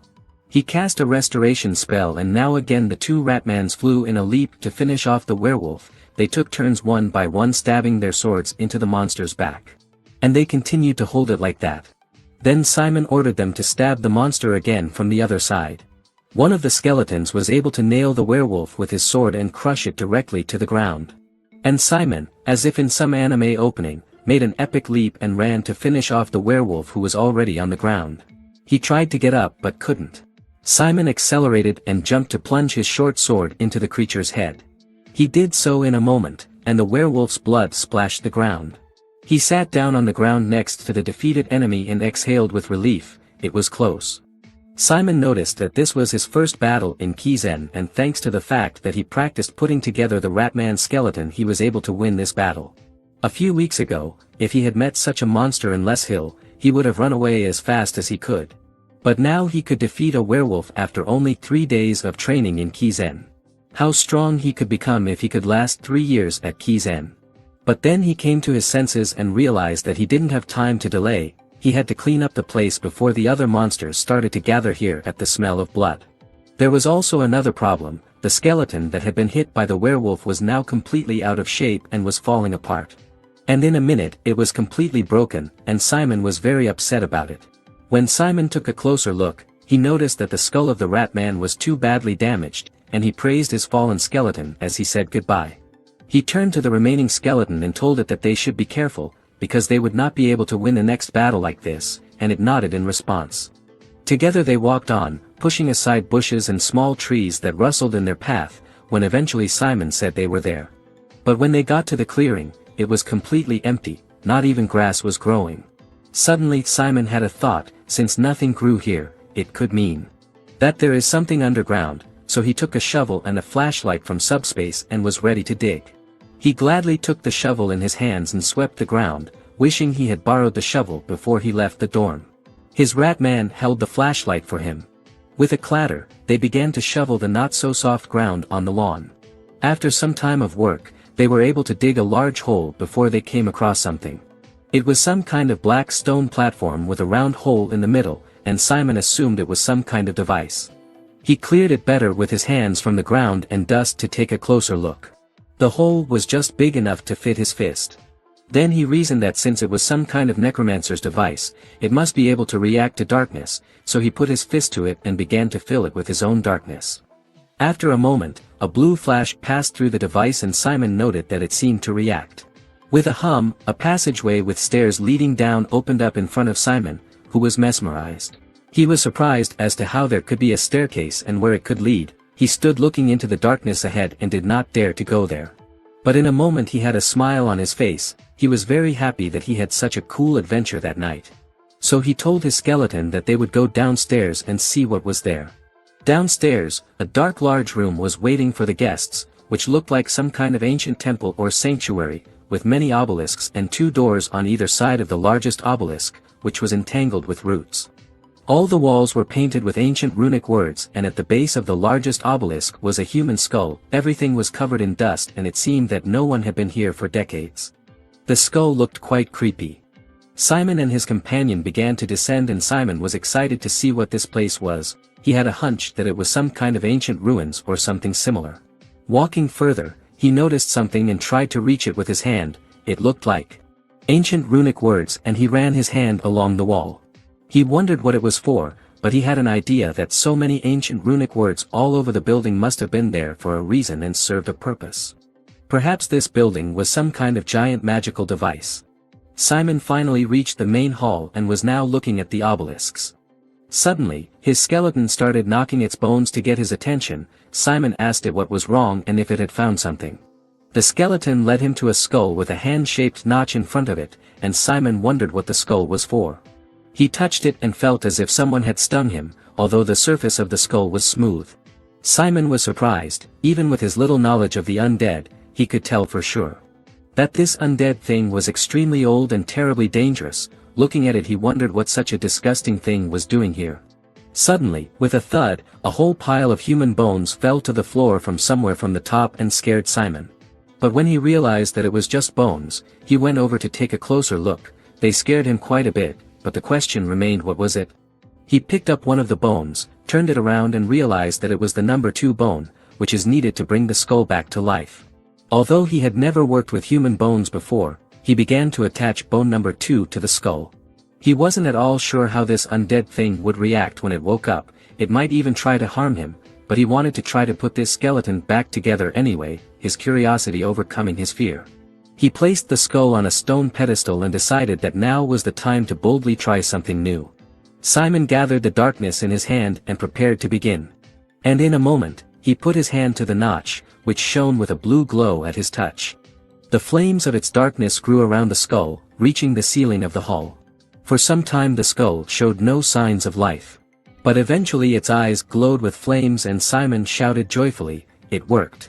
He was very happy because he had managed to wake up the skeleton, and now the only thing left to do was put it together from the pile of bones on the floor. Simon began to assemble the skeleton, bone by bone against the wall, and as it turned out it was not quite easy, but he was gradually getting better at it thanks to the fact that he had been focusing on studying Sonology for the last few days. If he hadn't done that, he would not have been able to put the skeleton together even overnight. He wasn't 100% sure he had it right, but it was a human structure, so he knew enough to be able to put it together without any missing parts. Fatigue was gradually showing on his face. But what surprised him the most about this skeleton was its size. It was incredibly tall. If only he had known this at the beginning, he would have definitely attached everything else first, and the arms, and lastly the legs. As he was finishing assembling it, he noticed that this skeleton looked really cool when all the parts were in place, and it was definitely taller than 2 meters. When he finished assembling it, he wondered what he should do now, but a moment later a small star shone over the skeleton. With a blue flash, the skeleton came back to life. And began to laugh ominously. The walls of the building began to move, and the skeleton continued to laugh eerily. Simon did not understand what was happening. Everything around him was shaking. The floor of the building also began to move and began to lift him up. There were flashes of blue light around him and rune words everywhere. The runes were concentrating around the skeleton and spinning around, and he began to exclaim, "Finally, finally, I'm back." The ground shook with his words. His eyes burned with a dark flame. In flashes of blue light, his kittens were covered in darkness, and he screamed, "Who dared to disturb him?" Simon could barely stand on his feet, such was the power coming from that skeleton.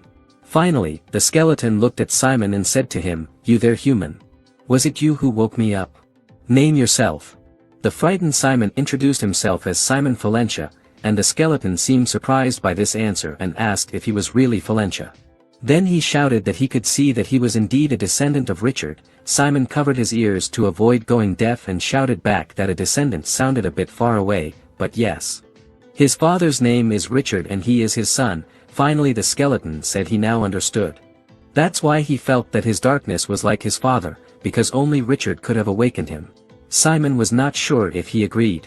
Then he gathered his courage and asked who he really was. The skeleton began to pull out his sword, which was tangled in the roots of the trees. The skeleton introduced himself as Fair, the master of the battalion, then slung his giant sword over his shoulder and added that he had once ruled the entire continent with his father, Richard. Simon was very surprised by this news. How could this creepy skeleton be the undead of his father? Then the skeleton asked him who brought him here, and Simon replied that it was Nephus Archbold who told him about this place. This did not surprise Fair at all, and he added that it was just like her. When Fair had learned all he wanted to know, he said, "Well, good," and stuck his sword in the floor.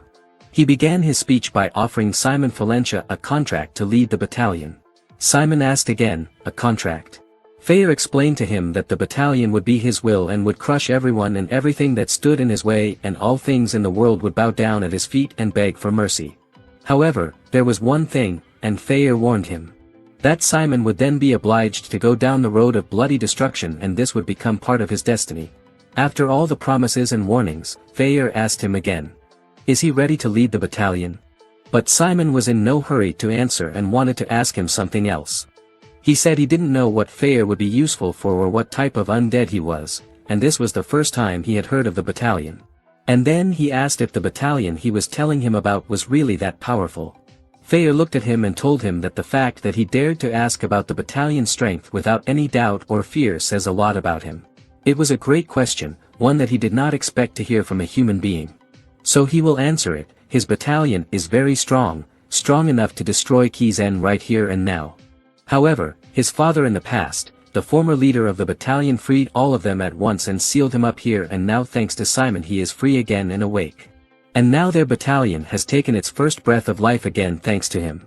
If he can gather all the scattered forces of the battalion and restore its strength from the past, no one on this continent will be able to stop him. Simon thought about this tempting offer. And he agreed to it, saying that he would sign the contract.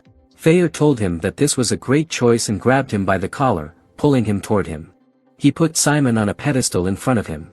And he opened his chest in front of him with a blue core in the middle, then told Simon to put his hand on the core.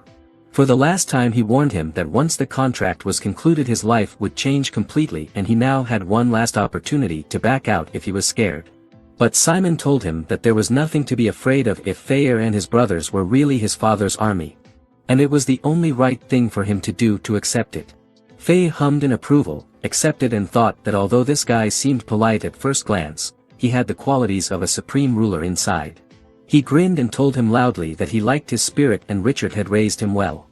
Faye then proclaimed that he would commence the contract, and a bright blue flame blinded Simon. Finally, engulfed in flames, he shouted, "Don't die, Simon Valencia." Simon was shocked by the news and only managed to ask what. Shrouded in darkness, he began to ask Faye to wait a moment and explain what he meant. When he told him not to die, but it was too late, the darkness was pulling him in. He began to lose consciousness. In a moment he was lying motionless on the pedestal, and Faye only managed to say, "Oops."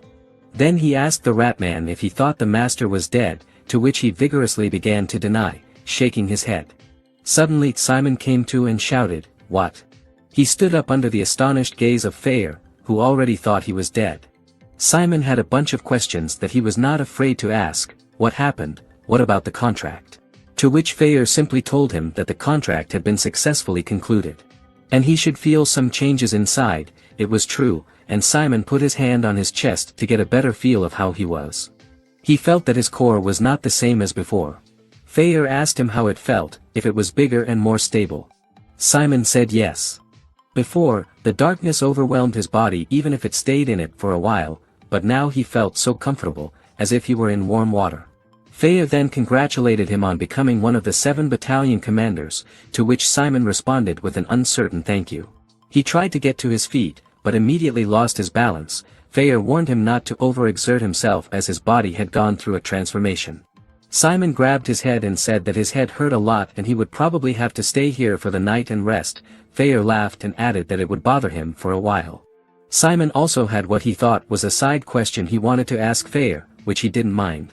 But it turned out that he was not at all prepared for such a question. Simon asked him what a battalion was. Feyr's jaw dropped from this.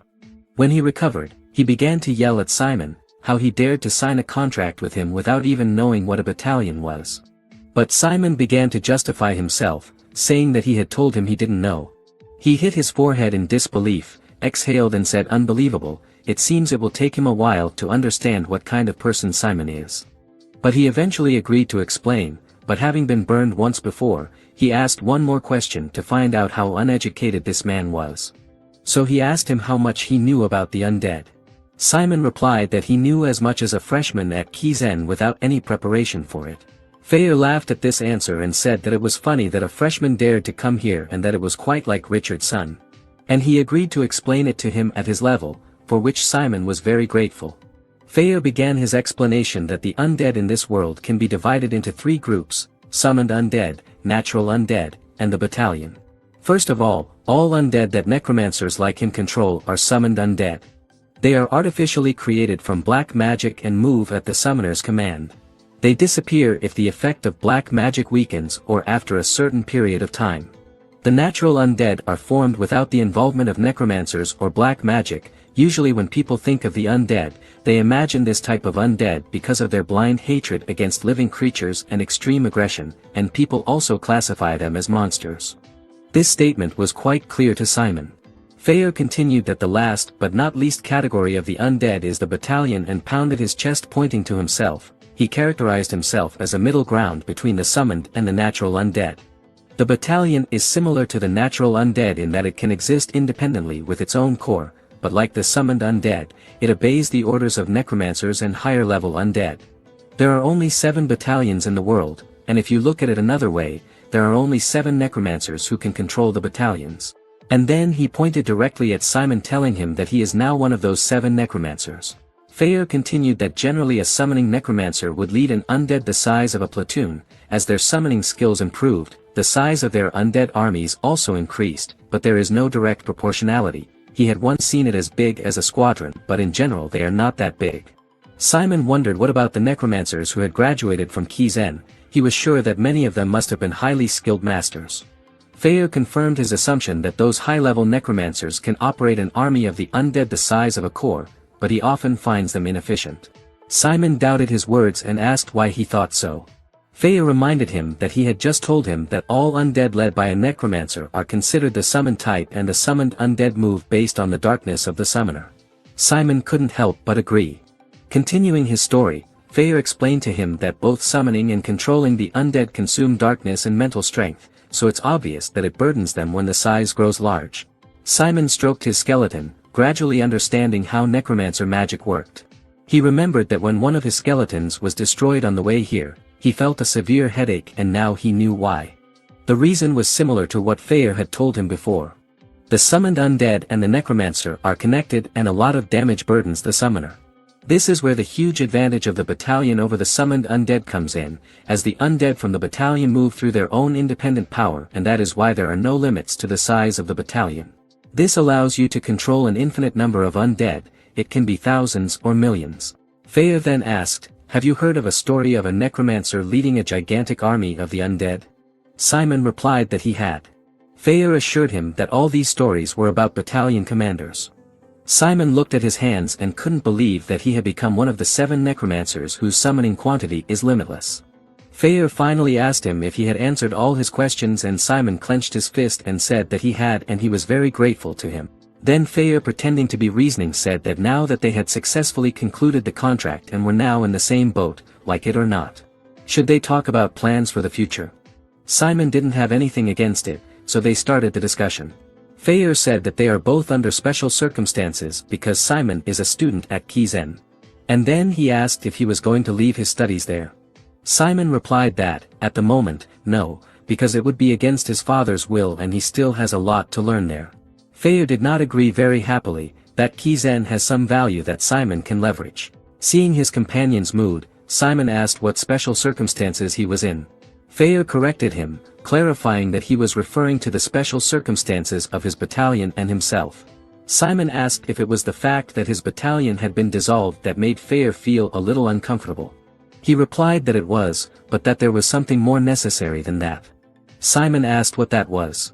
He explained to him that his battalion is currently a public enemy of the necromancers and that it was easier to explain it to him.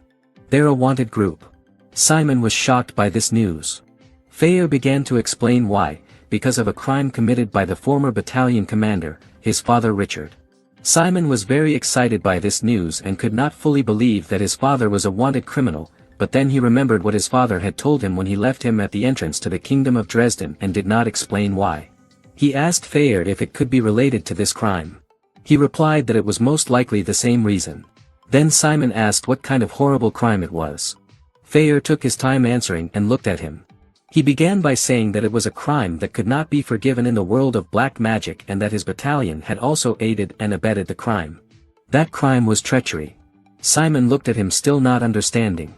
Feyre continued the story. Richard fell in love with a priest, while the centuries-old war between necromancers and priests was still going on and the entire continent was engulfed in the flames of this struggle.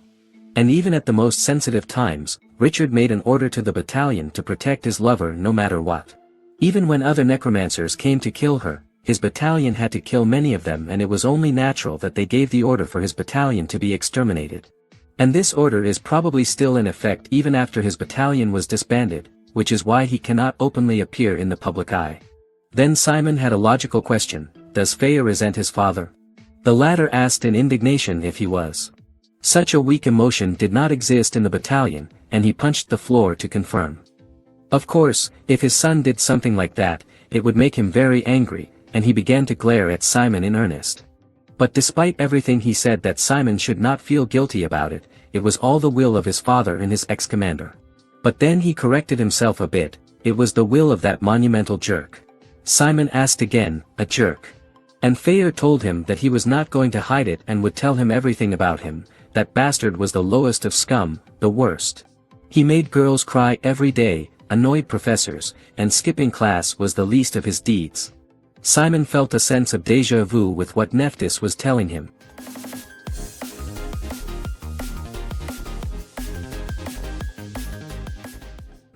Feyre shook his head at those memories and said he could see that the scumbag now had a son.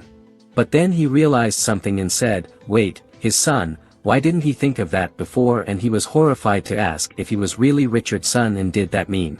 Simon smiled, and with the sweetest smile he could muster, said that Feyre had guessed correctly and that his mother's name was Enfalentia. This news caused a piece of Feyre's skull to fall off. He jumped away from Simon in horror, screaming, "What did you just say?" Clutching his head, Feyre couldn't believe that he had made a contract with the son of his friend and enemy. Looking at the guy who was clearly up to something, smiling, he couldn't believe how it was possible. Making facial expressions like his mother, Simon said, "Honey, dinner's ready." Such a blow irreparably damaged even the battalion head, who upon imagining this grabbed his head and shouted desperately, "Or do you want to take a bath first?" Not wanting to stop there with the same expression, said Simon.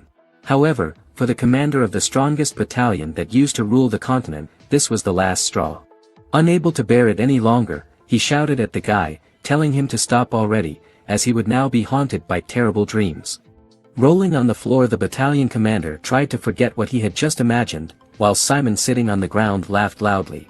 Then with a happy smile on his face, he said he couldn't wait to work with Feyre, to which he called him a scoundrel and told him not to smile like that woman. Feyre finally calmed down and came to his senses and sat staring at the floor with a sigh, then said in a resigned voice that since nothing could be changed, he should return to their conversation. Simon agreed. Pointing his finger at the boy, the battalion commander said that from now on he should choose a profile in Kizen and get stronger. Besides, he should not tell anyone that he owns the battalion. When Simon asked why this was so, he replied that he was not just an outsider, but the son of Richard himself. So the elders might be angry with him because of their blood connection, but that wasn't the only reason. Poking the stupid boy in the forehead with his finger, he asked what he thought about what would happen if the other necromancers found out that a novice student at Kizen owned a battalion. Hearing this, Simon asked Feyre if he meant that the necromancers who were stronger than him would come after him. To which he replied that he did. Then he asked Feyre what he should do in that case. Simon already knew the answer to that question, and it was to become stronger. After praising Simon for the right answer, Feyre told him that now he should learn everything he could in Kizen, and then the battalion would gradually regain its former strength. Simon, having heard such sound advice, replied that he would do so. Then the battalion leader said that now they had to find a way to lead the battalion, despite the special circumstances in which they found themselves. Then calling Ratatouille over to him, he said he had a couple of ideas. He then pointed to the skeleton mouse behind him, where it immediately went to stand on two paws. Simon was a little surprised by the actions of his summoned creature. As he continued to stare at the mouse, he asked Fair if he too could control his summoned creatures. He replied dismissively that of course he could, adding that they now shared the same darkness, so the skeleton summoned by his darkness would belong to the battalion. However, even though he could command them, Simon was still in charge, while he was second in power. Then looking at the mouse, he informed that this undead had never registered for the battalion. Simon asked in bewilderment what that meant. Grabbing poor Ratatouille by the head, which made his eyes burn even more intensely, Fair told him to watch carefully. The next moment, streams of darkness rushed into the mouse's head. They enveloped him in a ball of darkness. Simon, who was watching, was stunned, not realizing what was happening. After the ball of darkness disappeared, the remnants of the mouse burst out of the holes. And he started to fall to the ground, unconscious. As soon as he landed on the ground hitting the floor with his bones, the battalion commander introduced him as an already registered undead. Simon looked at the mouse, who looked around in bewilderment, and not finding any differences, Simon told Fair that he didn't see much difference. The next moment, however, the eyes of the already registered Ratatouille lit up with a darkness that was stronger than before. The battalion commander explained that in simple terms, it was the process of turning the conscripted undead into natural undead. Hearing this, Simon asked if the skeleton now had its own core. The skeleton nodded affirmatively. Simon realized what had happened to his skeleton and said that if he brought it to school, he would be caught immediately. Simon replied that he didn't have to register all the undead, adding that if the undead hadn't existed for a long time, like him, it would be better to use the summoned ones in battle or to gain knowledge. And if any of his undead expire or are seriously injured, he can always bring them to him. He would register them into the battalion and leave them here, and if the damage was not fatal he could always heal them. Hearing this, Simon was delighted with Fair's plan. After the battalion commander finished explaining the plan, he said that he would only need to become stronger, because if he could summon the flawless undead species, the battalion's strength would increase significantly. The enthusiastic Simon pounded his fists with Fair and replied that he would do his best. However, noticing something, he turned to the battalion commander, informing him that his skeleton, who had passed the registration, was acting more like an animal. He explained that it was because it had adopted some of the characteristics of the natural undead. However, that didn't change the fact that the power still remained with the owner, which was the guy, so he would come at any time if he called him. Then turning to Simon, Fair asked how long he had been studying at Kizen. He replied that it had been 3 days. Hearing the guy's answer, he said that in a few days the first-year students will be able to get their first assignments, and then he will be able to travel all over the island of Roke and the entire continent using teleport. Hearing such great news, Simon's face lit up with happiness. Fair continued, saying that as soon as the time comes he will go with him, as this way he will have the opportunity to manage the battalion and gather forces that were scattered across the continent. Surprised by the battalion commander's knowledge, Simon asked him how he knew so much. He replied irritably that it was because he had been with his father throughout his time in Kizen, and he was also responsible for the management of his battalion. Then, taking his hand to his chin and leaning toward the boy, he asked if he wanted to know about it. Simon, with his eyes burning with excitement, enthusiastically replied that he wanted to know. Then he asked with interest why the summoned undead sometimes disobey the necromancer. Fair drew a diagram on the ground and explained that it was because the interrupter lacked understanding of the summoned undead. That was why it was impossible to judge the undead with little knowledge of them. Then he added that the undead were driven by a strong belief in the underworld. Not quite understanding what the battalion commander said, Simon asked what he meant. He replied that in simple terms, the most similar concept was willpower. To give an example, it could be compared to the fact that if you hate someone very much and dream several times a day to kill that person, the undead that will be near him will memorize his will. And so if the undead internalized his will, it would kill that person while he wasn't around. And it didn't matter whether he thought so now or had forgotten about that man, his undead would still remember his will to hate forever. Hearing the battalion commander's words, Simon had a hard time believing it. Seeing the boy's concern, Fair told him not to worry as he would warn him about such things. Besides, this information would help him understand the world from the undead's perspective. Looking at his natural undead once more, Simon thanked Fayer sincerely for such useful information.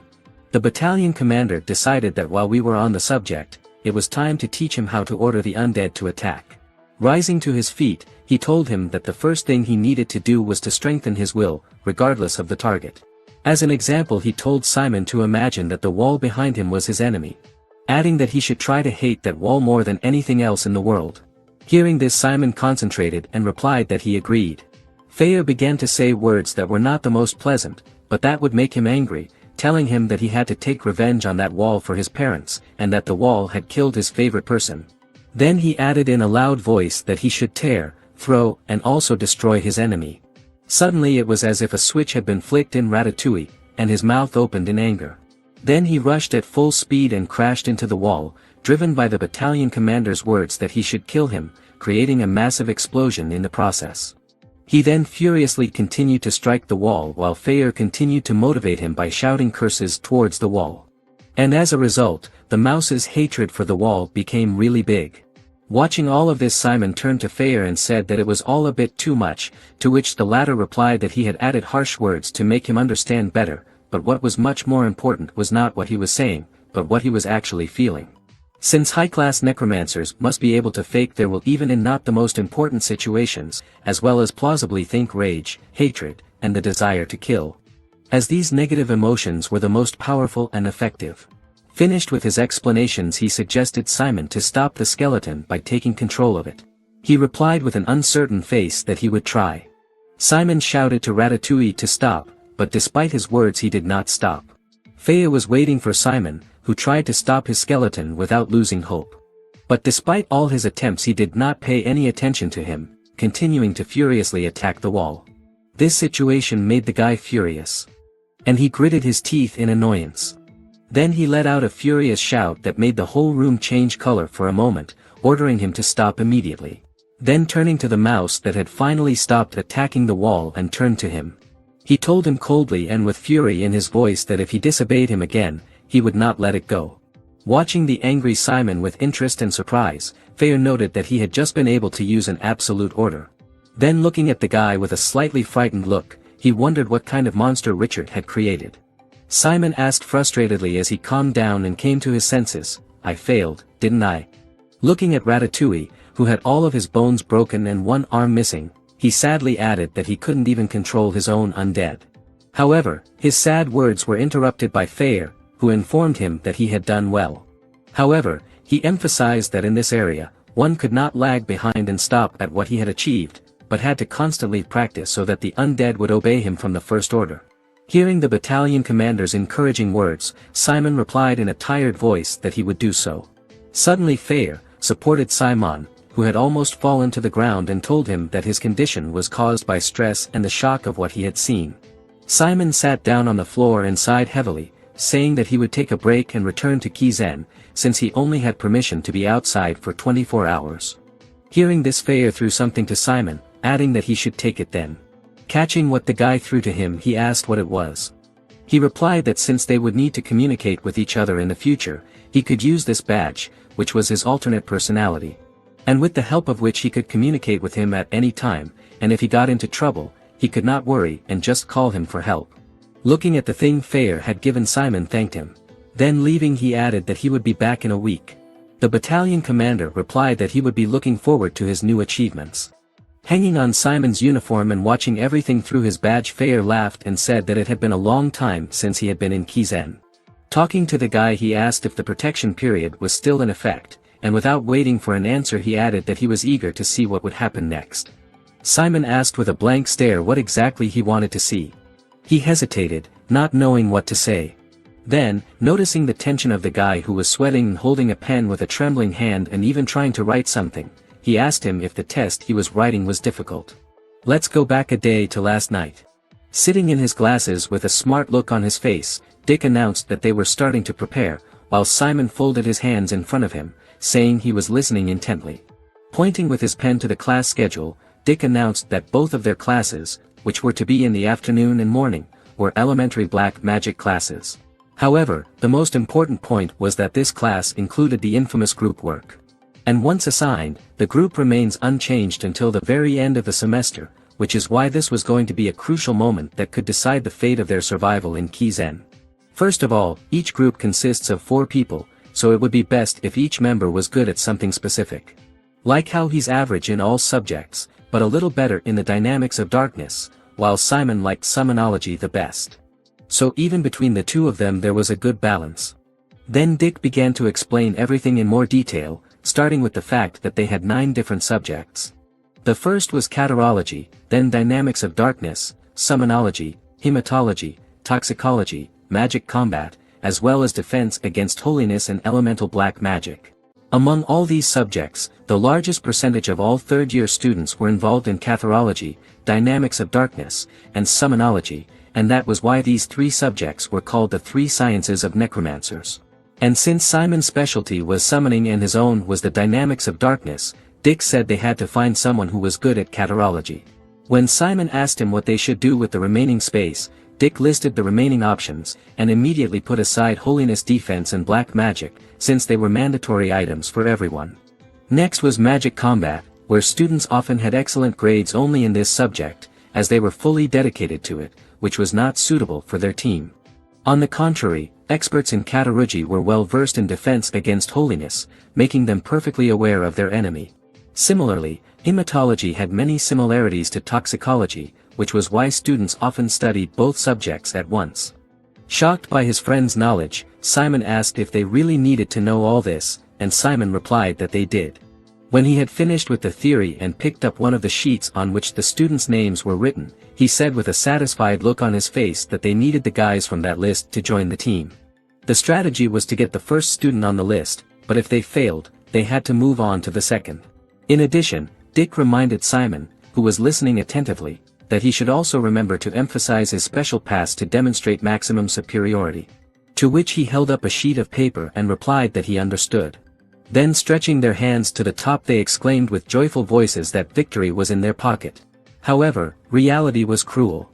Sitting in front of the test he couldn't solve and holding his hand over his head, Simon looked depressed as he recalled their confidence in victory yesterday, realizing that it wasn't as easy as it seemed. A nearby Dick whispered quietly to him, asking what the woman was doing in the freshman class. Simon didn't know what he was talking about. He replied by pointing to a woman standing in the middle of the class, saying that her name was Jane Olivia, and that she was the Vice-Chancellor of Kizen, and that she was also known as a walking terror who could expel even a third year. His words, however, did not go unnoticed, for the next moment she called his name, which made him rather startled. Turning to Dick she said in a cold voice that life was full of contingencies, adding that if he continued to talk she would consider it cheating and cancel the result of his examination. Hearing this, Dick quietly apologized. However, Dick was not the only one who felt uncomfortable in the presence of Vice-Chancellor Jane. Addressing the students she said that many students besides Mr. Hayward were also wondering what she was doing here. She then added that they already knew that she was only teaching third-year students, so many may have thought her presence here was temporary, but this semester she would officially be the head of Class 1A. Adding that she hoped they wouldn't disappoint her with too much difference in skills. She then said that they should concentrate on the exam now, to which there were unsure responses from the room that they would. Sitting at his desk and holding a quill in his hand as he drew something incomprehensible on the test sheet, Simon pondered the fact that he didn't know any of the answers. He had finally come to grips with reality and realized that even if something good had happened, and even if he had his father's battalion of foulness under his command, it didn't mean he could easily pass the test, much less stay in Kizen. Even so, he didn't plan on giving up. He turned over the paper and with a firm conviction on his face, he decided that he would try until the very end. After finishing the test, all the students began to leave for a break, as they would have one more class after that. Sitting in front of a stack of students' tests and picking up a pencil, Vice-Chancellor Jane announced that she would begin grading. The assistant sitting next to her also started checking the tests while someone's baby blue-haired head appeared beside them, trying to look at the test sheets with a satisfied smile on her face. Approaching Vice-Chancellor Jane exuding a warm atmosphere. This little girl, who turned out to be Nephus, lifted up on her toes and looked at Vice-Chancellor Jane, who immediately asked what she was doing here. She answered cheerfully that she had just come for a walk. However, the Vice-Chancellor, who did not share her emotions, just looked at her without emotion. Then she tapped poor Nephus on the head and told her not to distract her. Then, not paying attention to the girl who was clutching her bruised spot with tears in her eyes, she ordered the others to finish grading in the empty lecture hall, to which the aides immediately nodded affirmatively. After the aides left, Nephus angrily yelled at Vice-Chancellor Jane that when she picked her up she had been such a kind and innocent girl, unlike what she was now. To which she replied casually that the innocent girl had become that way after working and stressing all day and night. Then with a sigh she turned to the girl, saying that if she had already come, why not help her check a few tests. Looking at the next test, Vice-Chancellor Jane's eyes widened in surprise. After all, the student to whom the test belonged could not solve a single basic question, but managed to solve the most difficult last problem. Seeing the stickers on the names that did not allow them to be seen, Nephus asked Vice-Chancellor Jane why she had done it. She replied that it was a blind assessment, as the names could influence the examiners. Hearing that, Nephus said it sounded pretty cruel for the first test of the semester, adding that it was scary. However, she was not going to give in, saying that although it was a simple test, it showed a lot of interesting things, like the paper she was drawing on, pointing to it and saying that the person had answered the second question about ingredients in toxicology correctly, but was wrong on the next one, which was in reverse order. Hearing this, Nephus irritably snatched up the test sheet and said that was what she was talking about, adding that the kid was so stupid she was even curious who he was. Taking another test, Vice-Chancellor Jane began to analyze the test and noted that it was the exact opposite of the previous one. Although the student had failed most of the most basic questions, he had managed to solve the most difficult one. However, the formulas he used for the calculations were almost everywhere wrong. This information surprised Nephus quite a bit. The Vice-Chancellor said that judging by the formulas used, this student had not prepared well for the lessons, but simply combined superficial knowledge based on the lessons of the last week. Looking over the test, Nephus also noted that he had used a formula from Sonology in a problem to calculate the amount of darkness, simply assuming that in darkness, resistance is proportional to loss.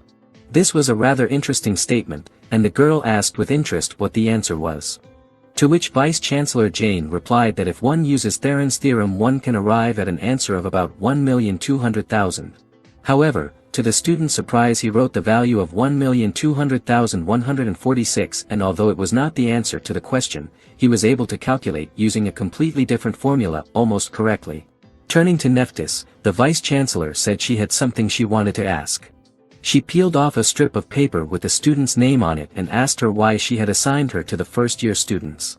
Then picking up the test sheet that was Simon's, she added that they weren't just freshmen. It was the class that the boy was in. Nephus smiled without answering.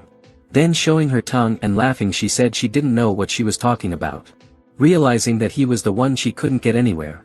The Vice-Chancellor went back to checking her tests and noted irritably that even at 300 years old, she was acting like a child. Standing at the grading board the students were divided into two groups, those who were happy with their grades and others who did not pass the tests well. Dick and Simon were surprised at how quickly the results were posted. There were more and more students near the results, which only increased the amount of noise. Under Simon's full name were the results for all the subjects. Simon sighed heavily when he saw them, saying that although he thought he had done well, it was not so. Dick reassured him, however, and said that despite this he had managed to get a high score in Sonology, which was quite impressive, considering that he had never studied or prepared anywhere before. Then he gave Simon a friendly pat on the shoulder and reminded him that, as he'd said yesterday, it was best to have a clear profile and focus on one thing rather than everything. Simon asked Dick, in a dull voice, how he was doing and if everything was all right. He replied that the highest score was 74 for the subject of dynamics of darkness, while the rest varied from 60 to 70 points, so the average was about 70. Simon looked at Dick with a shocked expression on his face when he heard this, noting that he had excelled at everything. But he replied that these were not very good results, and it was just enough to avoid expulsion. He turned his gaze to the grading sheet and said that there was a little problem with their plan now, then answered Simon's question, who asked what he meant by saying that all the students' grades were posted in the first class of the day. However, their plan would have only worked if this information had been made public before they had set up the teams. But now the test scores are available to everyone. Which meant that if they were unlucky, they wouldn't be able to find even one person. However, the noise near the results was interrupted by someone's voice that asked everyone to listen to her. It was none other than Vice-Chancellor Jane, who crossed her arms over her chest in an emotionless voice and told the students. That they had 30 minutes to check their points and unite in teams of 4, adding to the confused students who did not expect such a rapid development of events that if there were no unforeseen circumstances, their group would remain like this for the rest of the semester. After that he also informed that from now on elementary magic would be a group subject, moreover, the tasks that would be given to them could be done only in groups. Also, each student will have 2 separate grades for individual and group work. However, no matter how good a student is at individual work, their grade will not be honored unless they can show teamwork. Having finished with the theory, Vice-Chancellor Jane advised to choose partners wisely. As soon as she finished, chaos broke out. Excited shouts of students could be heard everywhere, either looking for students who were at the top of the list, or those who were just shouting their demands about how many and with what level they needed in the group, or just offering their candidacy by communicating their strengths.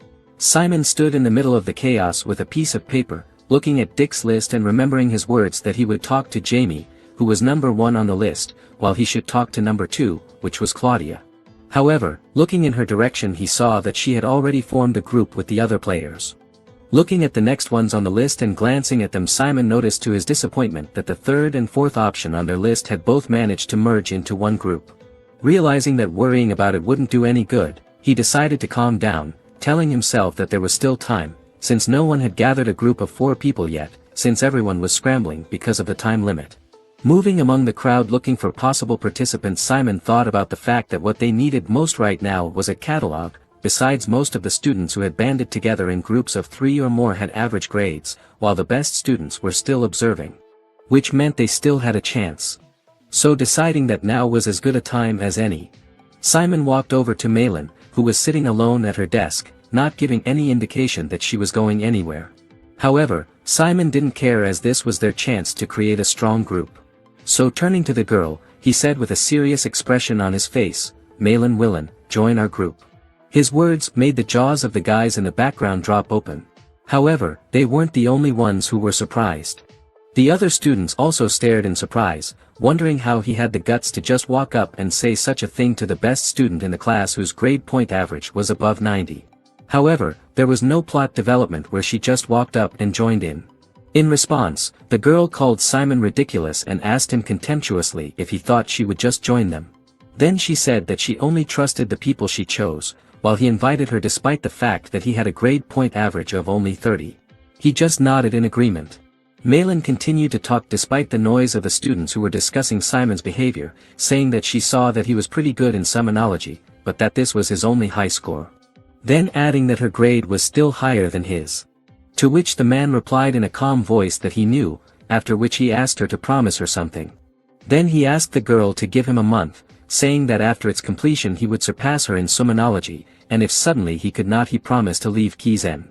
The girl heard his words and stared at him with a shocked look, unable to believe what she had just heard. When she came to her senses, she immediately shouted at him that he must be crazy, then told him to leave if he didn't want to make a fool of himself. However, Simon calmly replied that he wouldn't do that, adding that he was just propositioning her. After hearing his words and calming down a bit, she sat back down, and then there was a pause between them. Reflecting to herself, she realized that this semester she had to keep first place no matter what. Her main problem was Hector. Even though she was able to surpass him in the written exams, there would be difficulties in the combat tasks. And to beat him, she had to excel in group classes. Which meant she would have to fill in the gap in Sonology, which was the only subject she wasn't as good at. Looking again at Simon, who was the student with the first special pass, and the man who had beaten Hector without a prep course, she wondered if he was a chance for her to stay in first place. To look for another student with a higher score in Sonology or to bet everything on him, that was the question.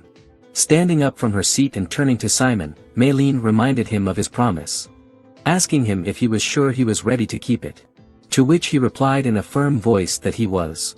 Then holding out his hand and smiling, he added that he would keep it no matter what. She looked at his outstretched hand and thought for a moment. Malin shook his hand and replied that she would join them. As soon as they were through with the formalities, a joyous Dick ran into Simon, almost knocking him to the ground, calling him a miracle, and began to ask excitedly how he had managed to persuade Malin. The girl didn't understand what was going on and asked who he was. Simon smilingly replied that he was also in their group and reminded her that he had told her that he was inviting her to join the group. Hearing this, Malin was dejected as she realized who she had joined the group. She called Dick a freeloader and said she would never forgive him if he got in the way. And that was the beginning of a legendary team. Turning to Dick, Malin asked what subjects they already had, saying that she would be in charge of Caterology in their group. Then she asked him again how many points he had gotten for Dynamics of Darkness. To which he replied that his average score was 70 and for Dynamics of Darkness 74.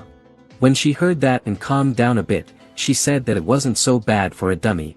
Dick noted with a smile that she was rather picky, but not to dwell on it. He raised his hand to the top and asked her enthusiastically who was the last one they would take in their group, adding that she had only to tell him and he would find anyone. Malin simply replied that she didn't care, to which Dick asked who she would pick if she had to choose. Realizing that she had no choice, the girl, folding her arms across her chest with an indifferent face, replied that if she had to choose, she would choose someone with good hematology, as it saved time and made many calculations easier. On hearing this, Dick immediately replied that they wouldn't go anywhere, adding that he would be back soon.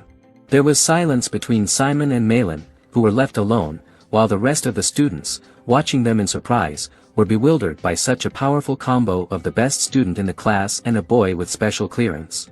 The silent Simon was approached by Malin sitting next to him, asking if his name was really Simon Valencia, saying that she had never heard that name before, then asked where he lived. Turning to the girl, he replied that he was the heir to a small plot of land in the kingdom of Baldwin, where his family runs Les Hill. He then asked the girl about her family, which shocked her very much. She couldn't believe that he didn't know who she was, so she asked him if he was serious. To which he replied, not surprised by her question, that he really didn't know. Realizing that the guy really didn't know who she was, Malin introduced herself, saying that she was from a highly respected family with deep roots in Ivory Tower. Hearing the girl's answer, Simon was surprised and asked if Ivory Tower was that magic tower. The girl answered that it had been called that 300 years ago.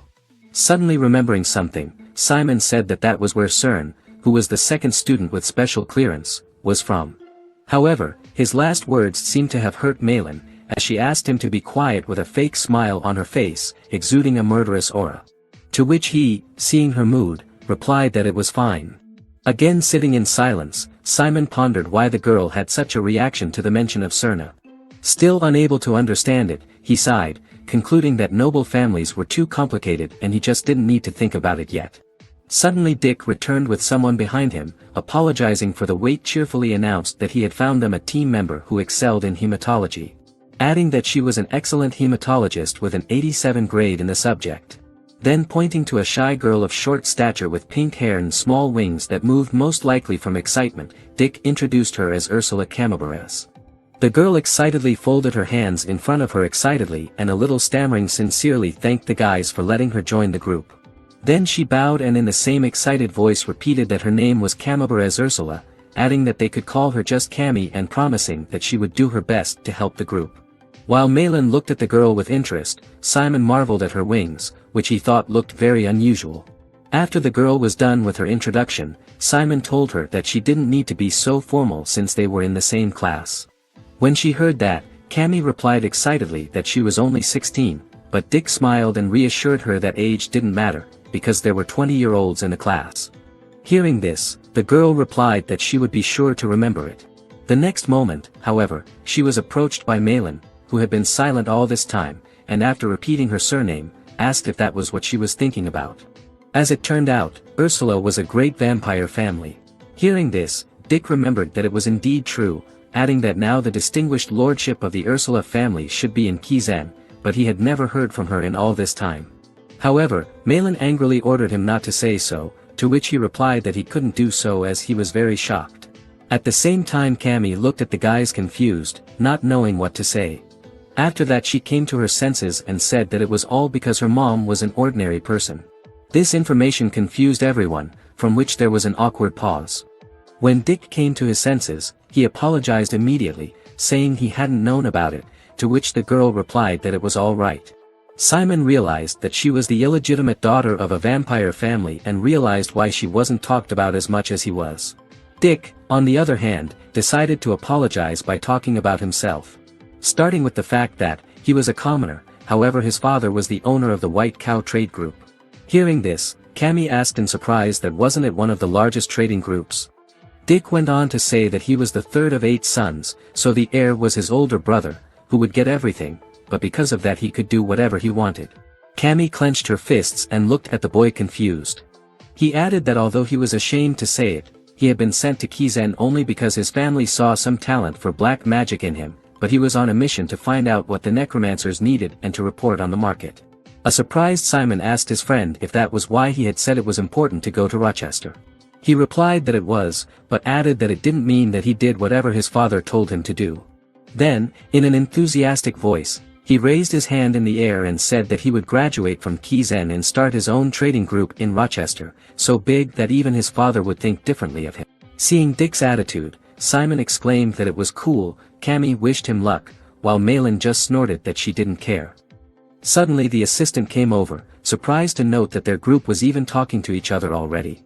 Handing them a sheet that had the number 7 written on it, which was the same as the number of Naruto's legendary team, he informed them that they should write down the names of all the members of the group, as well as the subject they planned to focus on. After the examiner left, Simon turned to Malin, who had already started to fill out the sheet, and asked her if she wanted to be the leader of their group as the best student in it, to which she contemptuously replied that she would. The next moment, however, the question of choosing a name for the group came before them. The assistant put a sheet magnetically on the board with group number 7, where the leader was Malin Willen, while the group was simply called Team Number 7. A tired Dick stretched out on his desk frustratedly, adding that he liked the name Everything Malin Does, while Cammy shyly said she wanted the team to be called Pink Bunny Girls. However, their words were suddenly interrupted by someone shouting angrily, asking his interlocutor what he should do if he had such a bad combination.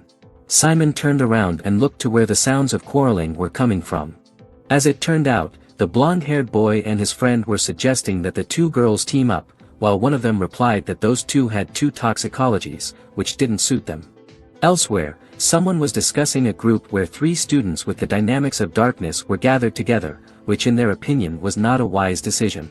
In another place, one of the students was pointing his finger at the other, saying that this was his potential profile and that his other grades were also good, to which the other replied that he didn't care about that, adding that he was going to be a part of their group anyway. Watching all this, Simon noted with confusion that things had gotten a lot tougher.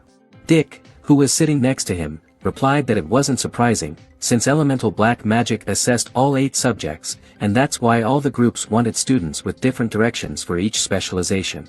So if one got too close to students with the same direction, one might end up not getting any other group members at all, which was how it worked out for those guys. Adding that they were very lucky in this regard. At the same time, a girl with long yellow hair pointed at the guys in front of her and mockingly said that she would only help one of their group. She shouted irritably that if they hadn't taken Lucy, there would be 4 of them in the team. The other girl, who was probably Lucy, apologized to the guys who didn't know what to do and went to the other team. As it turned out, there was a group of girls, who saw the new girl, and also with good grades in hematology, warmly greeted her. Simon, who was observing all this, once again noted that life at Kizen was pretty brutal, but Dick, who turned to him, said that they didn't have time to worry about the others. Since this always happens during student defense, so if they can't do well now, they will continue to fall behind. And falling behind in Kizen meant only one thing, and that was a ticket home. Malin on the other hand couldn't understand what was so cruel about it at all. Saying that they just didn't have enough effort, preparation, and skills, then dismissively asking what they'd been doing all the time since they'd started school. Adding that even if someone's grades were bad, they should have been attracted to the group in other ways. Simon listened to her words and thought depressedly that even though this was happening, there was nothing he could do about it. The next moment Vice-Chancellor Jane came to the middle of the class and told the students who had not yet found a group to go to the front of the class. Immediately there was whispering around the classroom that they would probably not be in Kizen next week, with some saying that they would be finished after just one question on Caterology. Vice-Chancellor Jane turned to the students who had failed to form a group and asked them if they were angry. To which one of the girls nodded her head frustratedly. The Vice-Chancellor continued by saying that a difficult start does not mean a bad ending, adding that they should remember this and try harder in the future, and also adding that they will see hope if they try in specific subjects and not all at once. She then informed them that they could return to their seats, which they did in a downcast state. Then addressing all the students sitting in the classroom, Vice-Chancellor Jane said that since not all the groups had been formed, she would make an important announcement, then announced that next week after the end of the student defense period, they would be holding a group performance of the first class in elementary black magic, where they will have to fight one monster. The whole class froze in anticipation of her next words. And that monster will be a cyclops, Vice-Chancellor Jane announced. Upon hearing this, the students began to talk excitedly, as they were shocked that they would have to fight the cyclops and wondered if they could do anything at all against such a formidable opponent. Telling the rambunctious class to be quiet, Vice-Chancellor Jane said she would explain the rules. It was to begin with them going into the dungeon with their group to defeat the cyclops together. However, only one student would personally fight the monster, while the others would have to stay behind and support the one who was fighting. The supporting students were also allowed to weaken the monster. After saying that in such a case, such skills as fatigue, shackles and blinding, as well as bleeding from hematology or poisoning from toxicology would be useful. In addition, attacks from summoned creatures were also allowed, but the direct magic of necromancers, including black magic, was not allowed. After finishing with the basic information, Vice-Chancellor Jane said that they could refer to the papers for more details. She then went on to say that the fighting member of the group would be protected by a vest with a barrier spell. The grade would depend on the success of their fight, but speed, stability, teamwork, creativity, and the degree of completion of black magic would also be taken into account. Malin, who was glowing with joy, wrote something down in her notebook. At the end, she added that in order to successfully defeat Cyclops and pass the test, they would have to improve their abilities as much as possible before the test. After listening to the teacher, Simon's face showed a firmness that he had to do his best. Having finished her explanation, Vice-Chancellor Jane asked if anyone had any questions.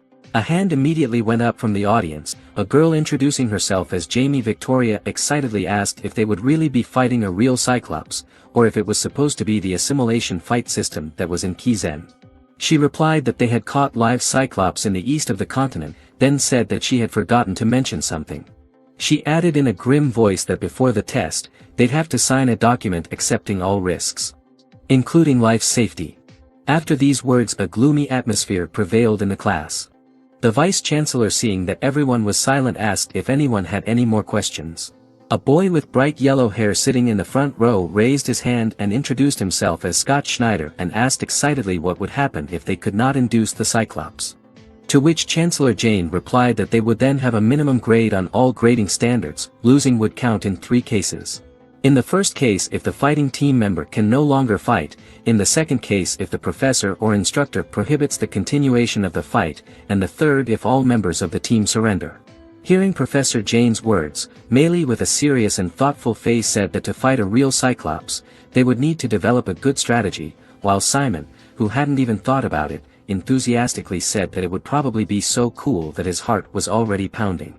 While Cammy with a slightly worried face reported that she was a bit scared. Dick turned to the guys and asked who was going to be the fighter, to which Malin immediately replied that she was, as she was the strongest in the group. Simon with a serious expression asked his teammates, since only one person would be fighting, if this test would not be too loyal to those who excelled in magical combat. Hearing Simon's words, Cammy leaned over and said that she was thinking the same thing.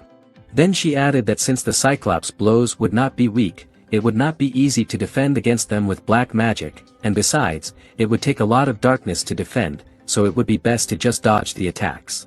Malin replied that she was thinking the opposite. She said that students of magic combat would prefer magical attacks to physical ones, but it would hardly work on the Cyclops skin.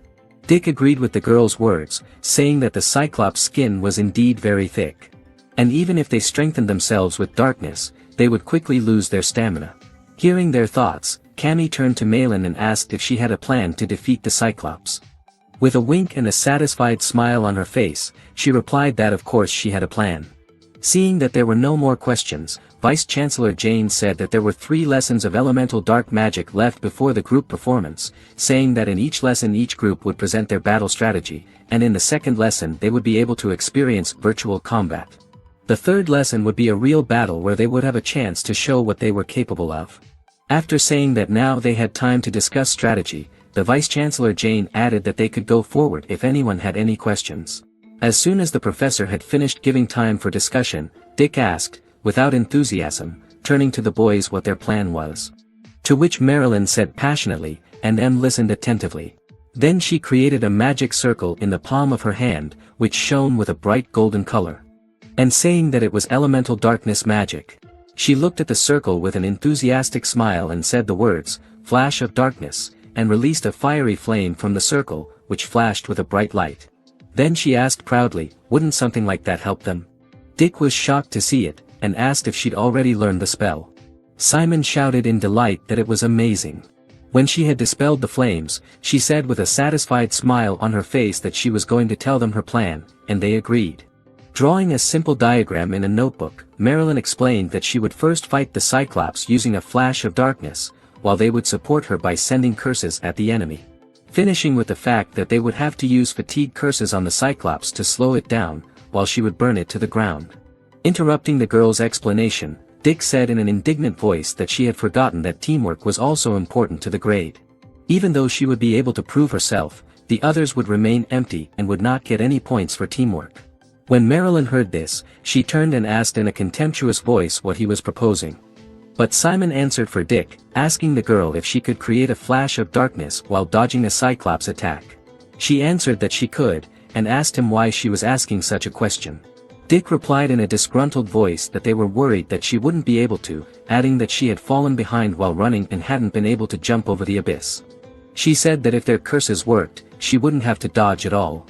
Dick shouted angrily that their specialties were not curses, and she was the Caterologist in the group, but she didn't want to back down and started shouting something back. That's how the Second Shinobi World War began.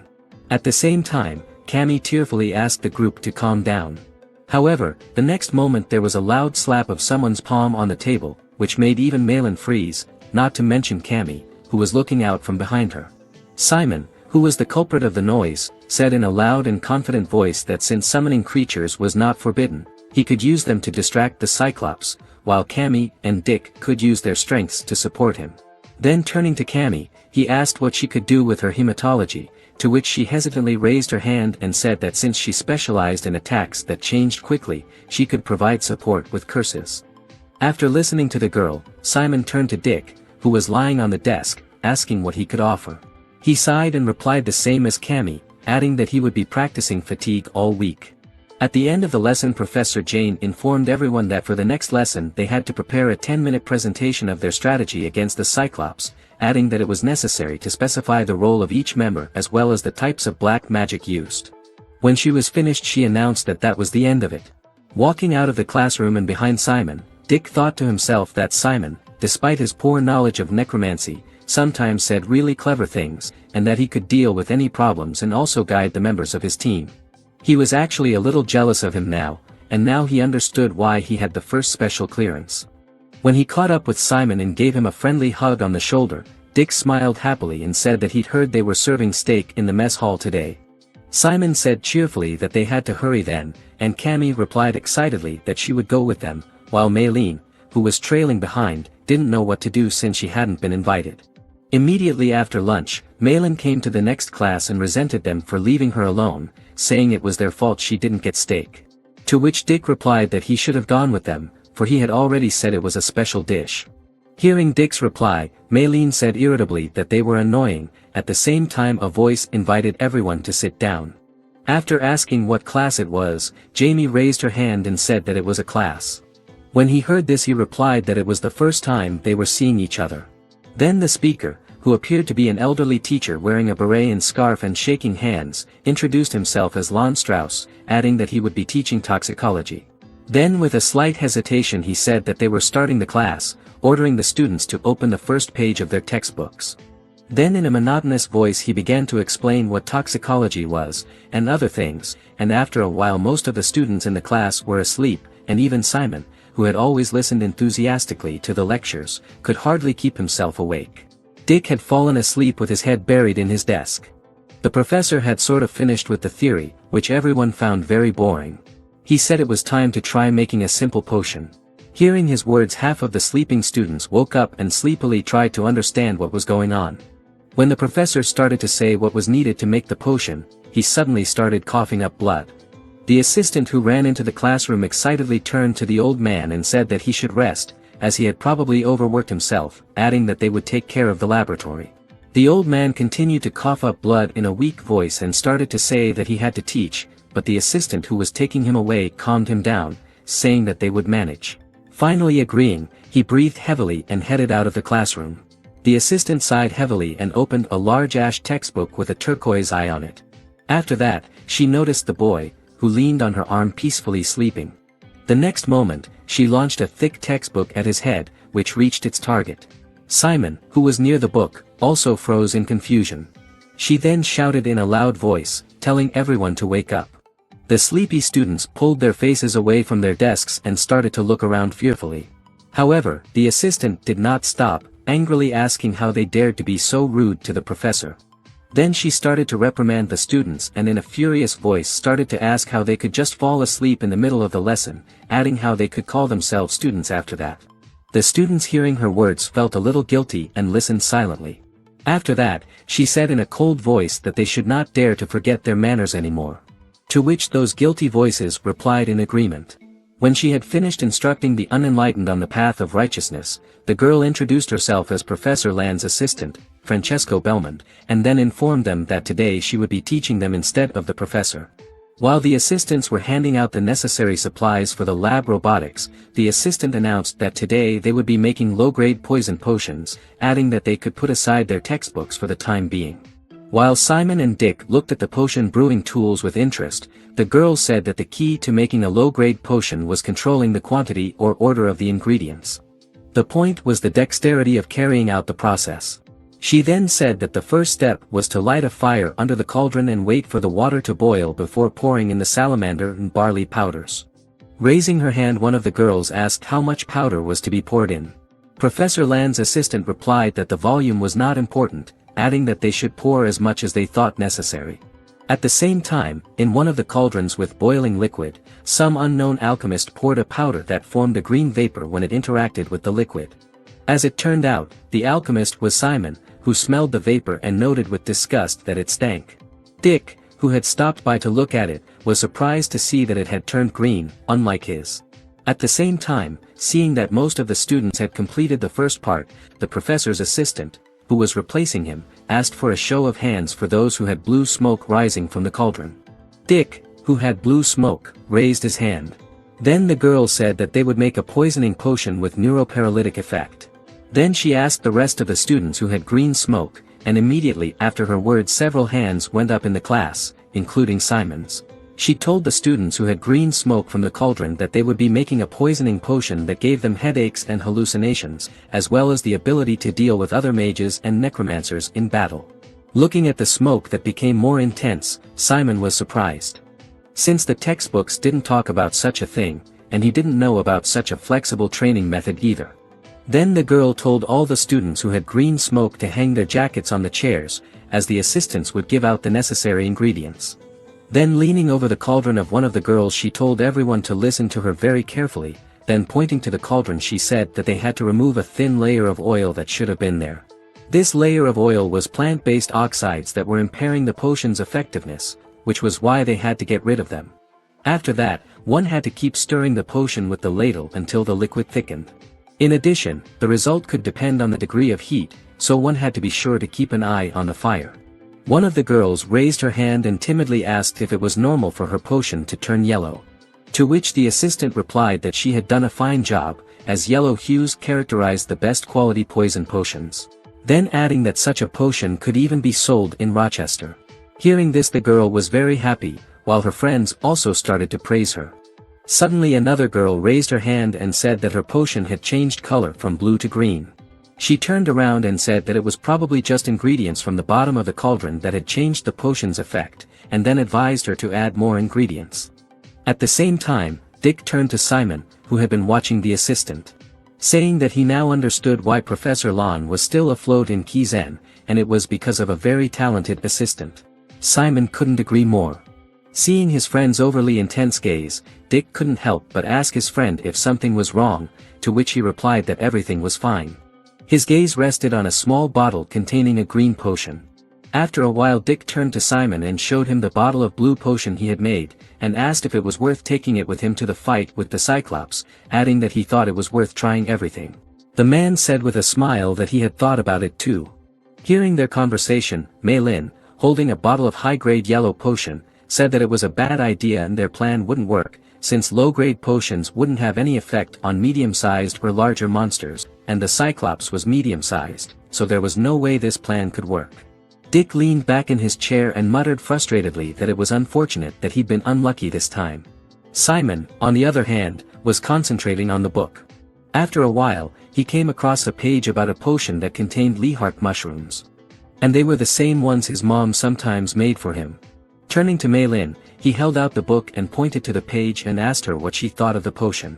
Looking at the page Simon pointed to, the girl, glowing with joy, asked Simon in surprise what page it was on, to which he replied that it was on 254.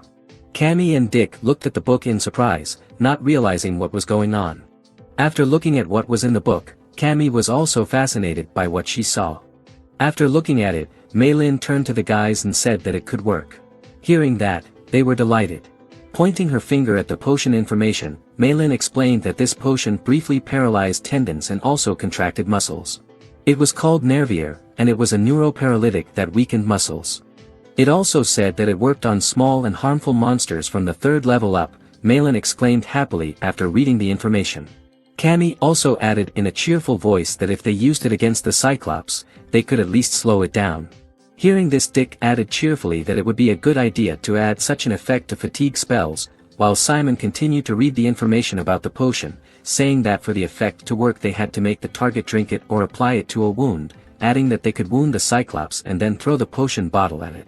Gathering around Simon, who was holding the book, the rest of the guys were enthusiastically answering that he was right, as well as talking about how it could be used. When they had finished discussing how to use the potion, they decided to make it first, choosing the lab as there were cauldrons available. However, the problem was the ingredients. They could find the bulk of it at the academy, but Lehart mushrooms, blood slime and silk vines were a problem. However, Dick reported that it wasn't a problem, saying that if he went through Rochester, he could get all the ingredients today. Simon asked in surprise if that was really possible. He gave him a thumbs up and said it was no problem, suggesting that Simon go together. Simon pointed his finger at the mushrooms and said that he could help him find them, as he had seen many of them in his homeland and in Kizen.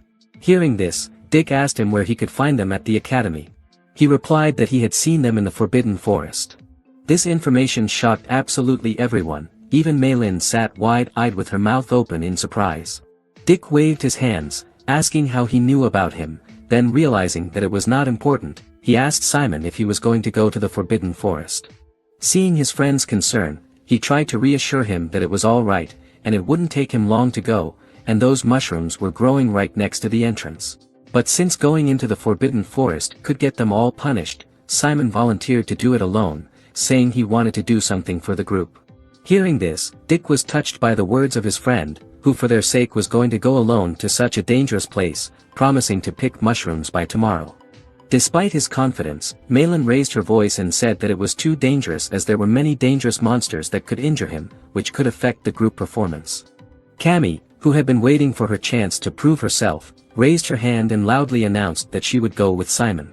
Mei Lin turned to the girl and said that she had already told her that it was dangerous, but she replied that that was why Simon couldn't go alone, as 2 heads were better than 1. Simon, on the other hand, also agreed to the suggestion, adding that they would leave as soon as they were in danger. They concluded that Dick was mining blood slimes and silk vines. Mei Lin looking for basic ingredients in Kizen. While Simon, along with Cammy, went mushroom hunting in the Forbidden Forest. Finished with the division of duties, Simon said that they should meet together with the ingredients in the lab in the evening. To which the others unanimously agreed. At the same time, an unfamiliar hooded man was watching team number 7 sitting in the classroom. Although his face was hidden by a shadow, his sly smile clearly indicated his not-so-good intentions. As soon as the lesson was over, the students immediately headed for the exit of the classroom.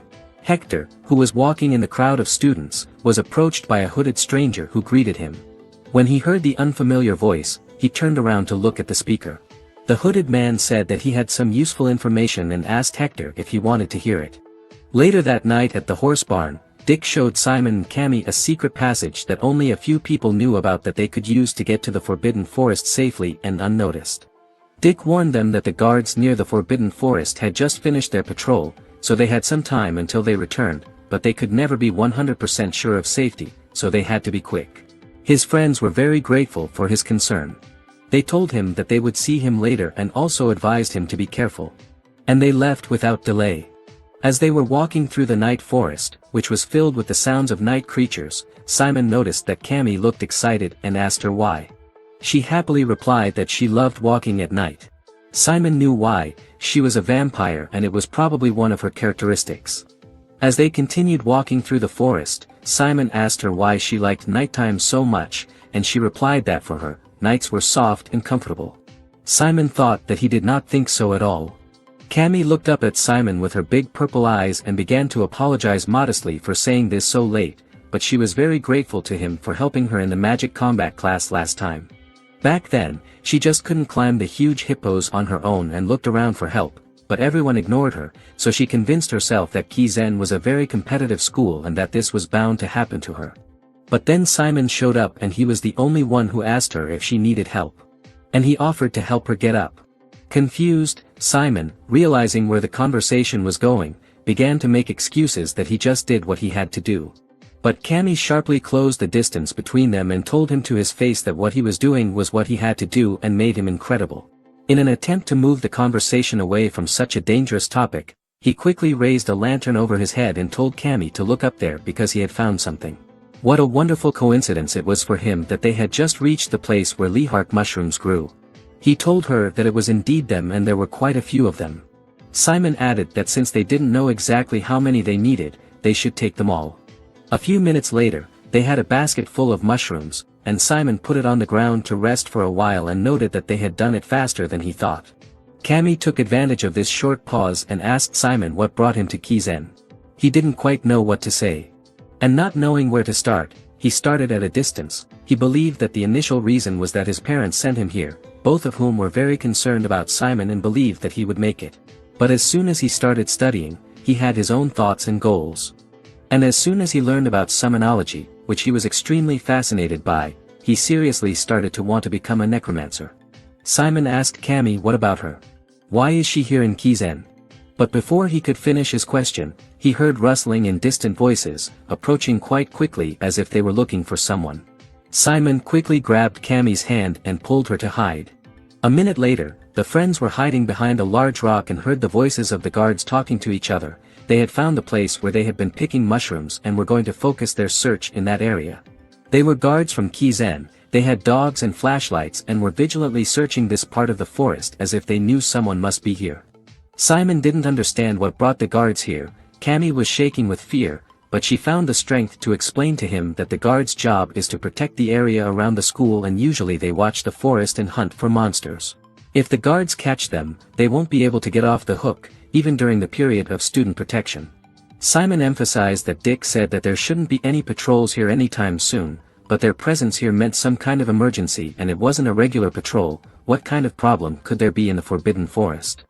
A frightened Cammy with tears in her eyes was panicking and starting to regret being here and asked Simon what they had done. Simon decided to calm her down and took her by the shoulders and told her to look at him and listen, they could get out of here. He had an idea and she just needed to trust him, and when he started running right behind him and asked if she could do it, she said yes. Simon, using the device Fair had given him a few days ago, asked him if he could hear him, and Fair, from his hiding place, said that yes, he could hear him and asked what was going on. Simon replied that he was in trouble and he was afraid that he would not be able to cope without the help of the battalion and he had to act. He had a plan to solve everything. After some time Cammy informed him, she had put all the nearest stones into his subspace, for which Simon thanked her and said that he had done everything he needed as well.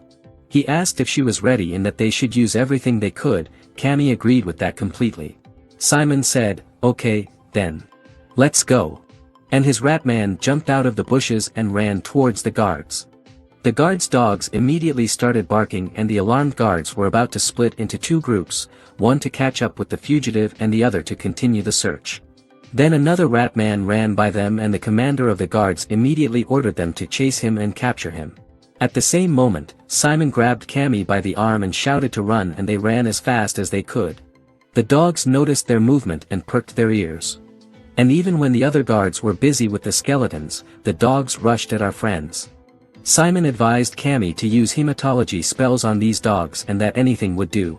She said okay and started preparing the spell. From the magic circle she had prepared, pink fireballs flew at the dogs. They hit the dogs directly. They stopped and howled in pain and now could not continue the chase. However, several guards came to the noise with other dogs and were going to set them on them again. The guards saw that they were going to run further into the forest and were going to shoot at them with their bows. Within moments, a barrage of arrows began to fly at the fugitives, who were trying to hide between the trees.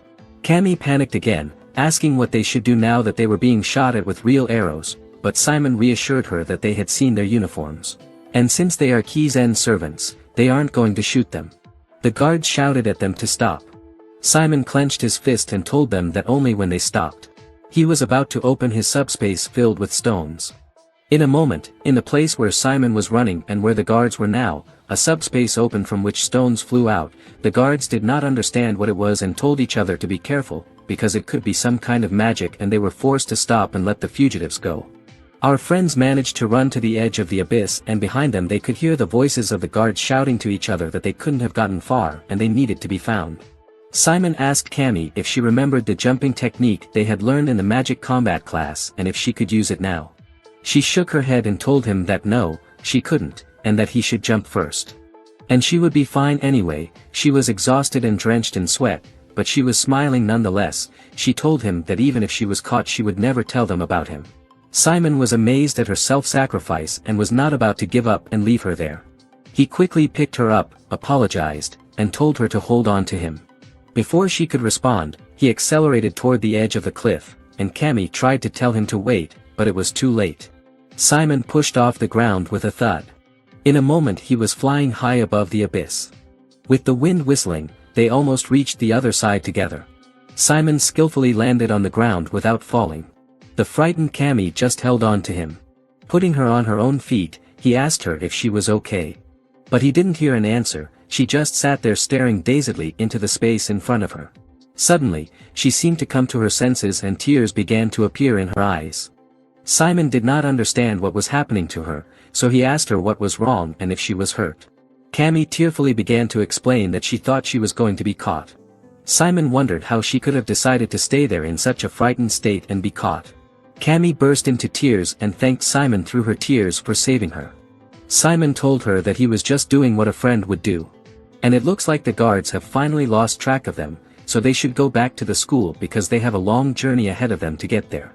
He asked her if she would be able to walk and she nodded and told him that she was fine.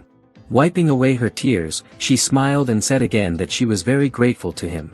Together they took a detour through the unfamiliar terrain to avoid running into the guards again, with the bright moon lighting their way. However, this didn't make the forest filled with strange sounds any less eerie, and even Cammy wasn't so excited about the long night walk anymore, so she asked Simon if they were lost. He replied that he thought they were headed in the right direction. Suddenly, Cammy stopped when she heard something strange, a strange sound coming from them. She told Simon that she was hearing something strange, but he doubtfully replied that it might be owls or some other animals. Cammy confidently replied that it was definitely not owls, it was a human voice, and together they looked in the direction of the sound and even Simon began to distinguish some strange words. He agreed with Cammy and decided to check it out. He started to wade through the bushes that were rustling around him going towards that voice. Suddenly, Cammy flinched and Simon froze as well. Cammy was the first to come to her senses and started tugging on Simon's sleeve, telling him that they had to get as far away from here as possible. In front of them was an unknown person in a white robe, who was reading a prayer. Cammy began to shake from the words of that prayer and covered her ears with her hands to avoid hearing it. Simon did not understand what was happening to her. He held the girl so she wouldn't fall, and he wondered what that man was doing here. They were in Kizen on the island of Roke, so how was this possible?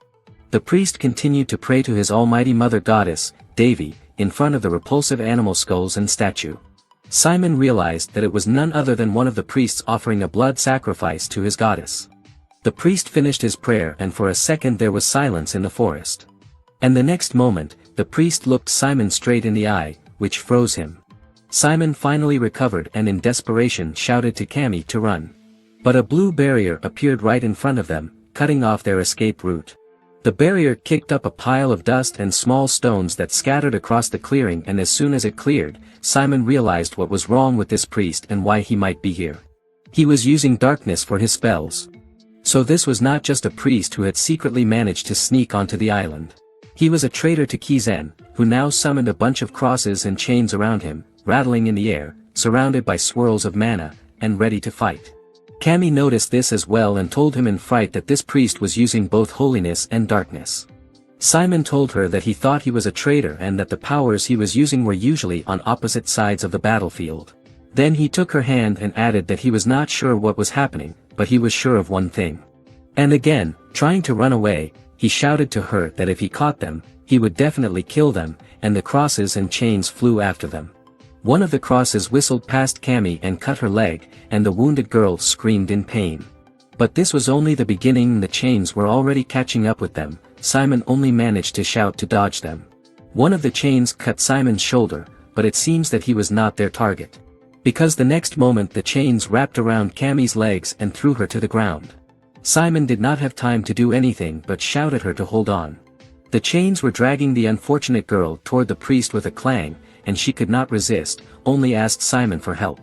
The traitor made a movement with his hand and clenched it into a fist, and the chain followed his movements and lifted the girl high up like a feather. And with a loud thud, he sealed her to the tree, tying her with chains. The priest was in full control of his chains, which were his weapon. Having dismantled and immobilized Cammy, he then took on Simon, trying to get him as well. However, he turned out to be much more agile than his friend and didn't get caught easily. But he couldn't keep dodging and running away, and one of the chains flew right at him. Simon was going to get something from his subspace, and where he was a moment ago, everything was exploding from the impacts. He pulled out a sword from his subspace and was going to use it to deflect one of the attacks. But after the first strike against the cross of darkness, the sword broke. It was a bit unexpected for Simon, and his hand trembled from the impact and the chains whistled towards him. However, Simon managed to recover at the last moment and dodged the blow. The chains hit a tree behind him as he landed on the ground. He grabbed what was left of his sword and began to fill it with darkness. And then he threw it with all his might at the enemy, hoping to at least see his face as he dodged, but Simon's attack was no surprise to him. He simply turned his head slightly to the side to dodge it, but the priest was surprised to see the tree that the sword fragment had hit explode. They stood there looking at each other for a second, assessing each other's options. After a moment of hesitation, the priest created dozens of dark crosses around him with a creak and a stomp. But then it turned out that this was only the beginning, and in a moment Simon was surrounded by a weapon of apocalyptic proportions, thousands of crosses that were ready to fly at Simon at any moment. Now he knew for sure that he could not cope with this, so he decided to urgently call for help. He took up his communication device. The priest did not understand what was happening and why this crazy student was smiling. The next second there was a powerful blow that demolished half of the clearing. Simon came to the rescue of Fayer, who was now laughing ominously while holding his sword, which was smoking after the blow. Fayer, with his sinister smile, asked Simon if he was okay. Simon replied that he was, but when the dust cleared it was clear that the priest was alive and almost unharmed. Somehow he had managed to conjure a shield that protected him from the blow. Fayer told Simon to retreat and stay away, because this battle was too difficult for him right now and he would definitely not be able to handle it. Simon completely agreed with him. Having dealt with this, Fayer laughed ominously again, saying that it had been a long time since he last fought in battle. And once again he struck at the priest's shield. Each blow was like the explosion of a small bomb. Meanwhile, Simon was able to free Cammy from the chains and tried to bring her to consciousness, asking if she was okay. Although she was still unconscious, Simon was glad that she had not been seriously injured. Simon lifted her onto his back and carried her away from the battlefield. Through the device, he asked Fayer how the situation was on the battlefield. He told him that it would not be easy, as this person was outrageously strong in terms of mastery of darkness. He was roughly at the level of a professor. He also added that his strength would be the same if it were not for the seal. He laughingly launched another attack on the priest. Simon turned to Fayer and said that he had an idea and wanted to ask him to follow his orders. Fayer smiled to himself as this reminded him of something. So he replied that he understood, since Simon was Richard's son, he must have some smart ideas. And Fayer struck another blow so hard that the whole forest shook, and even Simon, who had already moved far enough away, felt its power. Simon was happy because his plan worked. The Kizen guards heard this noise and vibration and were now running to where the priest was. He even heard them shouting to chase someone and let the dogs down. He told Fair not to pursue the priest, to leave everything to the guards and to return to him. Simon knew that the priest would escape, but it didn't matter, as long as he survived and saved his friend. Fair quickly turned to him and told him that he was proud of the way Simon had used the guards. Simon looked at his battalion commander and noticed that he was a little wrinkled and asked him if he was okay. He replied that he shouldn't worry about him, he could take a lot more, but this girl seemed to need more urgent help than him. And then he picked them both up and told Simon not to worry because he would help them. Simon thought he was going to heal her wounds and said he didn't know he could heal wounds. Fair put Simon on his shoulder and took Camus in his hand and said he could not heal wounds, but they were going to get out of this place right now. Simon started to ask how he was going to do it, when Faye ran away with such speed that Simon could not finish his question and almost fell off him. Now Simon was helplessly crying out for help as Faye ran, laughing and telling him to hold on tight. Only a cloud of dust remained behind them. After a few minutes, Faye brought them to the edge of the forest and set them on the ground and told them that they should go on their own. Since he smells some kind of fishy odor, it seems it might be a similar long-range detection spell and so he definitely can't go any further. Simon still hasn't recovered from such a quick trip, but he sincerely thanked him for saving their lives. And Faye left saying that he had just signed a contract with him and was not going to lose him so quickly and wished him to be careful for the rest of his life. Now Simon had to decide what to do with Cammy. He could take her all the way to the school, but what to do with the girl and how to take care of her without harming her or himself. If he just went to the hospital, the doctors would definitely have questions about how she got those wounds, and he would get into even more trouble with her if he told them what happened today. And that priest could see their faces, and given that he was a traitor and Simon could not see his face, he was also a danger to them and could be waiting for them somewhere on their way back to finish the job. Simon came to the conclusion that Cammy had to be treated by someone he could trust, there was no other way. So he carried her to his dormitory, specifically to the dormitory manager he had once helped deal with the arrogant nobles. He knocked on her door and she told him to come in. With a creak, he opened the door and she calmly began to ask him what brought him here at such a late hour. But when she saw who he was and in what condition he came to her, she screamed in shock, "Simon." Simon stood in front of her, covered in mud and with cuts and bruises, holding the girl in his arms and asking her for help. She was shocked by his appearance and asked him what happened, and then she saw the girl and said that girls were not allowed to enter the boys' dormitory. Simon told her that he knew all this, but that it was urgent. Then she noticed that the girl was injured and advised him to take her to the hospital, not here. Simon told her that he simply could not do that. He began to explain that it was complicated and he couldn't tell her the details, but he asked her to help them anyway. The hostel manager looked at him without understanding and could only ask, "What?" Simon bowed to her and asked her again to treat the girl here, she just didn't know what to say. In the end, she exhaled nervously and thought that she would regret her soft heart one day. Then she pointed Simon to a bed with a screen and told him to put the girl there so she could treat her first. He was very grateful for her help in such a difficult time. She closed herself behind the screen and began to treat the girl's wounds, asking Simon what could have happened in the world to cause such wounds. Most of her wounds were light scratches and bruises, but one cut had been left by something sharp and large. She advised him that if he has fights with other students, then he should resolve it during the student defense period. And there is only one thing she learned from this job. Students do whatever it takes to survive here, no matter how ugly it is, no matter how much it might hurt them or others around them. Simon clenched his fist and told her that they were not fighting. And he was sorry that he couldn't tell her everything that had happened. The dormitory supervisor finished treating the girl's wounds, left her to rest on the bed, and came out from behind the screen, heading to Simon. She told him that if he didn't want to tell her, she wouldn't ask him again. That was fine, she would not ask him about it again. But she still needed to examine his wounds, so she asked him to roll up his sleeves. She opened her bag of medicines and instruments and told him that she wasn't sure what had happened, but that health was the most important thing and he had to stay healthy if he wanted to have a chance of survival in Kizen. She put on some bandages and asked him if he understood what she was telling him, and of course he did. She added that the other girl was also not badly injured, so she would ask a staff member from the girls' dormitory whom she trusted to take her to her room. Simon told her that he was very grateful for her help. And he will never forget what she did for them. The girl told him that it was okay and she was always happy to help him, and then added that he should also go back to his room. Simon was about to go to his room, and before closing the door behind him, he apologized again for disturbing her so late at night. When he left, the dormitory manager thought that she wondered how long he would stay here. He was a rare type of student that you don't see often at Kizen. Simon went to his room and immediately told Dick that he was back, who happily jumped out of bed. He immediately started hugging him as if he had seen him for the last time and was very surprised that he was okay, asking what was wrong with Cammy. Simon advised him to calm down and told him that they were both fine. Despite the fact that they were chased by guards and then got lost, everything ended well. But enough about them. How is he? Is he okay, and where is Malin? Dick started sniffling and crying that the guards were chasing him too, and he barely got away from them, although usually they don't go around at this hour, but for some reason they did today.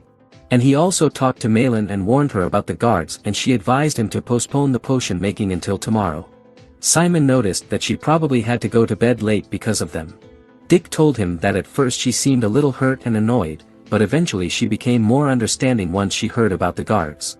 Simon put his stained school uniform in the closet, and Dick asked him if Cammy had also gone back to her dorm, to which Simon replied in the affirmative.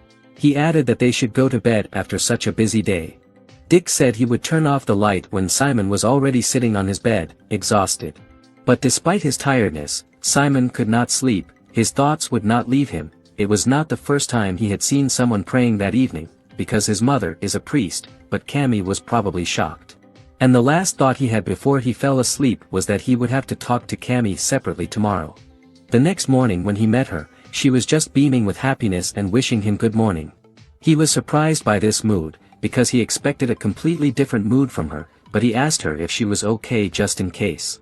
She flapped her wings excitedly and replied that yes, she was fine. She added with enthusiasm that yesterday was like a dream. Simon didn't quite believe her, so he asked her again, was it a dream? She happily began to tell him that yesterday they had a night walk, mushroom picking, chasing, some scary things happened too, and it was exactly the type of dream she had in mind. But Simon didn't share her enthusiasm for nightmares, so he told her that it was a good dream at first, but then it started to turn into a nightmare. Maybe that was why the night before didn't feel real. He wondered to himself if she really believed that everything that happened last night was a dream because she was too shocked, and that was not a bad thing if it helped her cope with the shock. Simon took her by the shoulder and told her to listen to him. He told her that the priest ran away as soon as he saw the guards, and he probably saw his face, but she probably didn't.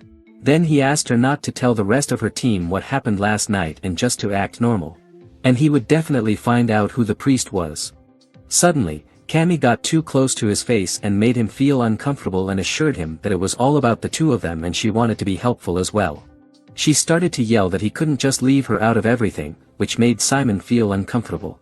He stammered and began to convince her that it was fine to help, but that he didn't have anything so urgent right now, and as soon as he needed something, he would ask for her help when the time came. Cammy was very excited and told him to rely on her and she would do everything, to which he replied awkwardly that he would try his best. Then Simon went to his first class, Caterology, and he was extremely exhausted and sleepy. So he barely listened to Professor Bahil, who told them that last time too many students relied on the corrective device to cast the exhaustion curse, so this class they would practice a simpler curse. Today's curse is a transfer curse, which uses a formula to direct darkness at a targeted object and is the basis for all other curses. The goal of today's lesson will be to create a magic circle in the air without a corrective device. The plants in front of the students had a tendency to bloom when they were filled with darkness, so they needed to use a transfer curse to make the plant bloom. And as soon as Simon started the task, he was completely unsuccessful, and the runic letter would jump out of the circle and hit him on the head. The whole circle would lose its strength and spread like water or just explode in his hands, covering him with clots of darkness. Dick watched his friend's attempts with sympathy and asked if he was okay. Simon told him that he was not. He had to defeat the cyclops next week, and he was not ready for that, and now he was exhausted. Suddenly, Professor Bahil came up behind him, put his hand on his shoulder, and asked him how he was doing. "Are you handling it all right?" Simon was surprised that the professor had come up to him, and another thought popped into his head that he reminded him of someone. Simon was a little embarrassed by the attention, especially when he was not doing well, and told the professor that he was trying, but he was not quite getting it. Professor Bahil advised him to use his core and still kept his hand on his shoulder. The professor also pretended to reason with his trademark smile and added that perhaps he was failing because he was not experienced in controlling his core, so his darkness was not firm enough, and as a result, his magic circle that he was creating could not take the correct shape. He also added that Simon cannot learn how to control his core from someone else, it is too basic a skill that is not taught at Kizen, and everyone has different ways of controlling their core, each one comes to this skill on their own. The professor apologized and cast a spell on him. After a moment, Simon felt as if he was in another world, everything around him became different, now Simon could see the movement of darkness and mana in the air.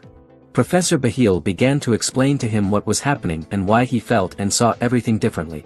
Curses are stereotypically considered to be exclusively negative, but as a professional in this field, he was saddened to hear this, because everyone who thought so was wrong.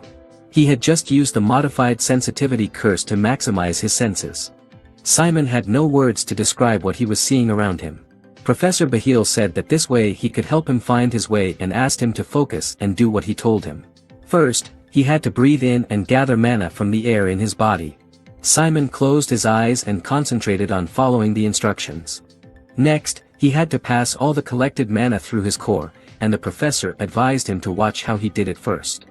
And in Simon's imagination, he saw his core moving chaotically, a ball of boiling darkness that was rotating, and he realized how different it was from the movement in the professor's core, where the mana was moving in an orderly and not chaotic way. Bahil asked him if he could feel the difference. He said that Simon's core was not like the others, and if he used it only to produce darkness, it would not be as effective. Therefore, he should develop circulation and not try to tame his darkness and confine it, he should let it flow and move, and the professor helped him to tune his core, which now shone in a new way. Bahil advised him to forget about the concepts of transformation, change, and modularity because they would not work for his darkness. He would be better off thinking of his core as a living thing and treating it as such, and collecting the darkness in the core until it starts to release into the environment. Simon began to do as the professor advised him and was fascinated by what he was doing. The darkness appeared in his hands without any effort, and the core was full of energy, like an animal that had broken free from its cage. Finally, Bahil once again advised him not to try to control his darkness by force and just let it do what it wants, and said that it was his turn to show that he understood. Simon replied that he would try. He began to gather and concentrate the darkness in his core without restricting it. The professor encouraged him that he was doing a great job. Simon exhaled as he continued to gather the darkness. But at some point Bahil interrupted him and said that he would now lower his sensitivity to 50% and added one more piece of advice. The darkness has a tendency to memorize the flow and move in a similar direction every time. It's similar to how our muscles work. If we repeat something hundreds and then thousands of times, they memorize it and then can do certain actions on automatic. Similarly, after years of practice, the darkness itself begins to perform certain actions without the control of the consciousness. Therefore, it is very important to practice over and over again, training your core and the darkness, bringing every movement, action and spell to automaticity. Simon listened carefully to the professor and memorized his words. Then Professor Bahil suggested that since they had gone so far, he try to create a curse. Simon was still under the influence of the modified sensuality curse, and everything around him seemed to glow for him. Simon agreed to try it and looked at the plant carefully, and the professor added that he didn't have to worry because he would help him. Bahil put his hand on Simon's shoulder and advised him to complete the magic circle as he wanted. Simon agreed. And he began to let the darkness pass through his core and gather it in his hands. Gradually, he was able to form a magic circle in the air in front of him and aimed it at the plant. Bahil praised him and now told him to use the circle. Simon prepared himself and applied the magic circle to the plant. A jet of darkness burst from the circle as he looked at it closely. With a flash, a stream of drops of darkness flew at the plant. At first nothing happened, but then a beautiful blue flower appeared on the plant. But before Simon could rejoice in his success, a giant tree with flowers grew out of the flower, scaring both friends at the desk and making the professor laugh. All the students in the class watched in awe and did not understand what it was or how it happened. The professor only praised Simon and said it was incredible. Bahil told the bewildered Simon that his potential was hard to assess. And he just helped him to use his powers efficiently and thus showed him what he would be capable of in the future. Then he removed the modified curse from him. The professor added with a smile that Simon's darkness was special. And he hopes that he will think carefully about his words and find the best way to demonstrate his talent in the future. And he will choose wisely in which direction to move in order to fully realize the potential of his special darkness. Simon thought about the professor's words for a second, but then decided to ask a question. Would he be able to tell him more about the curse he had just created? Professor Bahil smiled at him and thought for a second. Then he answered Simon that he had a great mindset that allowed him to look at himself objectively, and that was wonderful.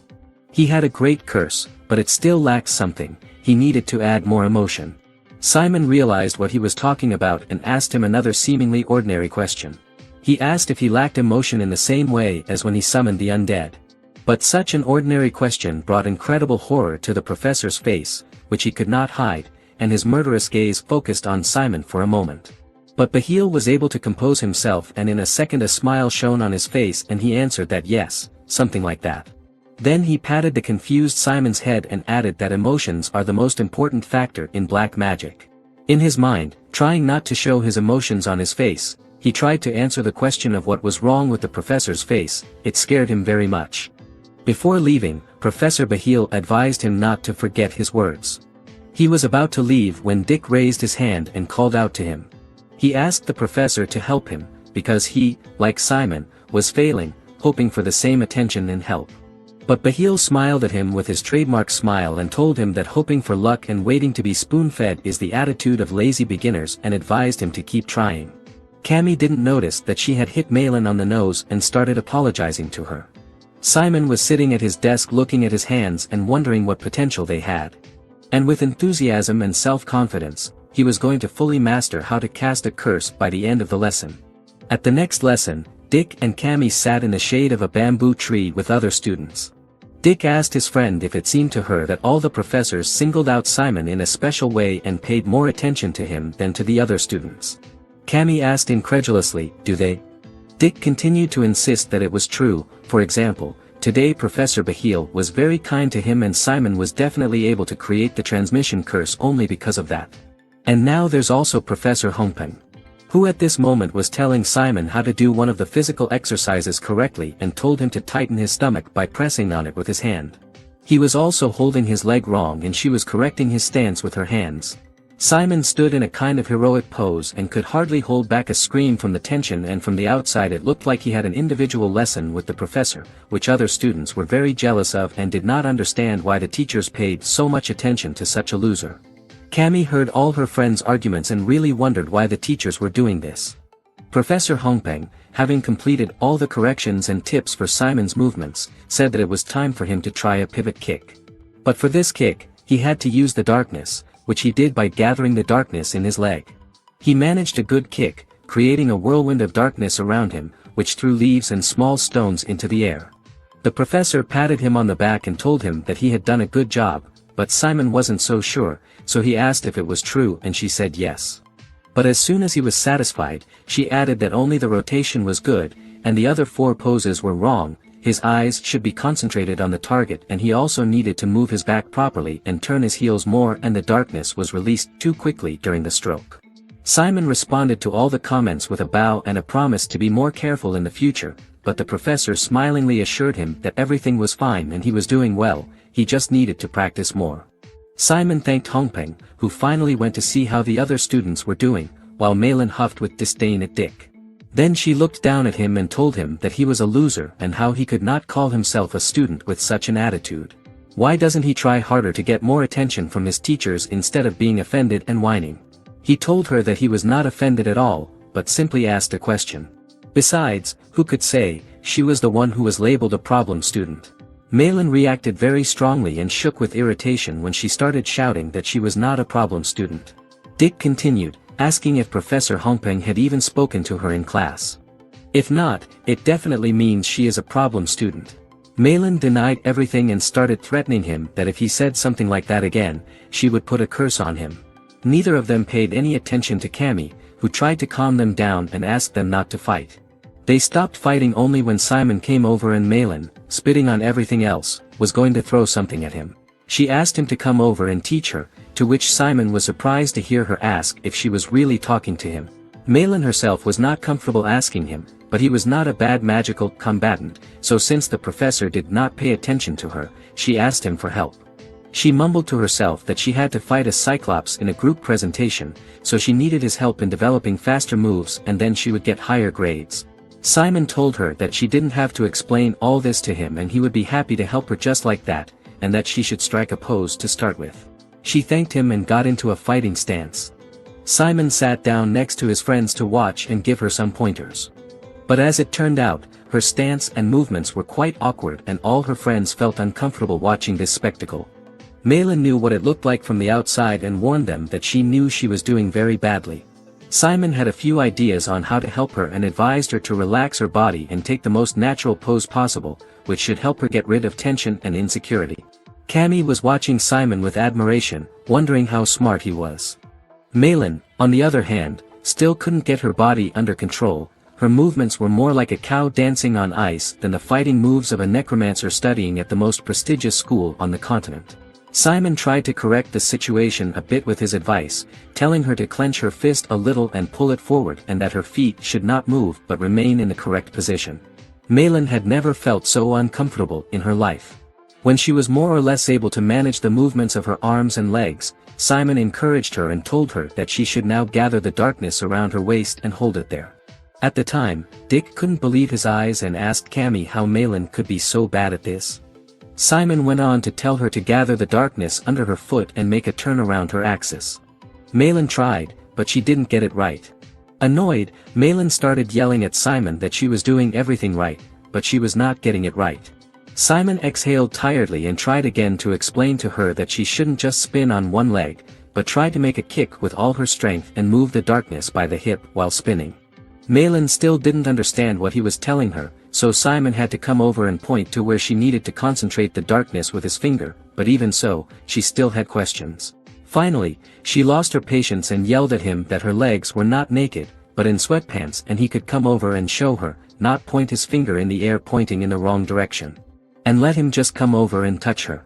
Suddenly, after her cry, silence reigned over the entire clearing, and her last line, "Touch me," echoed across the clearing. Everyone around her froze. And only now she realized what she had said. She stuck her tongue in her mouth and blushed, but the girls behind her had already started whispering what was going on. She had told him to touch her. Were they dating or what? But while she was trying to recover, Simon came over and started touching her to show her where she should concentrate the darkness and where she should move when she turned and hit, which only made her blush more. She was about to resist and tell him what he was doing at such an inopportune moment. But he calmed her down and advised her not to think about unnecessary things if she didn't want any misunderstandings, to which she nodded uncertainly and said okay. Then he advised her to gather the darkness where he showed her and try again. She swung and seemed to make a good hit and Simon was about to praise her when she suddenly lost her balance and fell to the ground under Simon's astonished gaze. He immediately asked her how she was doing and praised her that even though she had fallen, she had done well this time, but she still had a lot to learn and needed to practice. She didn't say anything in response, just looked at him with a displeased expression. However, he was immediately surrounded by other girls who had already realized that he was just helping her learn the stance and now asked him to teach them. They all praised Simon for his cool kick at the beginning of the lesson and wanted him to pay attention to them. Meanwhile, Malin remained sitting on the ground, darker than the storm clouds, wondering who he really was. She couldn't just accept that someone was better than her. After the magic combat lesson was over and Simon was finally able to escape from the girls who all wanted his help in practicing their punches, he and his friends went to the next lesson, his favorite one, Sonology. And the topic of today's lesson was recovery. Professor Aaron began his lecture by telling him about the biggest advantage of skeletons, which was that they can regenerate their strength and structure. Simon, who knew this well, sat at his desk and looked at the bones out of boredom. To prove his point, he wagged his finger. And in a moment, the bones that had been scattered around the classroom by the assistants before the class were now flying past the students, scaring and surprising them. And in a moment, the professor had a whole rat man by his side, and he began to explain that the principle of restoration is very simple. Even when a skeleton's body falls apart from a strong shock or impact, darkness remains in its bones, and he separated the arm from the rat man to demonstrate to the class. Professor Aaron held out the skeleton's arm in front of him and began to explain that they just needed to activate the darkness in the bones and maximize its attraction characteristic, which would bring all the bones together into a single original structure. And then he suggested that they start practicing.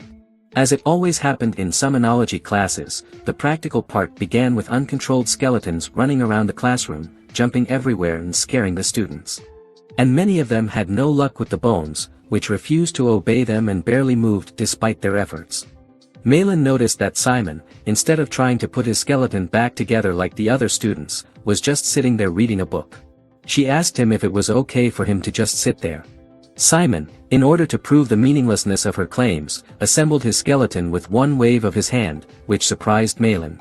She had little to say to this and only noticed that he was really good at it. But she still haughtily told him not to get too excited just because of the recovery and asked him if he had forgotten his promise.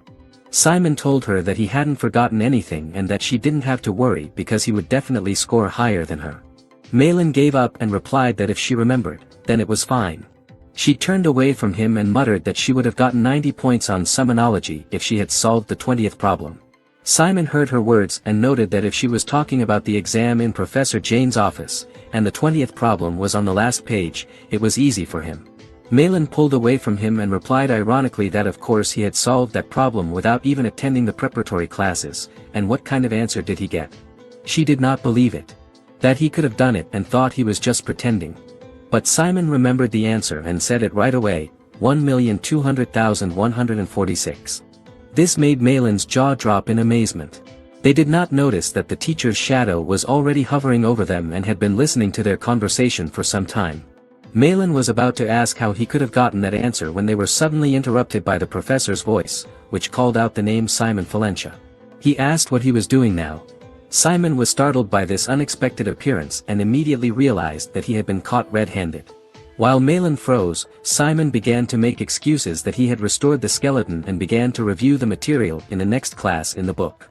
Professor Aaron did not seem to be satisfied with this answer at all and met it in silence.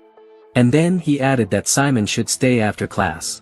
The friends were upset by the news and Malin began to apologize, but it was too late and nothing could be changed. After the lesson, Simon and Professor Aaron were left alone. Simon sat not knowing what to expect, and the professor read a book sitting on a chair. After a few minutes of silence, the professor slammed the book shut and told him to follow him. They left the school grounds and approached the edge of the forest, and when they were almost there, the professor said that he could not tolerate only a few things. And one of them is students who don't attend his classes even if they want to. Simon did not understand what he meant. The professor told him to take his skeleton. Simon clenched his fist to activate subspace and get his skeleton. As soon as he took it out, the professor snapped his fingers and it shattered into pieces. He then asked Simon to reassemble it in front of him, which he did. And in a moment, there was a whole skeleton standing in front of him again, but he had seen this thousands of times before, so it didn't make any impression on him. He continued casually that Simon really has a talent for restoration. And he added that he would teach him another skill. This surprised Simon, who was expecting anything but an extra lesson.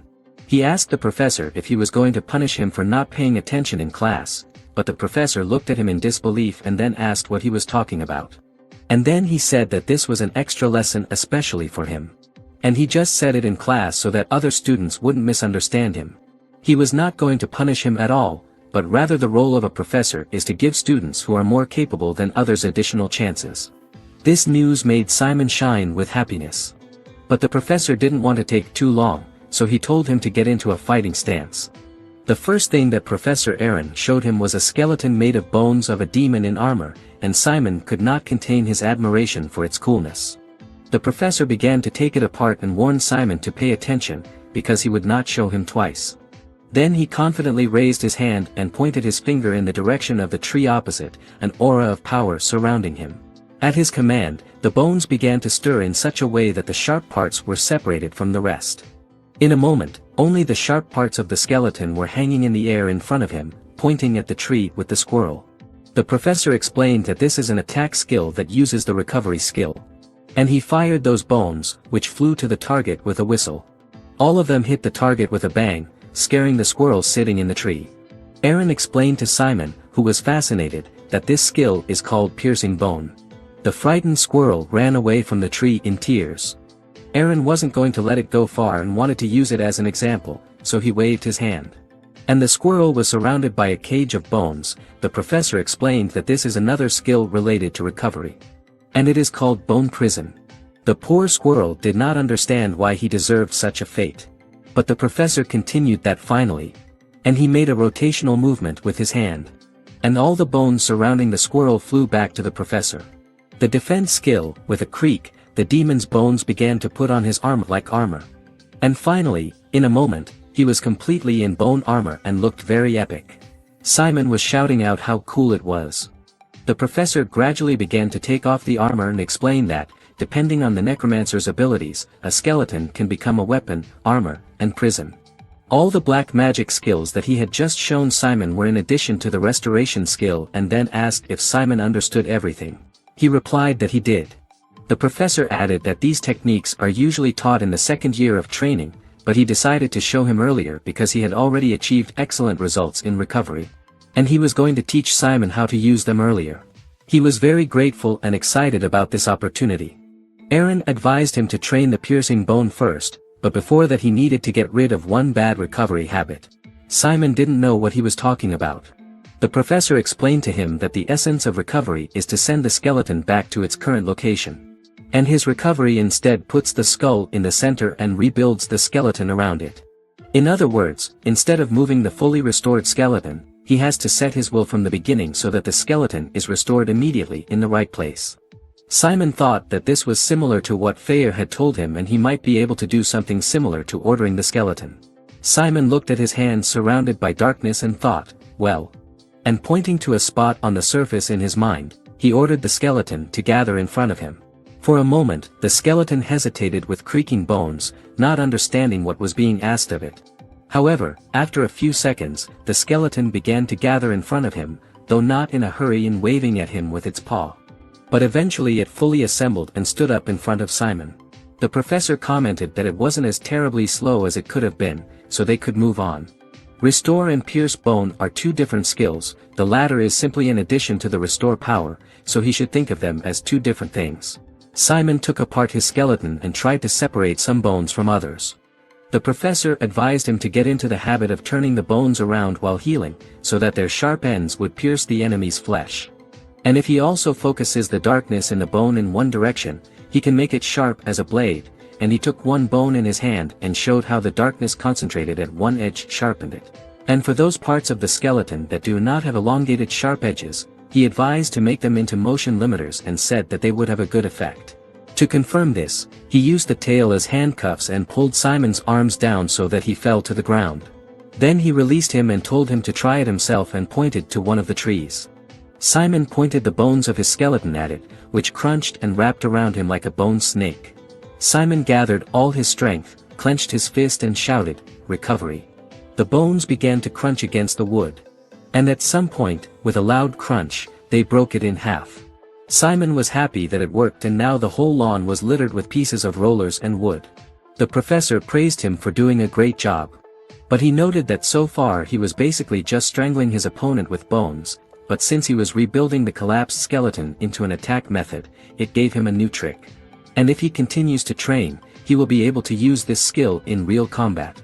Simon was happy that he was getting the hang of it so quickly. Then Aaron told him that he had heard that Professor Jane had chosen Cyclops for the group test and asked if he would fight. Simon told him that he would not be fighting, his partner Malin would be fighting instead. The professor said that this was a smart move and it was important for him to focus on supporting his friends. He still had a lot to learn, so he had to do his best. And as he was about to leave, he added that it was just an extra lesson and nothing more. Simon only managed to thank him, looking at his back as he walked away into the shadows of the forest. Simon returned to the school and went to the laboratory where his friends were about to make a poisonous paralytic potion. He walked in smiling and apologizing for being late. Immediately, his frightened friends ran up to him, who were very worried about him and now bombarded him with questions. What happened? Was he beaten? And how could the professor dare to punish him? Because it was the period of student protection and it was forbidden to use physical punishment, especially Cammy was screaming and worried. Dick said that he had heard that this is how physical violence starts at Kizen. And Malin was beating herself up that it was her fault for asking him that stupid question. Simon just tried to calm them down. He told them that the professor did not punish him, but gave him an extra lesson. His friends were very surprised and looked at him questioningly. And then they immediately pretended to lose interest in him and went back to their potion, saying that the professor probably just confused the extra lesson with a punishment and that since he was not injured, they did not care. They were doing this to show that they didn't care about him and were only worried about him because he was on their team and they needed him to be healthy. Malin was stirring her golden-colored potion and her friends praised her for making the highest quality poison. To which she huffed and replied that it could only be so because she was the one who brewed it and the amount of water, the measurement of the ingredients, the boiling time and the separation of side substances, in short. Everything was done perfectly. She added, smiling, that all that was left was to simmer for 20 minutes and it would be ready. Her friends enthusiastically replied that they knew they could rely on her and that they had all worked hard to prepare it and hoped it would be effective. Malin replied that she knew it would, and with this potion they might even do well in their next lesson of elementary black magic. Dick added that since they were all here, they should prepare for the presentation. Everyone supported his idea. Later, late at night, someone asked if they had gone through all the possible questions. He was told that yes, more than 300 questions and they had an answer for each of them. They all sat around the table exhausted, trying to encourage each other that they would succeed and that tomorrow's presentation was in their pocket. But their joy was very sleepy. The next morning in class, the professor looked at the text version of their presentation and slammed it down. Summarizing, she said, 1 damager, 1 support, and 2 on curses. She stated that the members of their group had different profiles, but not roles. In addition, their black magic combo lacks creativity. She also added coldly that their idea of putting the main damager in the support position was not very good. At the same time, the professor was thinking about what the members of this team were thinking. And they were all disappointed because of the time they had wasted and the sleepless night and the fact that she had not asked any of the 300 questions they had prepared for. Vice-Chancellor Jane, ignoring the students' confusion, turned to the students and asked them why they had assigned roles in the way they had. Speaking up, Malin replied that she thought it would be best for them to have a clear division of responsibilities as the most important goal for them was to defeat the Cyclops. Upon reflection, Vice-Chancellor Jane asked if that was the best division in their group. To which the girl replied in a confident voice that it was. Simon, meanwhile, was nervously clenching his fist behind his back, trying to look calm. The next moment Professor Jane turned to Simon and asked him what he thought of their strategy. He understood that the professor must have been expecting a different answer, but in any case it was about protecting the team members.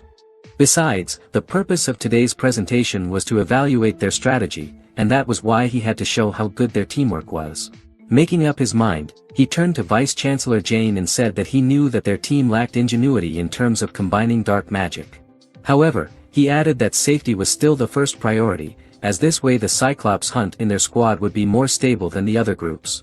That allowed them to thus get a high score for strength, which made up for the lack of points for resourcefulness. Nodding in response, Professor Jane said that if they had decided so, then so be it, adding that they should now move on to the next item. Then turning to Cammy who, not expecting such attention, excitedly replied that she was listening.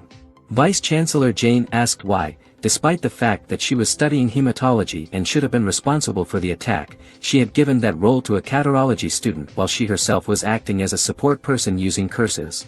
Adding at the end to a frightened and confused Cammy that she would like to hear her thoughts on the subject. It was a difficult question not only for the girl, even Malin and Dick looked unsure as they realized that answering it would not be easy. Besides, the question had been asked by Cammy, who was not known for her confidence.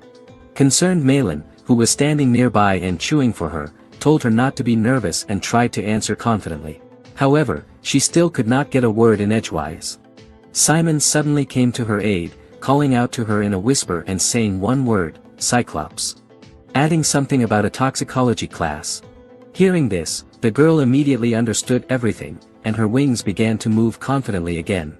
And the next moment she said in a firm and confident voice that such a decision was made because of the unique nature of the Cyclops, against which they would fight.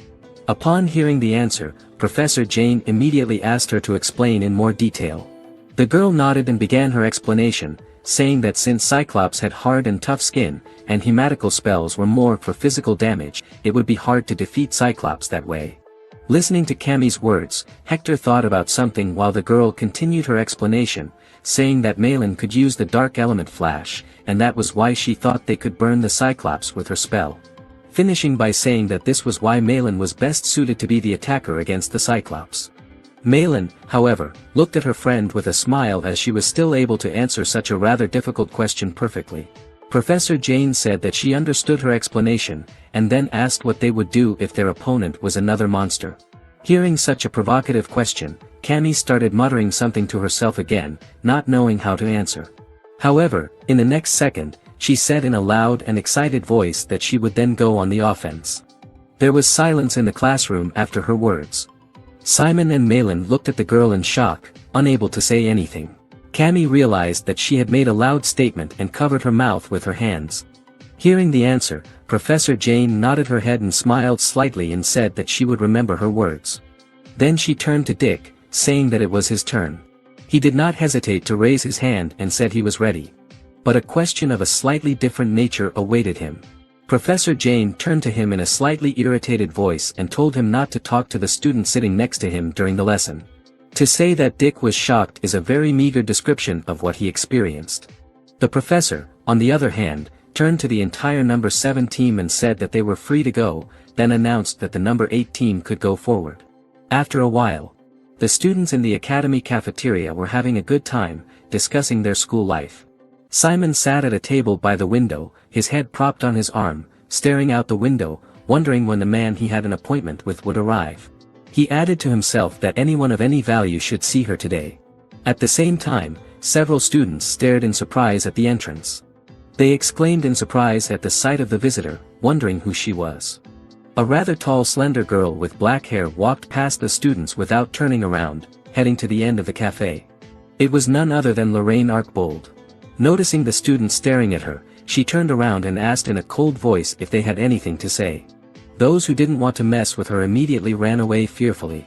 While Simon looked at the whole thing in bewilderment.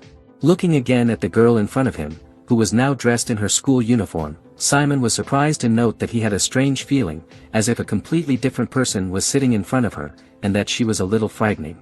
Memories came flooding back to Simon. Back to when they first met. She seemed very friendly, they went shopping together and if together. Returning to reality after the warm memories, Simon embarrassedly said hello to the girl. Lorraine leaned on his arm and sighed.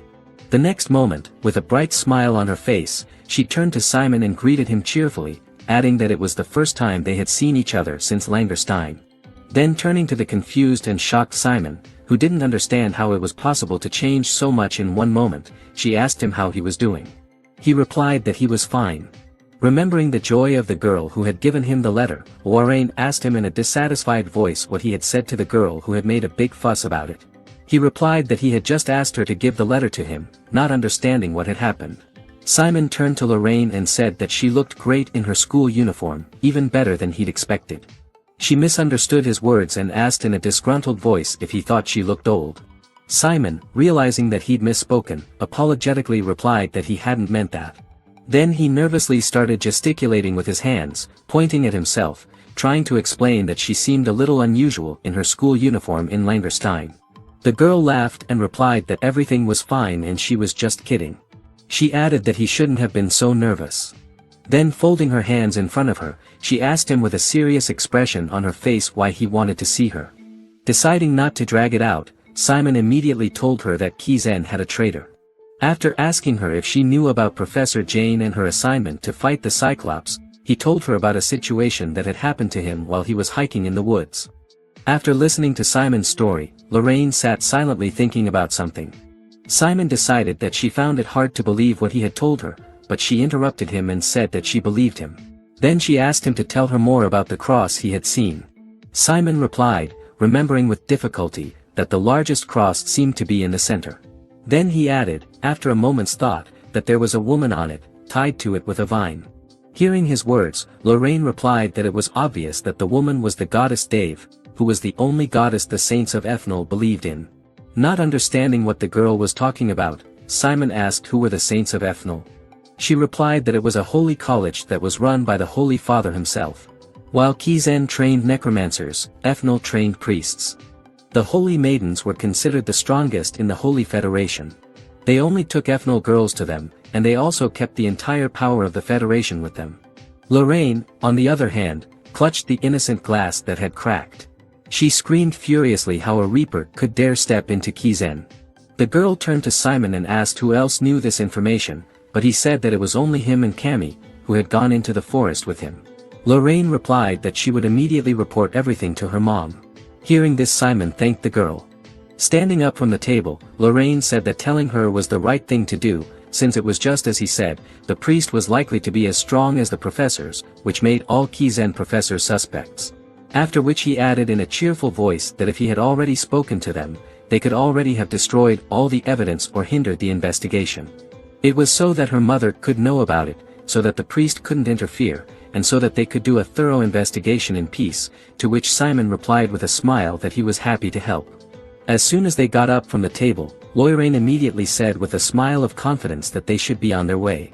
Simon, confused, asked where they were going. She smiled and replied that they were going to the Forbidden Forest. Where he'd seen the priest, there would be evidence of him.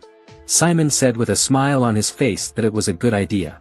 Getting to the place where he last saw the priest, Simon looked around the place and couldn't believe what was in front of him. "Why is there nothing here?" he asked in a shocked voice, standing in the middle of the forest where there was no trace of the night before.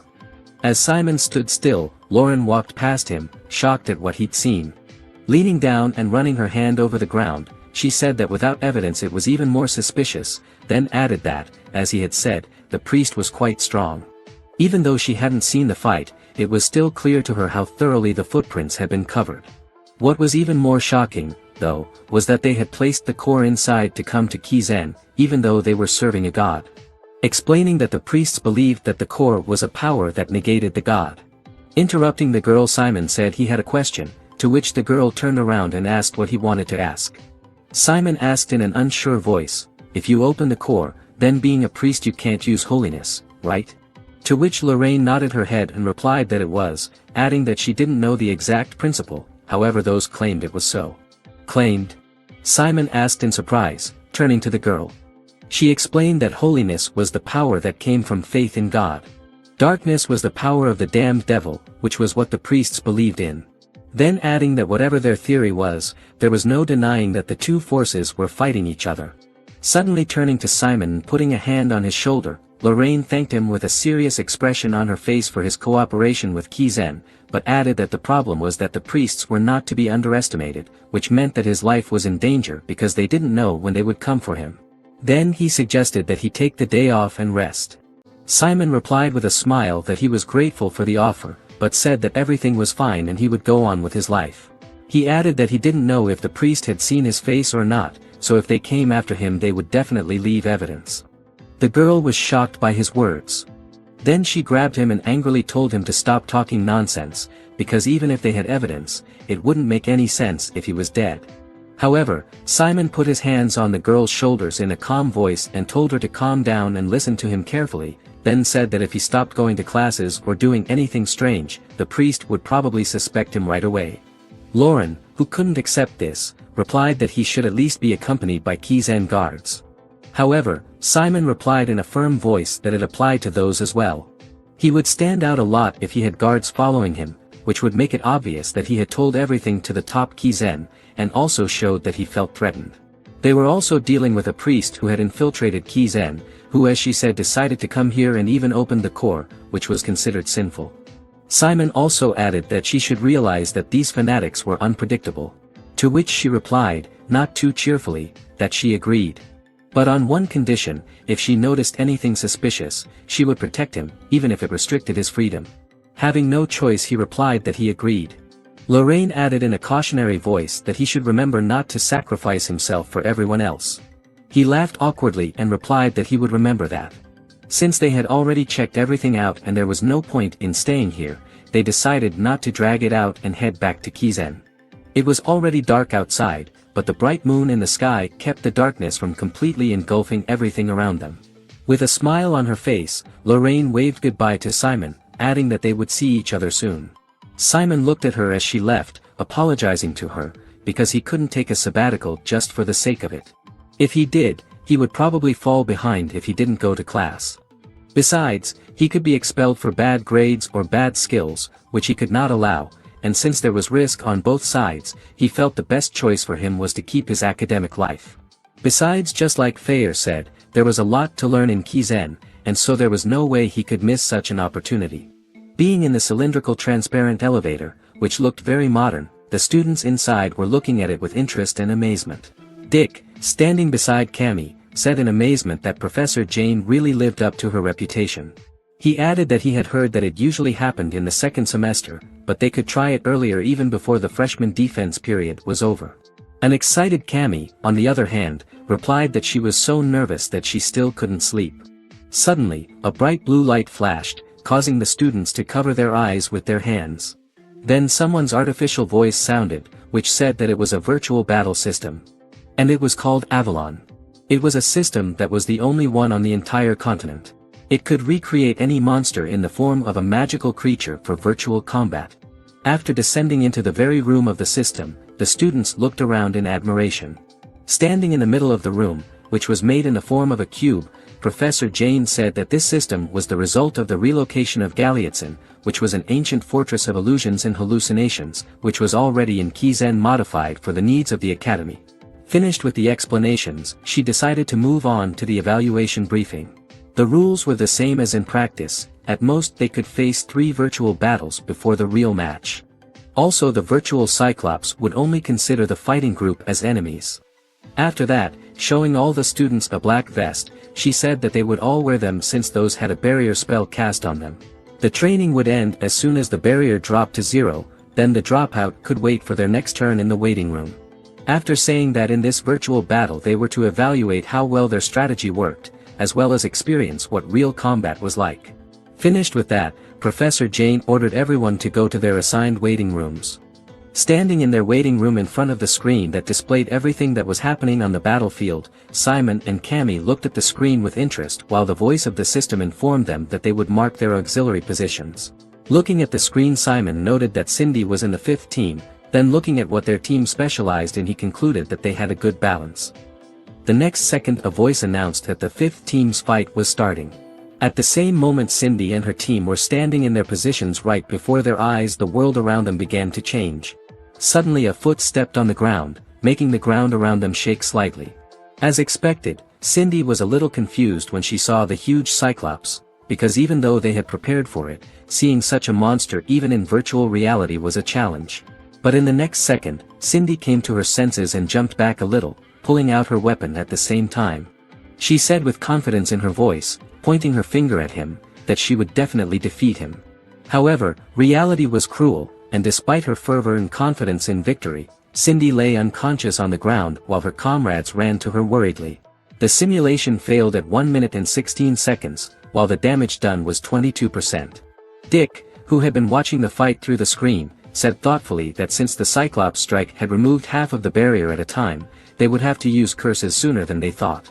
Kimmy folded her hands together worriedly and said that many of the boys were nervous, even though the fight was virtual. Walking up to Malin and turning to her a little abruptly, Dick asked if she was going to be okay, to which she replied in a firm voice that she was fine despite being worried. After the last fight was over, the system voice announced that the next groups to fight were 7 and 8. Simon and Hector looked at each other. Simon, who was about to leave, was called by Hector, who asked him if he was an attacker in their group. Simon turned around and said that Malin was their attacker. Hector was furious and called her the stupid girl from Ivor's tower and asked Simon if he had changed his mind about protecting her pride. However, he answered without even turning around that it was not so, and then said that she was simply the best fighter among them. Hector was furious when he heard that. Simon, Malin, Dick and Cammy walked down the corridor towards the exit, which was glowing with a bright light. A system voice addressing their group reported that they had marked their auxiliary positions. Then 3 yellow circles appeared on the ground in front of the group. One of the assistant professors turned to the guys and told the support members to take their places. Reminding them that Cyclops would not be able to see them, he added that they could relax, but they were immediately disqualified if they left the circle. Then turning to Malin, the assistant asked if she was ready. To which the girl replied a little excitedly that she was. Seeing the girl's nervousness, Simon together with Dick and Cammy wanted to support her and told her to try not to be nervous as it was just a virtual fight, adding that she would succeed. Thanking the guys for their support, she sighed and went back to her seat. Then the system voice announced that the simulation of Group 7 had begun. And the next moment their group stood in the middle of a virtual forest in front of a huge cyclops. Cyclops gave a loud roar when he saw Malin. Malin immediately told everyone to get ready in a firm voice, reminding them to stick to their strategy, which they had developed especially for this fight. Simon clenched his fists and tried to calm down. Since Malin was fine, they didn't need to worry and just followed the plan. Standing in front of the huge monster, each of the guys said to themselves that they had to concentrate 100% on their role. However, in the next moment, something lightning fast struck in front of them. And in the next moment, Malin disappeared. Not realizing what happened, all three of them turned their heads in bewilderment in the direction where the girl was supposed to be. Malin was lying motionless on the ground, listening to the concerned cries of her companions, who asked her if she was all right. Then the system voice announced that the first virtual battle of the 7th group was over, praising them for their excellent work. He noted that they had done everything as planned. However, for the tired and broken guys, it was not a very nice praise. The system also noted that they were most impressed that the summoner was able to distract the cyclops with the skeleton. Hearing the praise, Simon thanked the system voice. However, to their surprise, the system continued, concluding that the rest of the squad had performed much worse. Saying that the strategy of holding the enemy by attrition and winning by darkness sounded good in theory, but in practice, as they had already realized, it was much more difficult. Their biggest problem was their lack of skill. Advising the guys to reduce the number of misses, the system finished analyzing their fight, saying that that was all. The guys realized their mistakes and thanked the system voice. After that they went to the waiting room, where the other students crowded around the screen and watched something admiringly. As expected, the screen showed Hector standing on a defeated cyclops with his lower body missing. Some of the students admired him enthusiastically, talking about how tough and strong he was. But praise Hector was really for what he was able to kill the monster on the first try, and in addition, for all this time, the cyclops has not once hit the guy. The students continue to marvel, thinking about how hard they had to work to get the highest score, and wondering if it was even possible. While Simon's group watched the screen with interest, Hector, already back from the battle, walked over to them, attracting Simon's attention, who looked at Hector and saw only a gloating grin on his face as he walked past. Simon didn't have time to pay attention, however, because the next moment Malin turned to them all. With fierce determination in her eyes, she firmly stated that they should try their best to win the next fight. A short while later, on the second attempt, the huge cyclops swung his huge club, intending to strike, while Dick, who saw that even 2 curses of exhaustion were not slowing the monster down, shouted to Malin that she should dodge, telling her to remember what they'd learned in magic combat classes. Hearing his words, Malin used all of her strength just a second before the blow hit her, and she dodged it. At the same time, Dick turned to Cammy, who, like him, was using the exhaustion curse on the cyclops, and told her that they should use the persistence formula, as it was very important to combine the effects of their curse. To which she nodded affirmatively. The new unified curse then hit the cyclops with renewed force, causing it to cover its face with its hand and roar furiously, while Malin, who landed on the ground unluckily, cried out painfully as she fell on her back. At the same moment, the cyclops recovered from the curse and swung his huge club at the defenseless and unsuspecting girl sitting on the ground. One of the guys shouted for her to dodge, but it was too late for that. As soon as she raised her head, the only thing she saw was a huge baton at a great speed flying towards her. The screen displayed the result of their second attempt. Their final score was E, while the damage dealt was 42%. Walking beside Malin, Cammy said with a concerned voice that this attempt was pretty close, then added that the next one was the last one. To which Malin replied that she knew. At the same time, Simon stood pensively, turning to the guys. Said with a happy and confident face that he had an idea on how to beat them. He then went on to give the details, saying that first of all the basic plan was the same, the 2 of them would cast curses while Malin would use a flash of darkness, but since the double depletion didn't really work, Simon said that Cammy and Dick should use a 4-layer depletion with multiple formulas. Dick said confusedly that he'd never done anything like that before, while Cammy added in an uncertain voice that it was impossible because they wouldn't have enough time to do it. To which he replied in a confident voice that time was fine, as he would buy them as much time as possible with the help of the skeleton.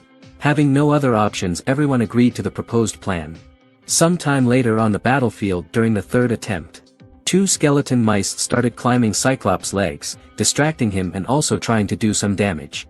Besides, while discussing the plan, Simon suggested to use the terrain in their favor.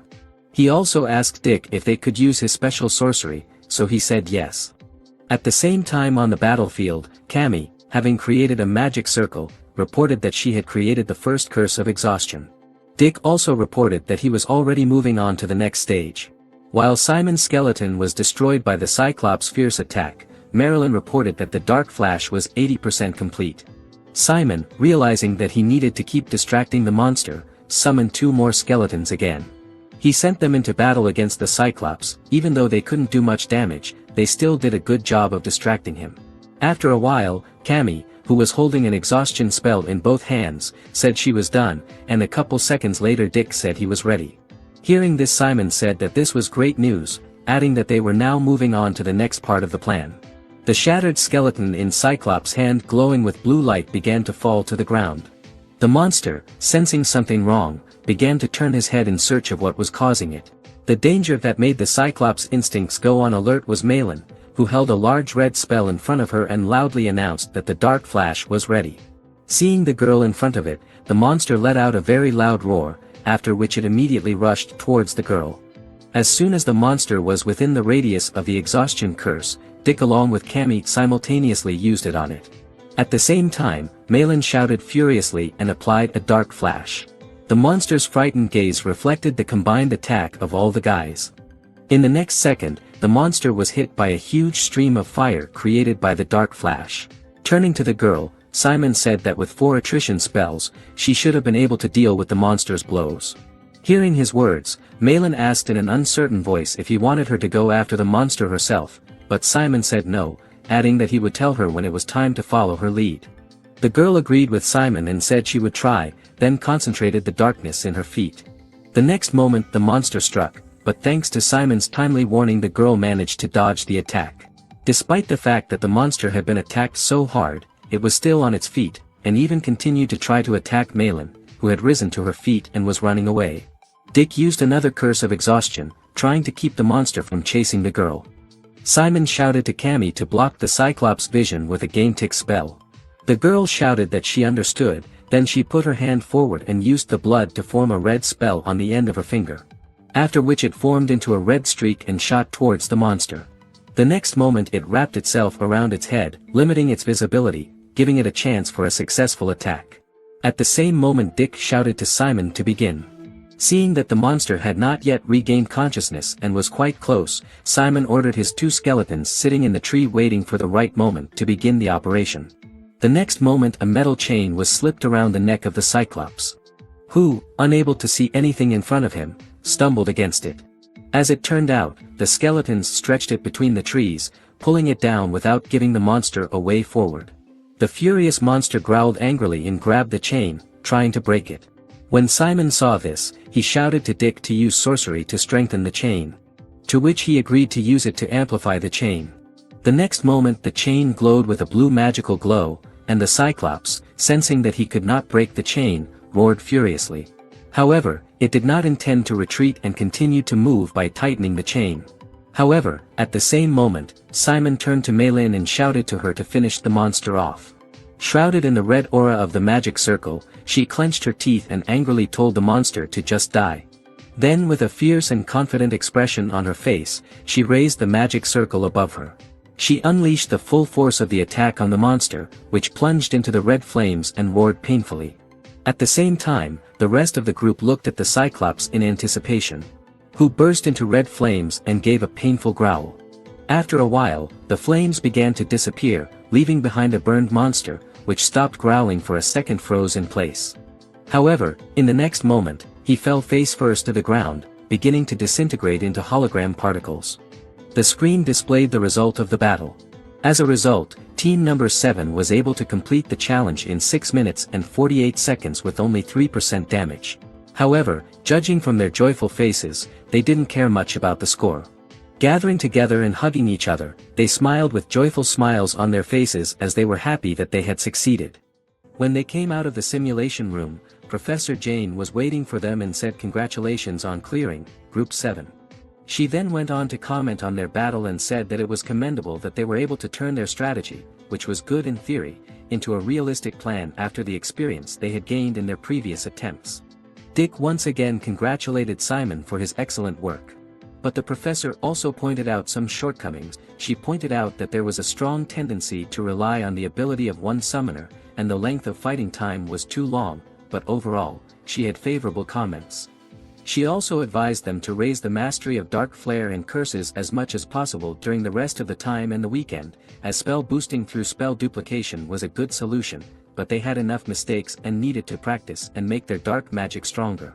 Cammy was enthusiastic about improving her skills so that she could show better results next time. That was the end of all the advice and comments from the professor, and the whole team happily thanked her. When they left the training room, some students applauded them, but there were also many who looked at them with envy. It took them a long time, but they finally managed to defeat Cyclops. Cindy praised Simon, then came over and raised her hand. As Simon also spread his fingers with a smiling face, she high-fived him loudly. Simon asked Cindy how her group had dealt with the Cyclops. She told him how she turned into a ghostly state that was immune to any physical attacks, dodged the Cyclops attacks, and then returned and repeatedly slashed with the jet black scythe that her teammates had made. While everyone was exchanging stories in a friendly atmosphere, only Hector, who was taking a break after finishing the simulation, had a turbulent glow light up in his eyes and gritted his teeth in anger. After all the teams had used up all their attempts, they were all let go. It was their last class for the day and tomorrow was finally the weekend. Malin said that during the simulation everyone realized their weaknesses, but when she heard how other students were planning to spend their weekend at Rochest, and it annoyed her. She wanted their team to practice on the weekend, not rest.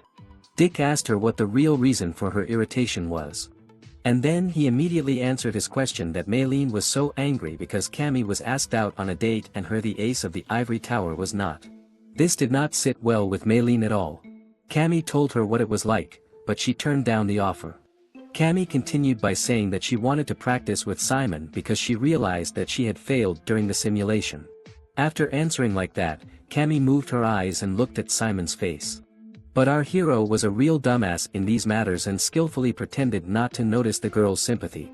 Then, when she met Simon's eyes, she was startled and quickly looked down.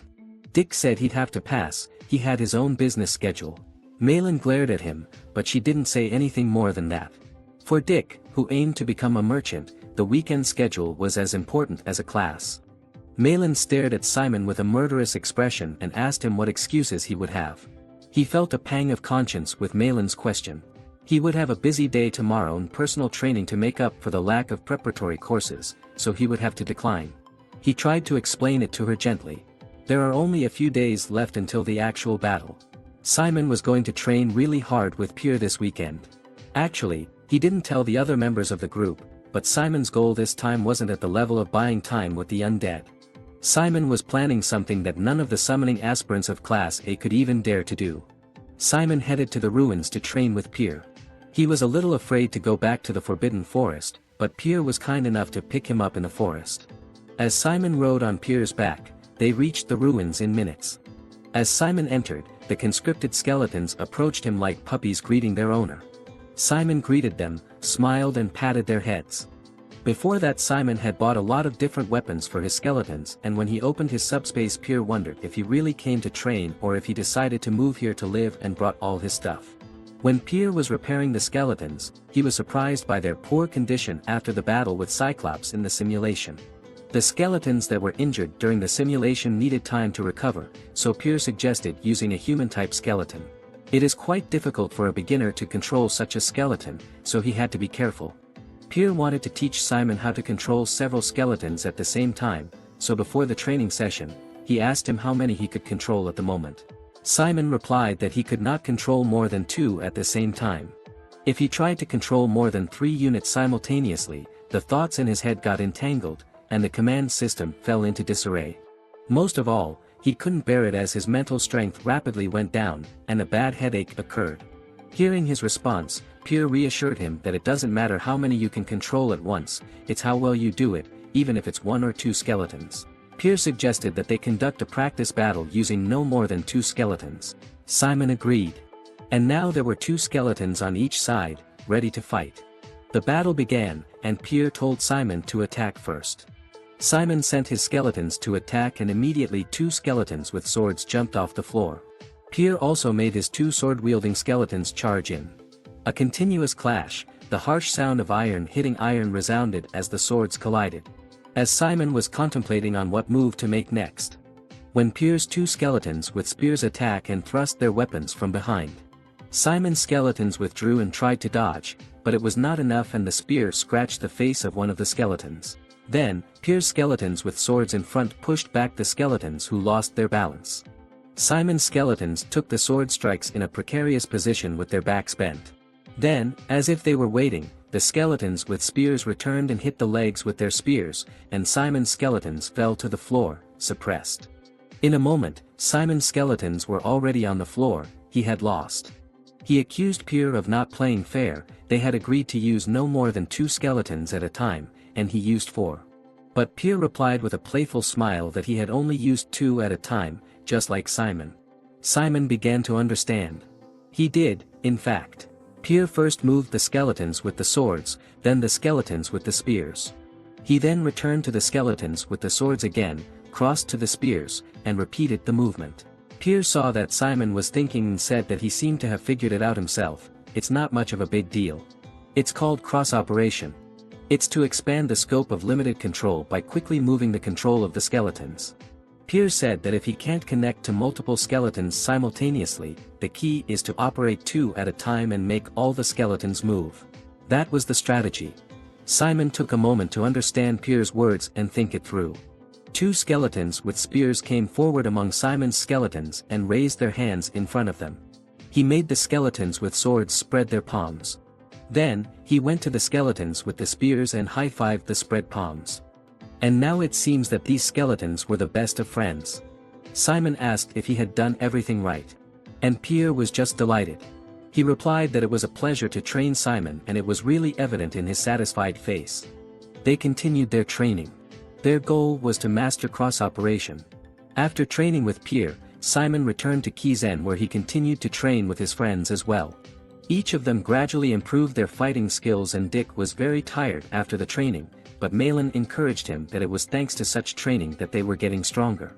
Malin and Cammy took notice of Simon. His skeleton control skills have improved significantly. He used to be able to control only 2 skeletons at a time, but now he can control 3. They were amazed at how he had improved his skills in such a short time. As their interest in Simon's tutor suddenly rose, Simon smiled awkwardly. Simon said it was all thanks to the private lessons. They were just beaming with curiosity and admiration and asked him who was coaching him. Maybe it was some first-class necromancer, or someone from Kizen. Simon began to frantically justify that his father had introduced him to him. The girls really wanted to learn from him, because he was able to help Simon so much in one day, which meant that he was a great master of dark magic. Pierre's clone hanging on Simon's school uniform as a decoration grinned as if he enjoyed the situation.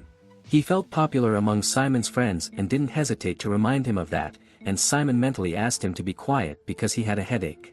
But he did not want to be silent and asked him to tell them that he would be happy to give them a lesson, but on the condition that they die and become part of their battalion. This was forbidden in Kizen, as Simon reminded him. Simon forced himself to put a smile on his face and opened his mouth. He apologized and said that this is a person who is really reluctant to reveal his identity. And he's really busy too. A disappointed Malin told him that he was just being greedy and didn't want to share because she wanted to take a couple of lessons from Simon's teacher too. Malin made a sullen face. Dick giggled while leaning back into his hands behind his head. He said that Simon had every right not to name his teacher, because the competition in Kizen was very high, and if anyone was better at summoning creatures than him, he would have to leave because of their stupid agreement. Jumping to her feet, Malin shouted that she would outperform Simon even without private lessons and added that they should all get up and continue training. The weekend had passed, and a new week came with the scheduled Cyclops performance evaluation. At the same time, there was one big change in Kizen's school life from this week on. That the student protection period had completely ended. The professors could officially evaluate and grade the students now, and they could also punish or take disciplinary action. The professors of Kizen revealed their true colors as if they had been waiting for it. Their attitudes had completely flipped, to the point that it almost made the students doubt if they were the same professors who treated them with kindness. Classes became harder, and students who couldn't keep up with the classes were mercilessly deducted. Students who were judged to be underperforming were also expelled from class. The students were weeping at the changed attitude of the professors, but only now could they feel the reality that they were in Kizen where weaklings were not needed. As proof of that statement, 19 people packed their things after the student protection period was lifted for 2 days. Despite the midterm exam, performance assessment, and duel assessment not yet being conducted, the dropout rate was this high. Simon also had a hard time adjusting to the changed atmosphere during the 2 days when the student protection period was lifted. Professor Bahil was especially unbearable, looking at students' homework and calling it garbage. And the students with the worst ones were immediately expelled from Kizen, saying that they were not worthy of being students and he did not want to see them again. And already 20 students were expelled on the first day. The students resented the little things that some professors took off their points for and how their classes changed after the defense period was over. If there was a professor who treated students the same as before, it was Hong Peng. To speak the truth, she didn't really care about the student protection period at all, as she made the students hang on a running hippo and climb a hill with a curse on since the beginning of the class. She even recklessly bumped them into a herd of hippos. So, unlike other professors' classes, where their difficulty jumped, Hong Peng's classes were the same. The students came to a point where they felt relatively comfortable with the combat magic class. Of course, Hong Peng wasn't really a professor who nitpicked students and gave them deductions or put pressure on them mentally either. Dick, who was running next to Simon while breathing heavily, said that still, it's way better to run thoughtlessly like this. Simon and Dick turned their heads. And they were surprised to see Malin, who usually was always behind in every running session, was catching up with the two today. Simon asked her what had gotten into her and when she had learned to run like that, and advised her not to overdo it. Instead of answering, Malin bit her lip and ran past the two of them at the end. Dick's eyes shook.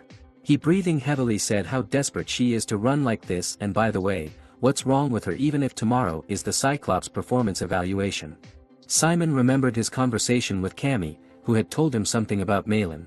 Cammy had asked him then if he had practiced physical exercises with Malin. And then added that when she was practicing the curses of exhaustion, Malin had been practicing physically all day. As she said that she has no problem being able to apply the flash of darkness, but she can't rely only on the words of her friends to dodge Cyclops blows. As the leader of Group 7 and a member, she felt more responsibility to evaluate Cyclops' performance than anyone else. Malin's biggest disadvantage was her lack of stamina and slowness, which made it difficult for her to properly dodge the Cyclops attacks. So for the rest of the time, she focused more on endurance training than on dark flare. And then in the evening after practicing hard, she would sit down to study. And all night long, she never once got up from her chair. Simon was very surprised to hear that then, because he always thought Malin was just a genius, but she was actually a very hard worker. According to Cammy, Malin didn't even sleep properly so that she could study. They would study together until late at night in the sorority lounge, and when she came back from her nap the next morning, she still saw Malin. She said she overcame her fatigue and sleepiness with medication and potions so that it wouldn't interfere with her while she was studying. From morning until bedtime she had to study, and whenever Simon saw her she was studying, and it was truly commendable. But he had no idea what made her so persistent. As soon as the run was over, the students laid down on the grass as if it was just what they had been waiting for. The teacher's aides were walking around as usual, handing out stamina-restoring drinks. Malin approached them with a quick step, and smiling asked Simon to look at her. She said she was about to show a leap of darkness, bent her knees, and jumped up on the spot. It was quite high, and a black jet formed under her feet. Sliding on the grass, she came down and looked at Simon and friends who were amazed at her skill. Malin asked them how they were doing and if she needed to tweak anything. Simon replied to her that she was really good and she did great. She was very happy to hear that because she hadn't wasted so much time practicing. Simon replied to her that she was really amazing. To overcome weakness in such a short time. As Cammy said, it was an amazing accomplishment. Of course, backstage, she had to put in an unthinkable amount of effort. And still she looked like she was abusing her legs. When she landed, their condition didn't look the best. Simon advised her not to exert herself too much, worrying about her health. He reasoned that they were able to defeat the Cyclops during the simulation, so they would also be able to handle the real one and get a good grade. But Malin had a fire in her eyes, and she was not going to be satisfied with just a score and a good grade. She wanted to be the best among all the teams. She said her goal was first place and she would try her best to get it. As Simon was about to open his mouth to say something, the teacher's aides clapped their hands and told everyone to get up and start running towards the next goal. Simon stared at Malin for a moment, trying to guess what was motivating her. But then he stood up and walked towards the others. The students who were already accustomed to Hong Peng's classes quickly stood up and lined up. At the professor's command, everyone ran down the slope, enjoying the cool breeze and the incredible view around them. After all, in this place where yellow flowers were blooming, it looked as if the entire mountain was covered in gold. Simon couldn't help but marvel at how Hong Peng only chose to study in places with beautiful natural scenery. When they reached the next point on the trail, Simon stopped to catch his breath, but Hong Peng immediately approached him. She asked him if he was practicing the jet black operation that she had taught him properly. He responded by assuring her that of course he was practicing. Hong Peng had taught Simon the technique of temporarily increasing the body's capability by activating the jet black in the body. The professor was delighted with how fast Simon was learning and kept telling him that magical combat would suit him better than any other subject. But their sweet conversation was interrupted by one of the assistants, who ran to the professor with some urgent news. It turned out that one of the students had hurt herself and sprained the ligaments in her ankle. Hong Peng ran after the assistant, but lastly told Simon to remember that only practice would help improve his skills. Simon walked over to his friends who along with all the students sat on the grass and drank the refreshments. He immediately asked Cammy where Malin was and she immediately said she didn't know. Cammy justified that she was behind all the time, as well as Dick, and they were looking for her together after they reached the right point. And they hoped that Simon had seen her. But unfortunately for them, he didn't know where she was either. Professor Hong Peng asked her assistant what happened. He carried the girl on his shoulders and told her that the injury looked serious. The students, seeing all this, began to whisper among themselves. Indescribable horror seized our friends when they saw who it was. It was Malin and the bandage was wrapped around her ankle. After this incident she was taken to the medical center and there, after a detailed examination and bandaging, the doctor came to her and told her that her ankle ligaments were very badly stretched. And now for the time being, make use of crutches, and going to classes is fine, but make sure to skip all classes with physical activities for about a week. Her friends were shocked at this news and didn't know what to say. Malin jumped up from the bed trying to convince the doctor that she could walk and that she was fine because nothing serious had happened. The next moment, however, she nearly fell over from the pain and Cammy had to hold her up. The doctor was relentless and addressed her in a confident voice, saying that this is an order, not a recommendation. Malin was confused. Now she would have to skip the test. The doctor continued that he gets that she's passionate about the classes, but there are things without exceptions and for him the patient's recovery comes first. He's going to exclude her from all classes that require physical activities for a week. Malin clenched her fists with helplessness at this news. Cammy tried to comfort her and felt really sorry for her. Malin was very upset, but she couldn't afford to cry in front of everyone, so she asked everyone to leave her alone for a while. Everyone except Simon started to leave, going to listen to the request. Cammy noticed that he wasn't going anywhere and asked what he was waiting for.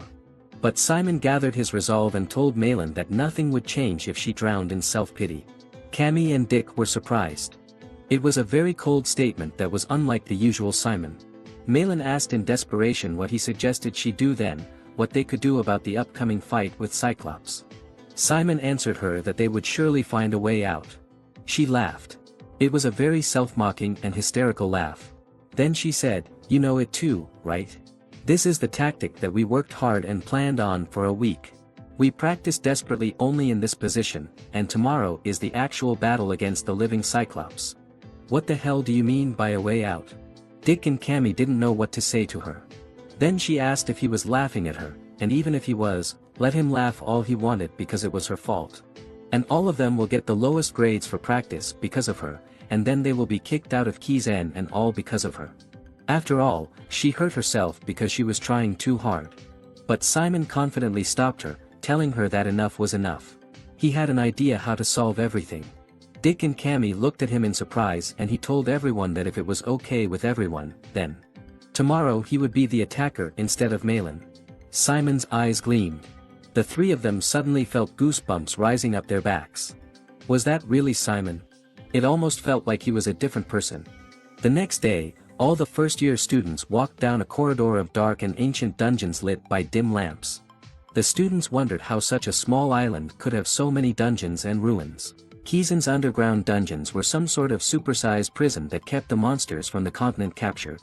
Not only monsters, but all kinds of terrible criminals in the continent were also said to be imprisoned at the bottom of the dungeon.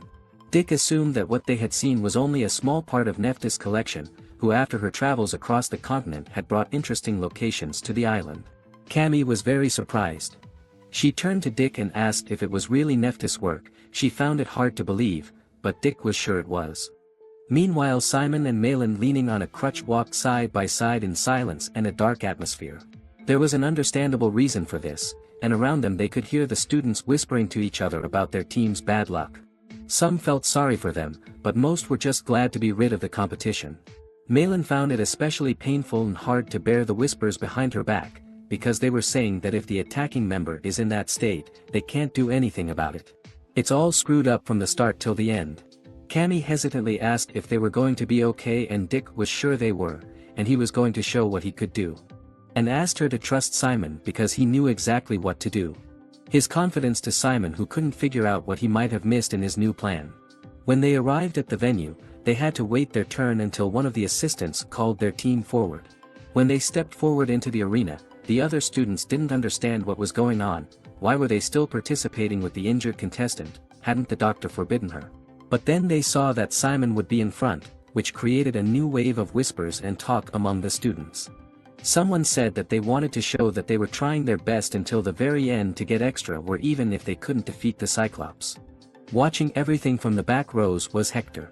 From the look on his face, it was absolutely clear that he did not wish the number 7 team any good.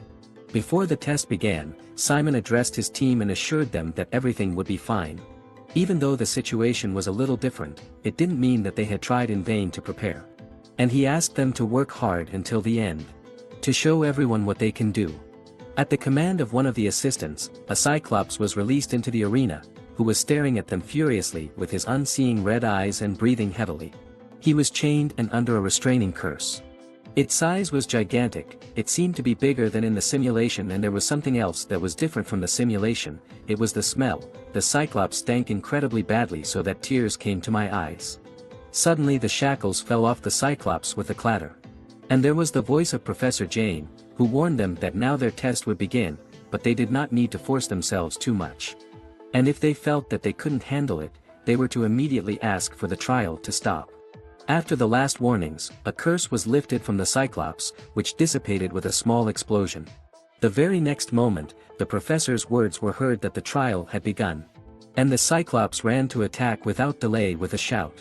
Simon's skeletons ran forward to distract the Cyclops, while Simon told his friends to do everything like in training, because only their formation had changed, but the plan remained the same. First they had to distract the monster's attention. But as it turned out, Cyclops just ignored the skeletons and continued to run straight at Simon, crushing one of the skeletons on the way. And ignoring the other skeletons, he tried to attack Simon with his club. Simon barely had time to bounce aside, and the Cyclops' powerful blow hit the void.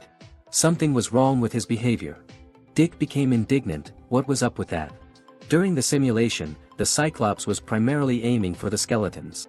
Malin tried to explain it away by saying that reality and simulation were different and he was just hitting everything he saw.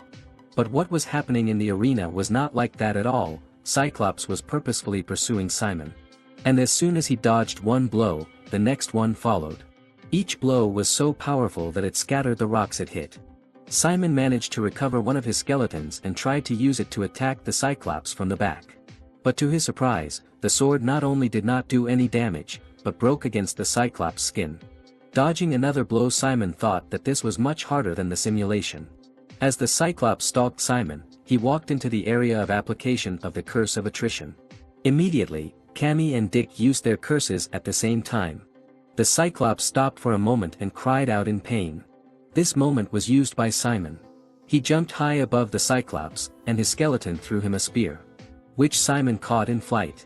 He half-turned and threw it at the cyclops' head. But his throw did not hit the target, only scratched the cyclops' cheek, who now looked at him in surprise.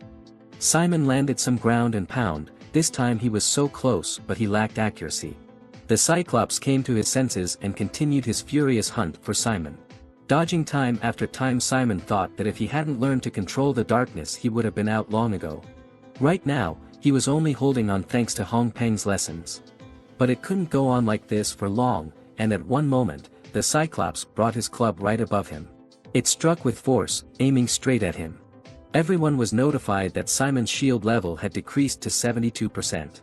And that was from a simple scratch. Because Simon had managed to dodge, it was too much. Simon held on to his bruised arm and tried to regain consciousness. Meanwhile, in the observation room, one of the assistants came up to Professor Jane and said that there seemed to be something wrong with the Cyclops, because it was much stronger than the other teams. Even strong curses didn't work on it.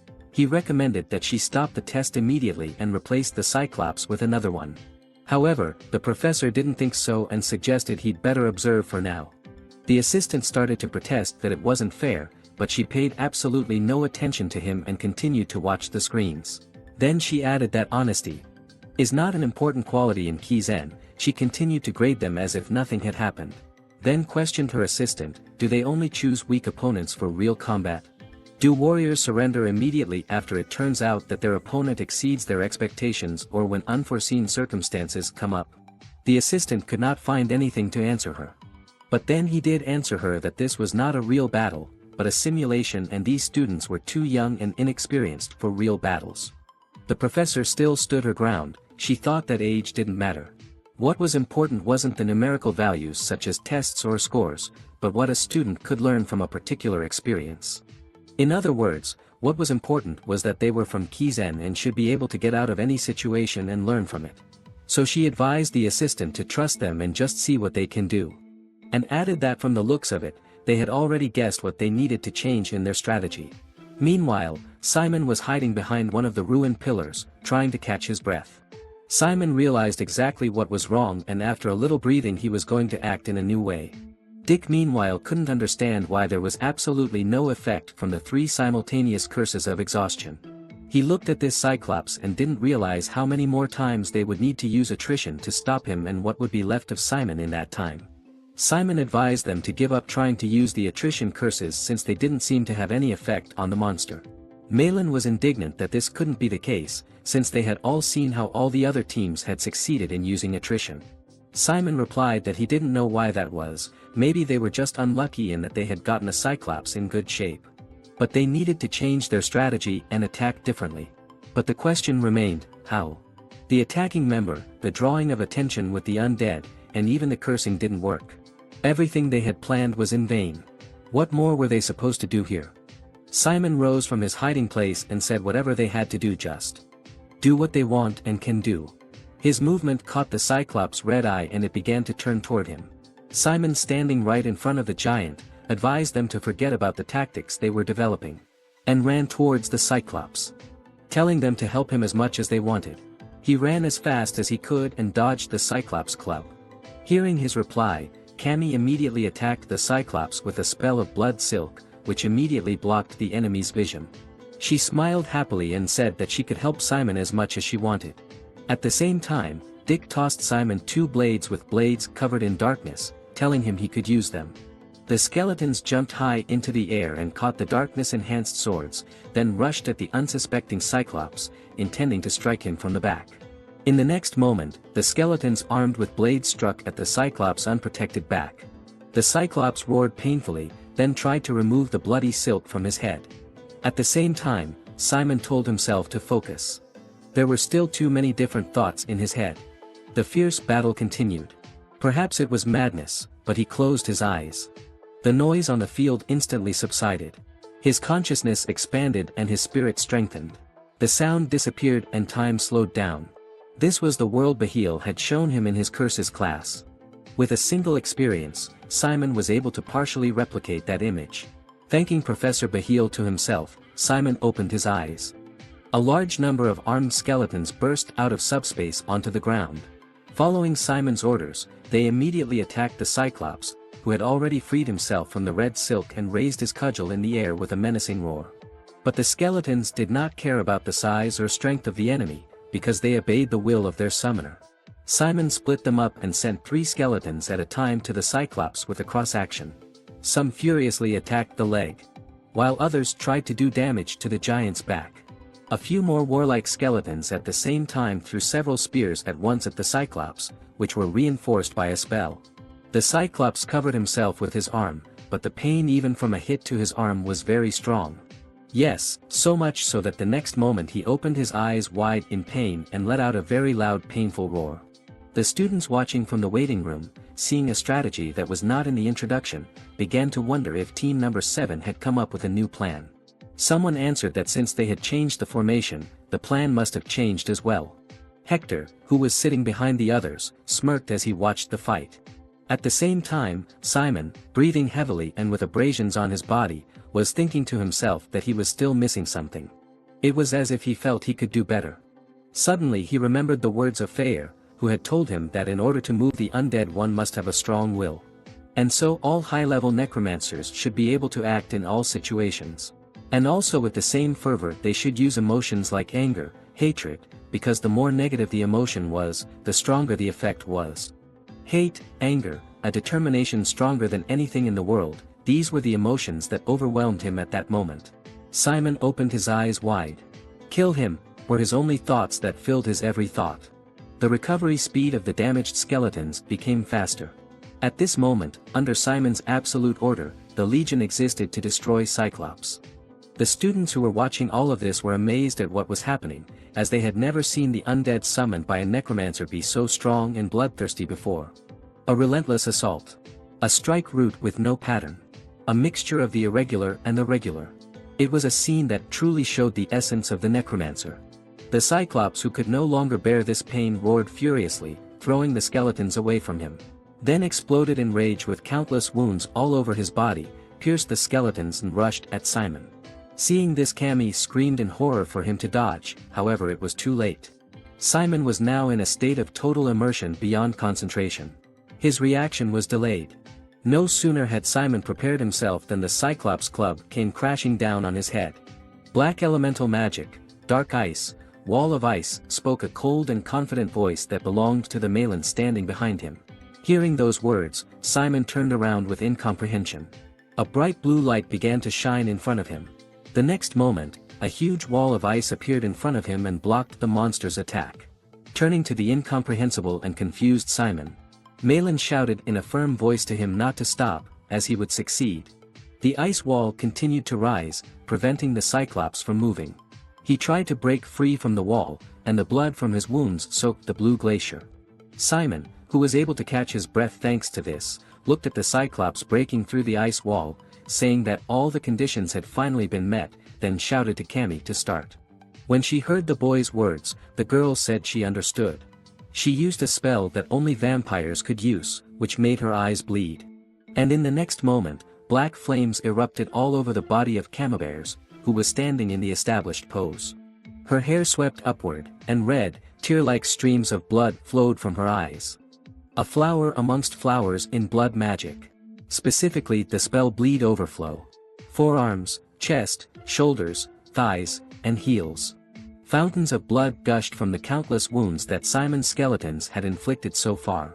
The bleed and poison spells were the most powerful means of support a team member in a given position could provide. The scene where blood flowed from wounds all over the huge monster's body was both terrifying and amazing. In an instant, the entire dungeon was colored red.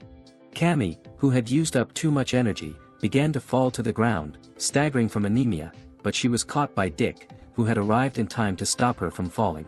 That was the end of her work. Breathing heavily, she shouted to Simon that everything was now in his hands. Hearing the girl's words, Simon shouted for them not to worry and leave it to him. This time he put his hands in the air. This was a skill he had practiced over and over again until now. In fact, it was a secret skill that out of all the Kizen freshmen, only he knew. The skeleton bones scattered on the ground of the dungeon flew into the air. Simon clenched his fist. After which, he applied the skill, Simon Valencia Original, Bone Nail. As a result of which, the many bones floating in the air flew forward and pierced into the Cyclops' wounds opened by Camabear's bleeding magic. A secret technique that allowed over 100 wounds to be attacked at once. The Cyclops went into a frenzy of pain. He screamed, toppled over onto his back, and began mindlessly banging his head against the wall. Simon clenched his fist and twisted his right arm to the side. The bones penetrated the wounds and began to gather toward the center to execute the restore order. They severed blood vessels, tore organs and penetrated through muscles. The development also caused a storm of emotion among those watching, who exclaimed in admiration at how cool it was. No one could have imagined such a stunning scene from Group 7. There was something about Simon and Group 7's performance that warmed their hearts as necromancers to the point where they completely forgot that they were competing against each other. However, on the battlefield, things were not as rosy as they might seem. Simon's right arm had gone stiff. It was impossible to order further recovery as he had used up all the jet black remaining on his bones. Realizing this, he shouted to the guys to throw potions. After listening to Simon, Dick and Malin took out the nervy potions and threw them at the wounded Cyclops. After the hit, the Cyclops' muscles could be seen twisting and contracting as the liquid from the potion entered the wound, which was a sign that everything was working. However, that alone was not enough. Looking at the badly wounded but still alive Cyclops, Simon with hope in his eyes asked himself not to get up. However, contrary to all expectations, the miracle did not happen. And Cyclops, covered in blood, and also emitting a fierce roar, began to rise to his feet. No one could not believe what was happening, because usually after such wounds he should have already died. Breathing heavily and with an angry look, Simon looked at the Cyclops, who despite the fact that the bones of his body were twisted, blood sucked out, and organs smashed, he was approaching him like a living corpse. Realizing that anything short of instant death would be useless, he shouted to Dick to prepare reinforcements. Dick immediately threw him an enchanted claymore. The body of the sword was painted jet black. Then he added that he'd put all his jet black in it. It had a lifespan of only 10 minutes. After catching the sword, Simon replied that it should be enough as they would direct all the darkness at the monster. Simon grabbed the hilt of the claymore and adopted a fighting stance. He could no longer use the activation technique he had learned from Hongpeng. In such a situation, both the monster and Simon had run out of strength. From now on, it was a battle of wills. Simon too rushed forward with determination and grit, holding the enchanted claymore in his hands. The Cyclops reached out in fury to grab Simon, but his movements were incomparably slower and sluggish than at first. And just as Simon was about to catch his slack, something happened. Suddenly his body froze in place, and the world around him turned an unfamiliar color. His vision flickered. Because he was pushing the Cyclops, he didn't even realize that his strength, both physical and mental, was at its limit. His right leg jerked and slipped, causing Simon's body to roll on the ground. Kneeling on his knees, he tried to comprehend what had happened. At the same time, in the waiting room, Cindy and Jamie were excitedly shouting for him to get up and cheering him on, saying that he could beat him. At that moment, even Hector, who had been sitting on the chair all this time, got up from his seat and stared shocked at the battlefield. However, he wasn't the only one who stood up from his seat. In the observation room, not paying attention to the fallen notebook and pen, Professor Jane got up from her chair. Seeing her stare as she watched the unfolding events, the assistant was shocked, as she had been his boss for 5 years, but this was the first time he had seen her behave like this. At the same time, Simon, who was kneeling and unable to move, was staring at the huge club that was approaching him at breakneck speed. The next moment, however, a blue magic circle lit up beneath him. It was followed by Malin's voice, shouting at him to jump. Clenching his teeth, Simon rose to his feet with firm confidence and prepared to jump. The very next moment, he pushed off the ice that had thrown him, and Simon found himself high in the air. He dodged the Cyclops' attack, which immediately hit him where he had just been. However, Simon's problems didn't end there. As he began to fall right onto the Cyclops' back.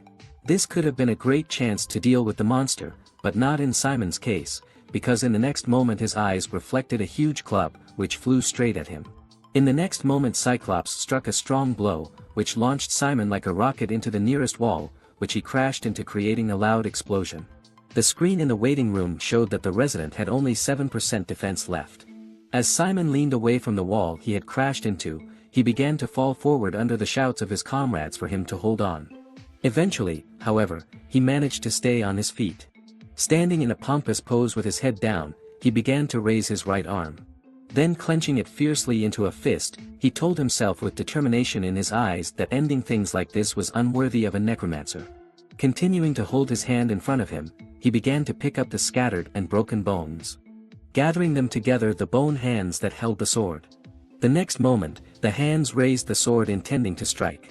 The next second a red line was drawn across the cyclops' neck, his eyes widened in pain. Immediately after this attack, the exhausted Simon immediately fell to the ground, leaving the cyclops standing alone. However, the cyclops didn't stay on his feet for long, as his head was cut off by the guy's attack and rolled on the ground in the next moment. Just then, a report was heard that Group 7 had defeated Cyclops. Hearing this, Simon kneeled down and shouted with joy that they had succeeded. He couldn't rejoice alone, however, as he was immediately embraced by Dick with tears in his eyes. "Simon. Yes. You did it, great job. I'm so proud of you, buddy. You're the best," continued to shout as Dick grabbed Simon.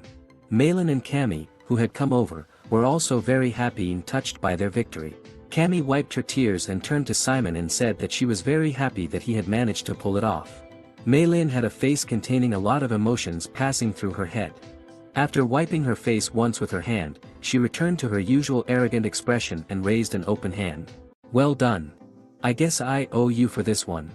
As she finished saying that, her voice began trembling. To which he immediately replied that she'd done well too. Simon's words caught her off guard. Excitedly and a little nervously, Malin began to mumble something, apologizing to him for yesterday. Without having the time to hear her voice, Dick and Cammy embraced them both from each side. Once again, everyone burst into cheers and rejoiced. "Let me be serious for once, you idiots." Simon laughed harder than ever as he watched the situation. After all the performance evaluations for the morning and afternoon teams were finished, everyone in Class A gathered in the beginner dark magic lecture room. Adding that regardless of the results and scores, she was satisfied as the professor in charge that all members of Class A carried out an actual battle without any accidents. To which the students enthusiastically thanked her for her praise. However, taking the clipboard in her hand, she also added that it was the results that mattered. Jane naturally poured cold water after creating a warm atmosphere. She decided to start the evaluation with the first group and asked them to come forward. Simon sat down on his seat and listened to the other group's evaluations.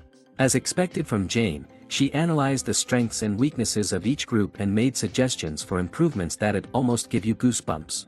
Her comments were logical and analytical, to the point where people who knew nothing about that certain group were nodding their heads without even realizing it. Suddenly turning to the two girls who were standing next to her, Professor Jane told them to shake hands. Not understanding what was happening, they stared at her, not knowing what to do. Seeing their bewilderment, she explained that they didn't ruin the teamwork like an amateur, but it'd be better to blow off the steam right away if they had problems with each other. Jane was also able to see through the relationships and mentality of students. It wasn't enough to say that her skills were out of the world. Other than that, if there was one thing that Simon thought was unexpected, there were more groups who hunted the Cyclops than he thought. Seeing Simon's surprise, Malin explained that in the first simulation, the proportion of successful groups was slightly over 40%, but in actual battle, 13 out of the 16 groups succeeded in hunting the Cyclops. Even considering the difference in practice time, they were exceedingly strong in actual fights. It was a time when they could feel the potential of Kizen students once again. And in this case, the scores they received were more important than whether or not the Cyclops was hunted. Then turning to the next group, which was Hector's group, Professor Jane graded them an A, adding that they had done well. Cheers, applause, and gazes of envy were directed at them. Hector's outstanding fighting power and leadership, the clear roles, and the teamwork between each member. They were also the only ones with 3-minute hunting time. They even had stability, as the barrier gauge exceeded 90%. Upon hearing this, the students began to murmur, wondering if Hector's group was the best in the class. Finally, turning to Group 3, the professor said that she was looking forward to seeing how each of them grew. Hector, pleased with the result and the praise, nodded and thanked Professor Jane. Finally, it was time for Group 7, which was the group Professor Jane addressed, asking them to come forward. She rustled up and took the grade sheet in her hands. It became as quiet as the grave. Then looking at the guys, she informed them that they were in a mess that couldn't be called anything else but horror. Malin squeezed her eyes tightly shut, and Cammie's lips trembled. After which, the professor reported their elapsed time, 13 minutes and 58 seconds. The participants' barrier rate was also in the numbers, 7%. There were even haphazard and improvised actions that didn't match the originally planned strategies. Putting the documents aside, she looked at the group of 7 with expressionless eyes. They had nothing to say as she presented clear numerical values.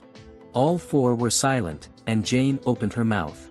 Having said that their grade for the task was D, groups with a grade of less than F were the ones who failed in hunting the cyclops. It was practically the lowest grade among the groups that hunted the cyclops. When everyone was about to solemnly go back to their places. However, they were stopped by the voice of Professor Jane, who added that this could be the result if some information was not taken into account. After which, holding up a piece of paper, at which the members of team number 7 stared with a confused look. She explained that after an autopsy of the corpse of the cyclops that Group 7 hunted, found traces that the curse and drugs used at the time of capture caused unusual side effects. What was the only thing she could tell the students was that the cyclops exhibited extreme aggression. As soon as the curse was lifted, it became enraged and its physical abilities were temporarily strengthened. It's the upper class's judgment that the test's difficulty was significantly different from that of the cyclopes hunted by other groups. You could hear the students whispering throughout the lecture room. Jane waved the report bearing the seal of Kizen headquarters to the student and saying that as a result of comprehensively judging the cyclops' aggression, physical strength, and curse resistance, they'll apply the new scoring rubrics on the premise that Group 7 hunted an upper-rank cyclops, one with the level of a red cyclops. Hearing this, there was a look of shock on the faces of all the team members. Professor Jane continued, saying that they should therefore make an honest assessment of the group. Hector's facial expression became harsher. If it was the decision of the top Kizen class, the students couldn't argue with it. Of course, it was also true that all the A-class students had the same question about Cyclops as Simon. After which she began to announce the grades, starting with Malin. Hearing her name, the girl excitedly stepped forward. Turning to the girl, Professor Jane said that she had played a key role in defending a participating member with coal-black elemental magic that far exceeded the average of first-year Kizen students. That's what she was given 80 points for. Malin couldn't answer immediately, and her shoulders trembled slightly while tears appeared in her happy eyes. Then turning to Dick, she informed him that he had applied highly effective black charms at the right time and place to play the role of Group 7's lubricant in the hunt for Cyclops. Similarly, he was given a score of 80. Again there was an explosion of applause. Dick thanked the professor with a happy face. Next, turning to Ursula Camemberts, Professor Jane said that even as a novice student of hemomancy, she had done well as the main attacker of Group 7. Even among necromancers working in the field, it was hard to see such a level of excessive bleeding magic. Because of which she was given a score of 85. Camembert's eyes filled with tears from the emotions that came in a wave. Finally, Simon Valencia. After these words that Professor Jane said, there was instant silence in the lecture hall. Then turning to Simon, he informed that he had contributed as a member. Was also able to take care of the team members despite the unexpected change, and found time on his own to escape the Cyclops attacks. Also fulfilled the prerequisite for bloodletting by damaging the monster's body with a dramatic summoning operation, and his use of the recovery skill was impressive. In the end, he finished off Cyclops as well. After reading the protocol, she slightly exhaled and opened her mouth. Then saying that his performance was perfect, for which he is given 100 points for his personal score. When he heard that, he stared at the professor dumbfounded, unable to believe what he was hearing. She added with a slight smile on her face that it was a pity that there was no grade higher than A+. With those words, Jane hinted that the best A grade was Group 7, and that drove a wedge. Shouts of surprise and admiration immediately echoed around the hall. Hector closed his eyes and leaned back deeply in his seat. One of his friends wanted to address him, but he ordered him to shut up in a cold voice. He added that if he didn't, he'd rip his tongue out. Looking angrily at Simon, he could not accept another defeat. Team number 7, in a warm atmosphere, rejoiced at their victory, which was their first step towards becoming the strongest necromancers on the continent.